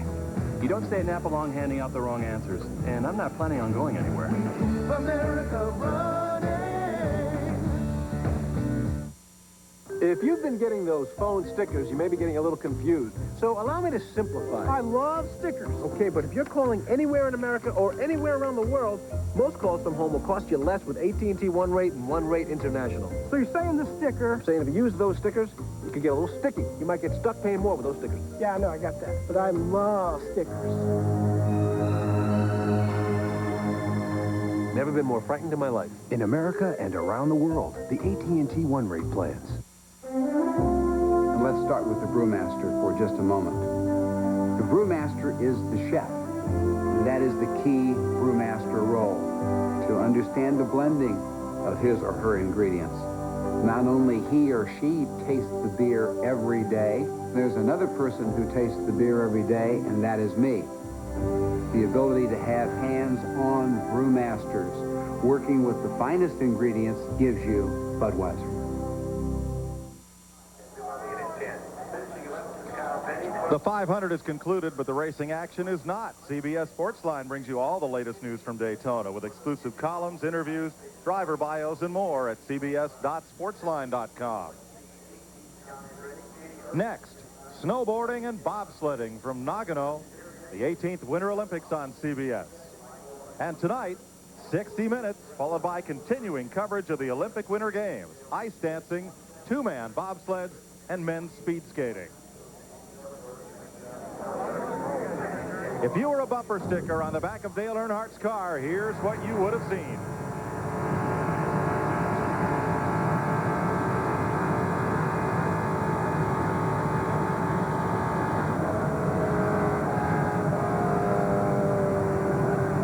Dale Earnhardt came in it today, having never led lap 96, 97, 98 of the Daytona 500, but finally, he has led lap 200, the final lap. What ended the race under caution? Let's have a look here. There's Jimmy Spencer, number 23. John Andretti comes up quickly on him. Has to look like he just had to lock his brakes and cut to the left. That's Lake spins it around. Lake Speed in car number 9 goes around as well. Looking down the backstretch toward turn 2. And let's join Dick Berggren. with Kenny Schrader in what has got to be one of the gutsiest runs we've ever seen here in the Daytona 500. Kenny, how are you? I'm okay. I knew it'd be okay. I wore my Kenny Walls shirt today. And ice packs, and what is this yellow thing? That's a tinge unit. It just shocks. Ooh, it shocks you bad enough that you forget about what hurt. So we had it on, and we had a Copenhagen Bull Rider vest on, and we had a arthroplastic on, and we were geared up for the crash, and it never happened. What are you going to be like tomorrow? I'll be a lot happier. Well, it's not $1 million, Ken Squire, Mike Joy, but Ken Schrader has done a great job today to finish 5th. Well, he's eligible for that next $1 million bonus as well by finishing in the top 5. Unofficial finish, Earnhardt, Bobby Labonte, Jeremy Mayfield, Kenny Schrader, Rusty Wallace, Ernie Irvin finishes in 6th. Chad Little, a fine run to 7th. Mike Skinner to 8th. Michael Waltrip 9th. Two-time winner Bill Elliott was 10th. Kyle Petty 11th. And Bobby Hamilton 12th. 13th, Terry Labonte, the outside pole sitter, and Ricky Craven. Jimmy Spencer, Jeff Gordon, Lake Speed, and John Andretti, the lead lap cars. Kenny Irwin, the rookie, a lap down. Ted Musgrave, Jerry Nadeau, the rookie. Sterling Marlin, Mike Wallace, and Brett Bodine. Ward Burton, 25th, and Joe Nemechek, Dick Trickle, Steve Grissom, Andy Hillenberg, and Rick Bass in 30th. Jeff Bodine, former winner.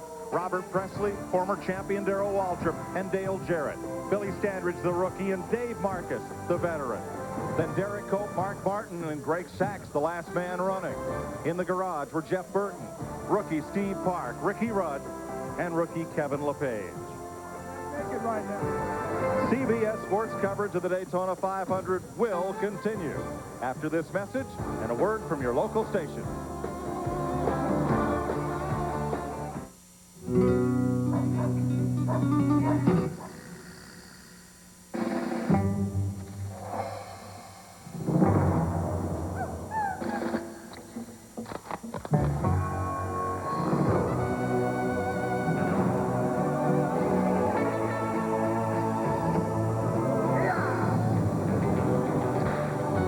Ford Explorer when no town's big enough for the both of you.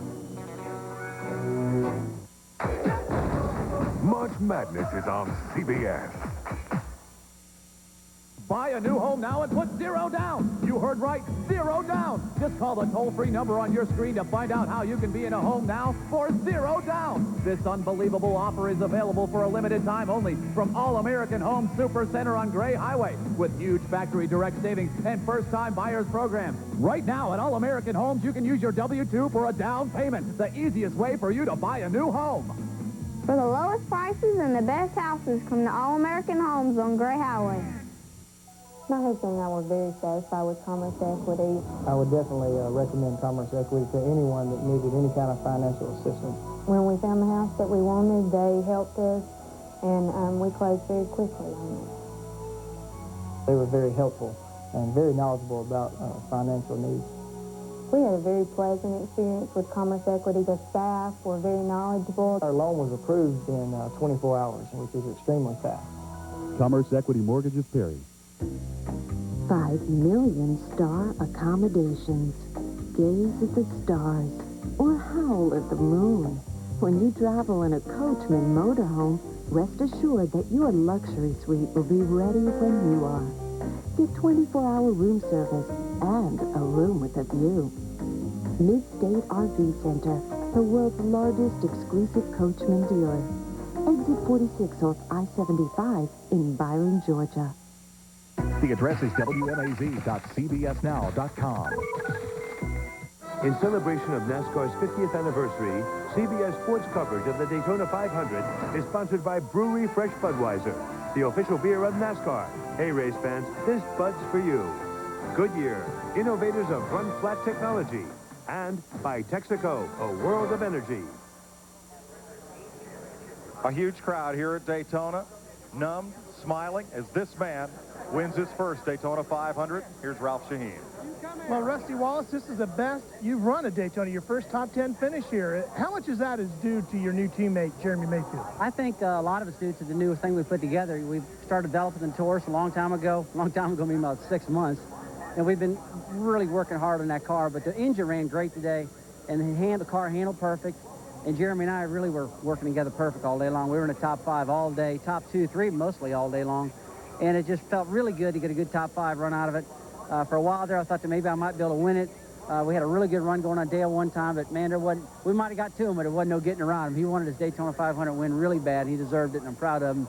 But I just can't say enough about our new team. The Craniff Penske team, the Penske South team, both guys worked great together. The cars were identical. Well, you know, when we came down here, they should have been real close identical, and it worked out good. Dick Berggren? Ernie Irvin with an incredibly strong day today with the MB2 team. Were you at all surprised at the quality of that race car? No, I really wasn't. You know, the Skittles Pontiac is a really good car, and they built last year, built this team, and, you know, the Pontiacs are an awesome car, and, you know, I'm just glad that, you know, we got a good run in, and, you know, Kim wasn't being able to be here because she had the baby on Monday, and Jordan's probably watching. Hey, Jordan, I love you, and I'll be home in a little bit, and we miss Jared. Kim is the wife, Jordan and Jared are the children. What now? What do you expect for 1998? I'm just going to keep building on it. Just keep getting good runs in every week, and you know, this is a lot better start than I had last year, and we're just going to keep building on it. Congratulations on a great run. Mike Joy? Dick, a number of firsts this season. First win for Dale Earnhardt, and for the first time, a live Winston Cup race under the lights on network television. You'll see the Pepsi 400 here on CBS Saturday night, July 4th. There we go. Off and running. Earlier this week, Bill France lit up the Musco lighting around the outside of this speedway, and a man who's been coming here for 20 years came out to take 20 laps. Now, the lighting system's not completed, but they wired this driver to talk to the lighting people and tell them what he saw. Dale Earnhardt, first man under the lights at Daytona. First time I came to Daytona and seen the racetrack in 1976, I was like, wow, how big this thing is. When I ran under the lights the other night, that's pretty impressive. Piece of history there. You'll see the Pepsi 400 live in prime time here on CBS Saturday, July 4th. We can't wait. More from Daytona after this.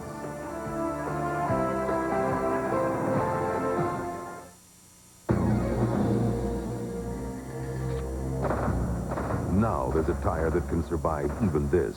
The Goodyear Eagle F1 Run Flat.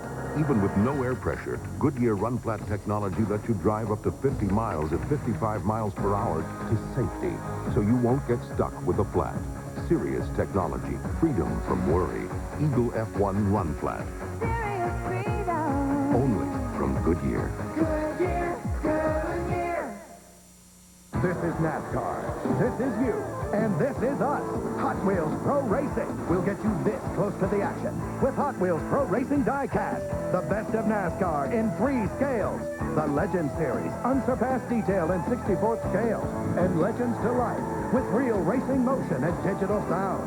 If they drive it, we make it. On the track, off the track, in the pits. Investment quality collectibles. Because to get them right on this scale, you gotta race them on this one. We're Hot Wheels.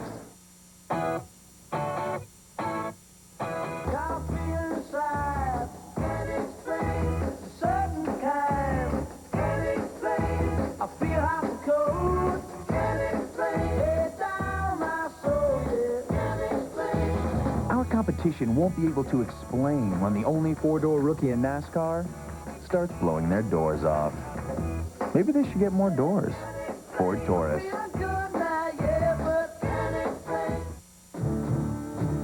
They are guardian angels on wheels. Knights in shining armor who ride like the wind. And when lives are at stake, they are the cavalry that always comes through. That's why Texaco tests and retests clean System 3 gasoline under extreme emergency conditions. For all our heroes, for all of us, Texaco, a world of energy. This CBS Sports Race Summary is sponsored by Texaco, a world of energy. Back with you at Daytona. 200 laps in the books. The 200 that count for the 500. 8 leaders, but the leader they're all going to be talking about is Dale Earnhardt, victorious in this wonderful Daytona 500 today. Take a look at who did not make it to the end of the line, but consider that 43 started, and that's all that fell out. amazing. Larry Woody, one of the great racing riders, writes from Tennessean, has said, Dale doesn't drive for the dough. He drives for the sheer enjoyment of it. He chases checkers like a beagle chases rabbits. It's just his nature. My, wasn't his nature grand today, as he showed all the patience he needed to bring this event off. And that's what it takes to win the Daytona 500. Loads of patience. That was his point all week long, that he had to be patient and then go for it when the time came. And that's exactly the lesson he taught every short tracker in America this day in this 40th annual Daytona 500. We're going to take a commercial break and be back with you once again here at Daytona as the celebration continues. Win, win, win is what Earnhardt says. We're going for the championship this year.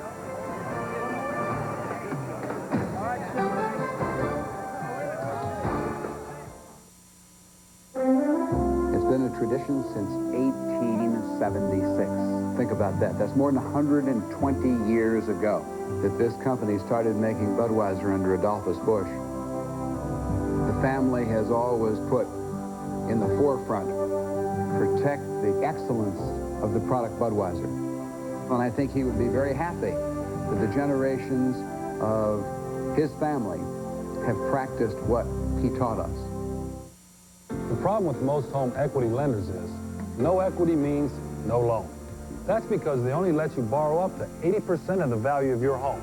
But at First Plus, you can borrow up to 125% of the value of your home. So even with no equity, you can still consolidate bills, make home improvements, or even get some extra cash. Just call 1-800-510-PLUS. You'll get an answer before you hang up. First Plus, no equity is no problem. So call 1-800-510-PLUS. Wrangler jeans. Available in the two colors boys prefer most. Black and blue. Wrangler. Real, comfortable jeans. Wrangler, the perfect jean for your 10-year-old son. And your 10-year-old husband. Wrangler, real, comfortable jeans. In our quest for the finest brakes in the world, we tested our pads against other leading brands. With pad after pad, in test after test, the results were always the same. No other brand stopped shorter than Performance Friction Carbon Metallic, the ones we stock at AutoZone. A 59-race drought comes to conclusion here in the greatest race of them all, the Daytona 500. Earnhardt reigns big time. Today, to that final moment, you witnessed a war between the finest 43 at Daytona. After each other with everything they had. They threw blocks, they scraped each other right down to the finish. And then when that checkered flag flew, as Earnhardt drove down pit road, as we told you at the outset, it became a sport of friends. Didn't matter what team you were with, you were part of the Earnhardt team. It's an amazing sport. Let's go to Mike Joy. Ken, perhaps he doesn't race for the money, but Dale Earnhardt and Richard Childress will take a check to the bank in total of $1,059,000. We had a lot of firsts today. We also had a few seconds. Mr. Baker, your record's intact. I was wondering there for a little while. I was just glad no one was injured today. Good, safe race. And Dale Earnhardt set history right where he wanted to. He's done it all now. Second fastest Daytona 500 ever. Buddy Baker has still won the fastest. And at 46, Dale Earnhardt became the second oldest driver to win the Daytona 500. Bobby Allison holds that distinction. He was 50 when he won it back in 1988. He may not have started the day as everybody's choice to win, but if your favorite driver couldn't, I'll bet you're glad to see Dale Earnhardt celebrating finally in victory lane. We'll be right back.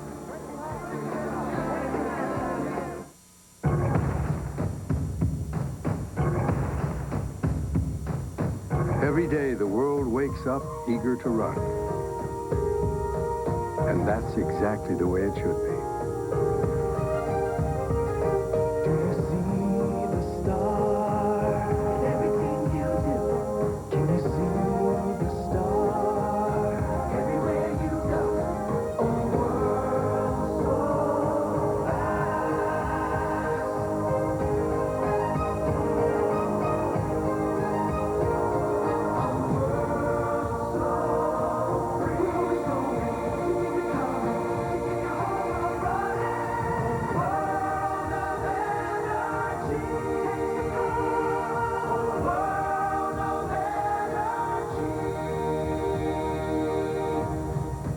Texaco, a world of energy.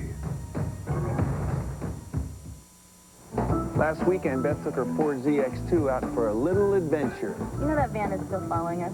And she found it. Let's lose them. Yeah. Of course, the ZX2 makes a perfect getaway car. As long as you know who you're getting away from. Oh, well. Hey, she would have hated having a chauffeur anyway. Ford Escort ZX2, built to last. Screaming, pointing, and praying are all acceptable ways for a NASCAR fan to show their support. Now, there's another. Drink accordingly.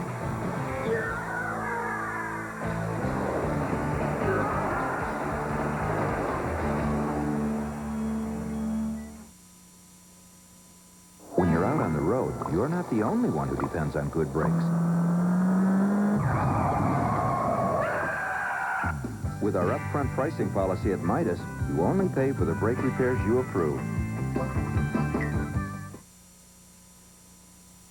In celebration of NASCAR's 50th anniversary, CBS Sports coverage of the Daytona 500 is sponsored by Wrangler, real comfortable jeans.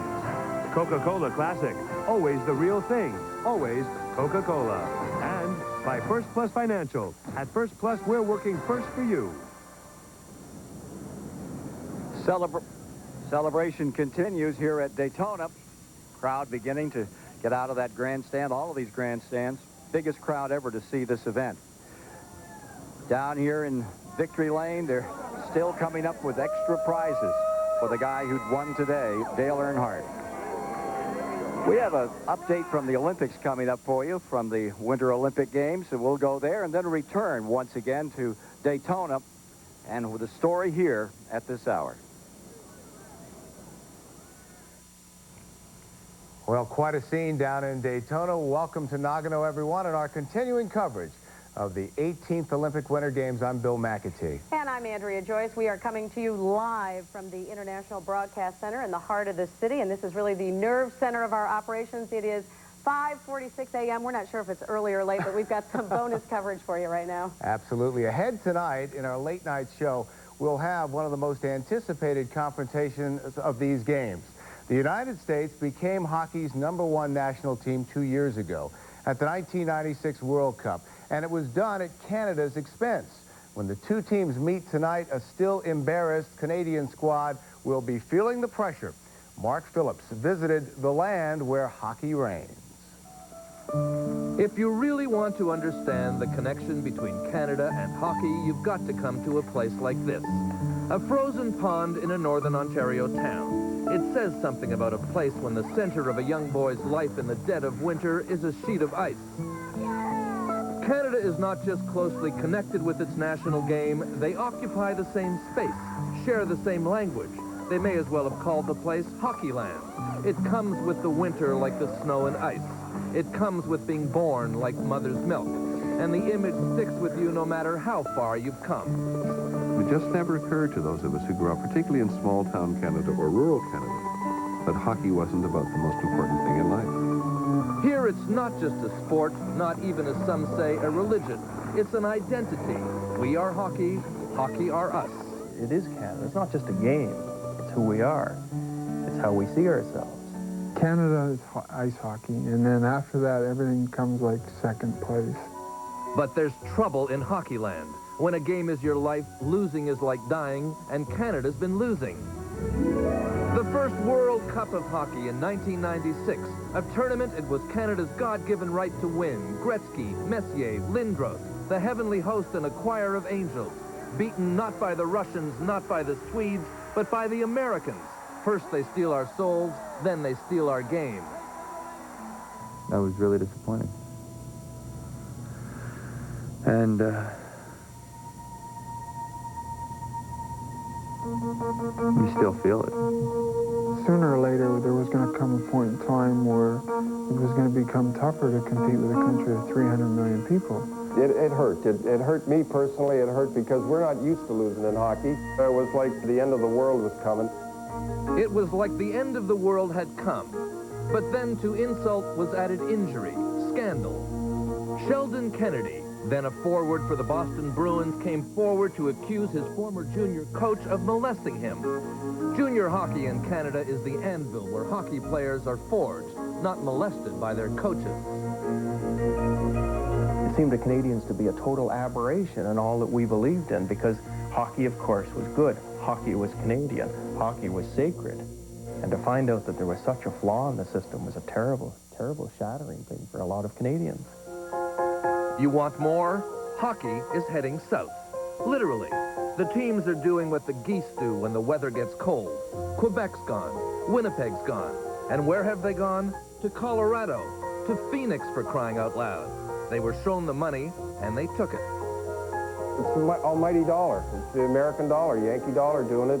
There's little bits inside you that start to deteriorate when you see Canadian teams moving south. Not only has hockey been on the skids here, it's a metaphor for the whole country. The economy's in the doldrums. Unemployment's up, the Canadian dollar's down. But now all of that rot is supposed to stop. In Nagano, redemption is at hand. For 46 years, they've been saying in places like Toronto that Olympic hockey was bogus because Canada couldn't put its best up against the world's best. This time, it can. Canada doesn't just want to win Olympic gold, it has to win it, or the whole country will have a nervous breakdown. It's all the fans are talking about. I think the Canadian game has gone right down the tubes. What's it going to mean to us to go to the Olympics and come out only second or third? We have to win the gold medal. There's no question about it. We can silver. Silver is nothing. You might as well forget. Don't give us the silver. Don't give us the bronze. Don't give us anything. We don't win the gold, then it's nothing. All or nothing. In a country divided by distance and language, it's about the only thing everybody can agree on. There will be French-speaking players on that team and English-speaking players on that team, and if they win, they'll be hugging each other and dancing around, and that doesn't happen in everyday life in this country. It's all the media are writing about.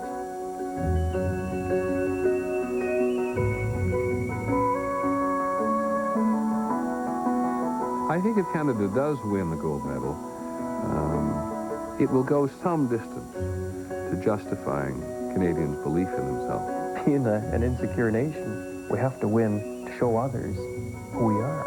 So that's both. It's both Canada against the world and Canada against itself. On our crest of our sweater, every little bit of sewing is representing so many people across our country, and we want to do our best, not only for ourselves but obviously for them. We want to win. It's a simple little game, really. You take that little rubber disc, you put it in the net. You do it more often than the other guy. And if you don't do it this time, then up here in the great white north, life just won't be worth living.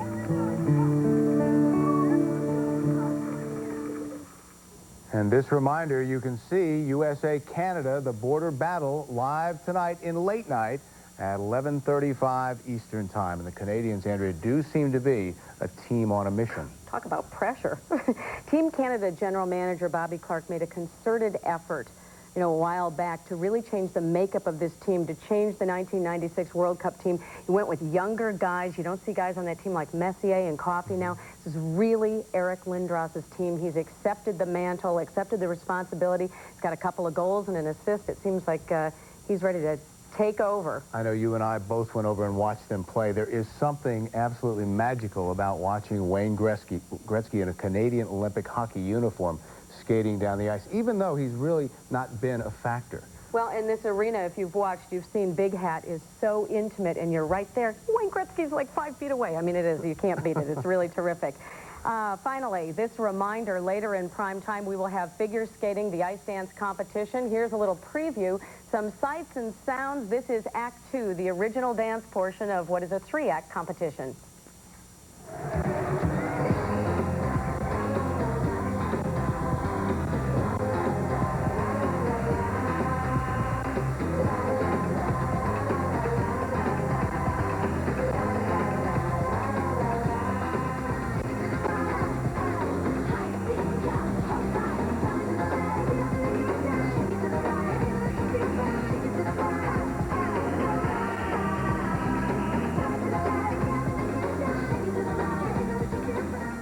One competitor you do not want to miss in these games, Pasha Grishuk. She's a piece of work. Fun to watch. She was the one in the silver. Anyway, also tonight in prime time, weather permitting, you will see live coverage of the women's downhill. Super G gold medalist Peekaboo Streak among the gold medal favorites. Also in prime time, figure skating, the ice dance, as we mentioned, and ski jumping, the large hill event. Coverage starts at 8 o'clock Eastern Time. And we'll be back to Nagano shortly to begin our weekend coverage in about 5 minutes. Bye-bye.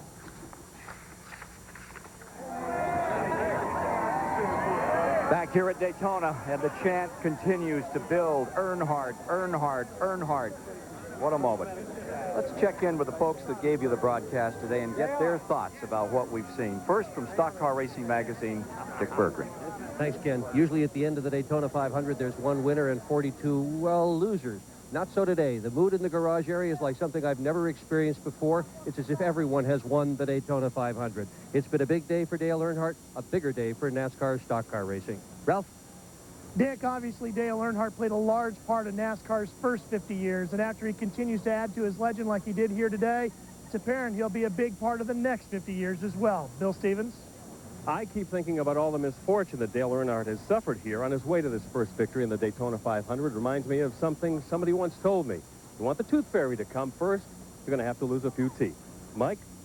A lot of big numbers today, Bill. 50 years of NASCAR, 40 Daytona 500s, 20 years of trying, $1 million to win. Dale Earnhardt. I'm telling you. You know, he got one dream today. He won the Daytona 500. He can be the first 8-time champion in NASCAR. It may be his year. Hey, I'm glad I picked him yesterday to win this race today. He finally made a winner out of me. Ken Squire. Right. Thanks, guys.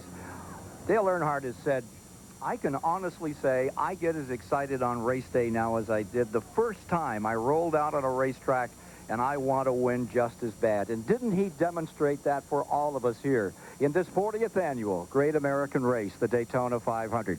The Olympics are coming up here on CBS, so stay with us.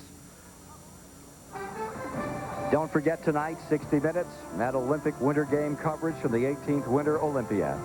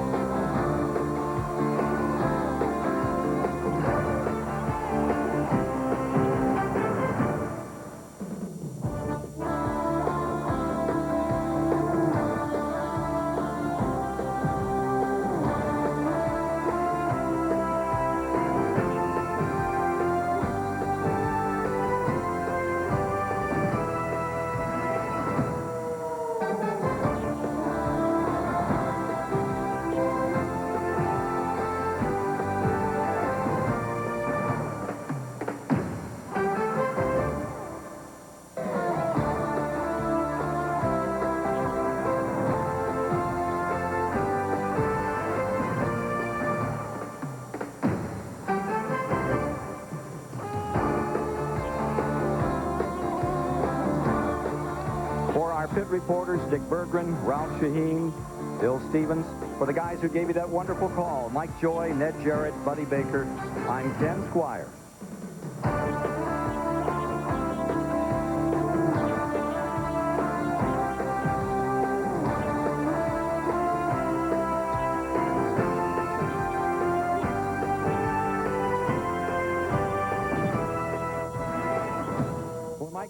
Ned Jarrett, Baker, and the whole crowd, thank you for being with us on this special CBS Sports presentation of the Great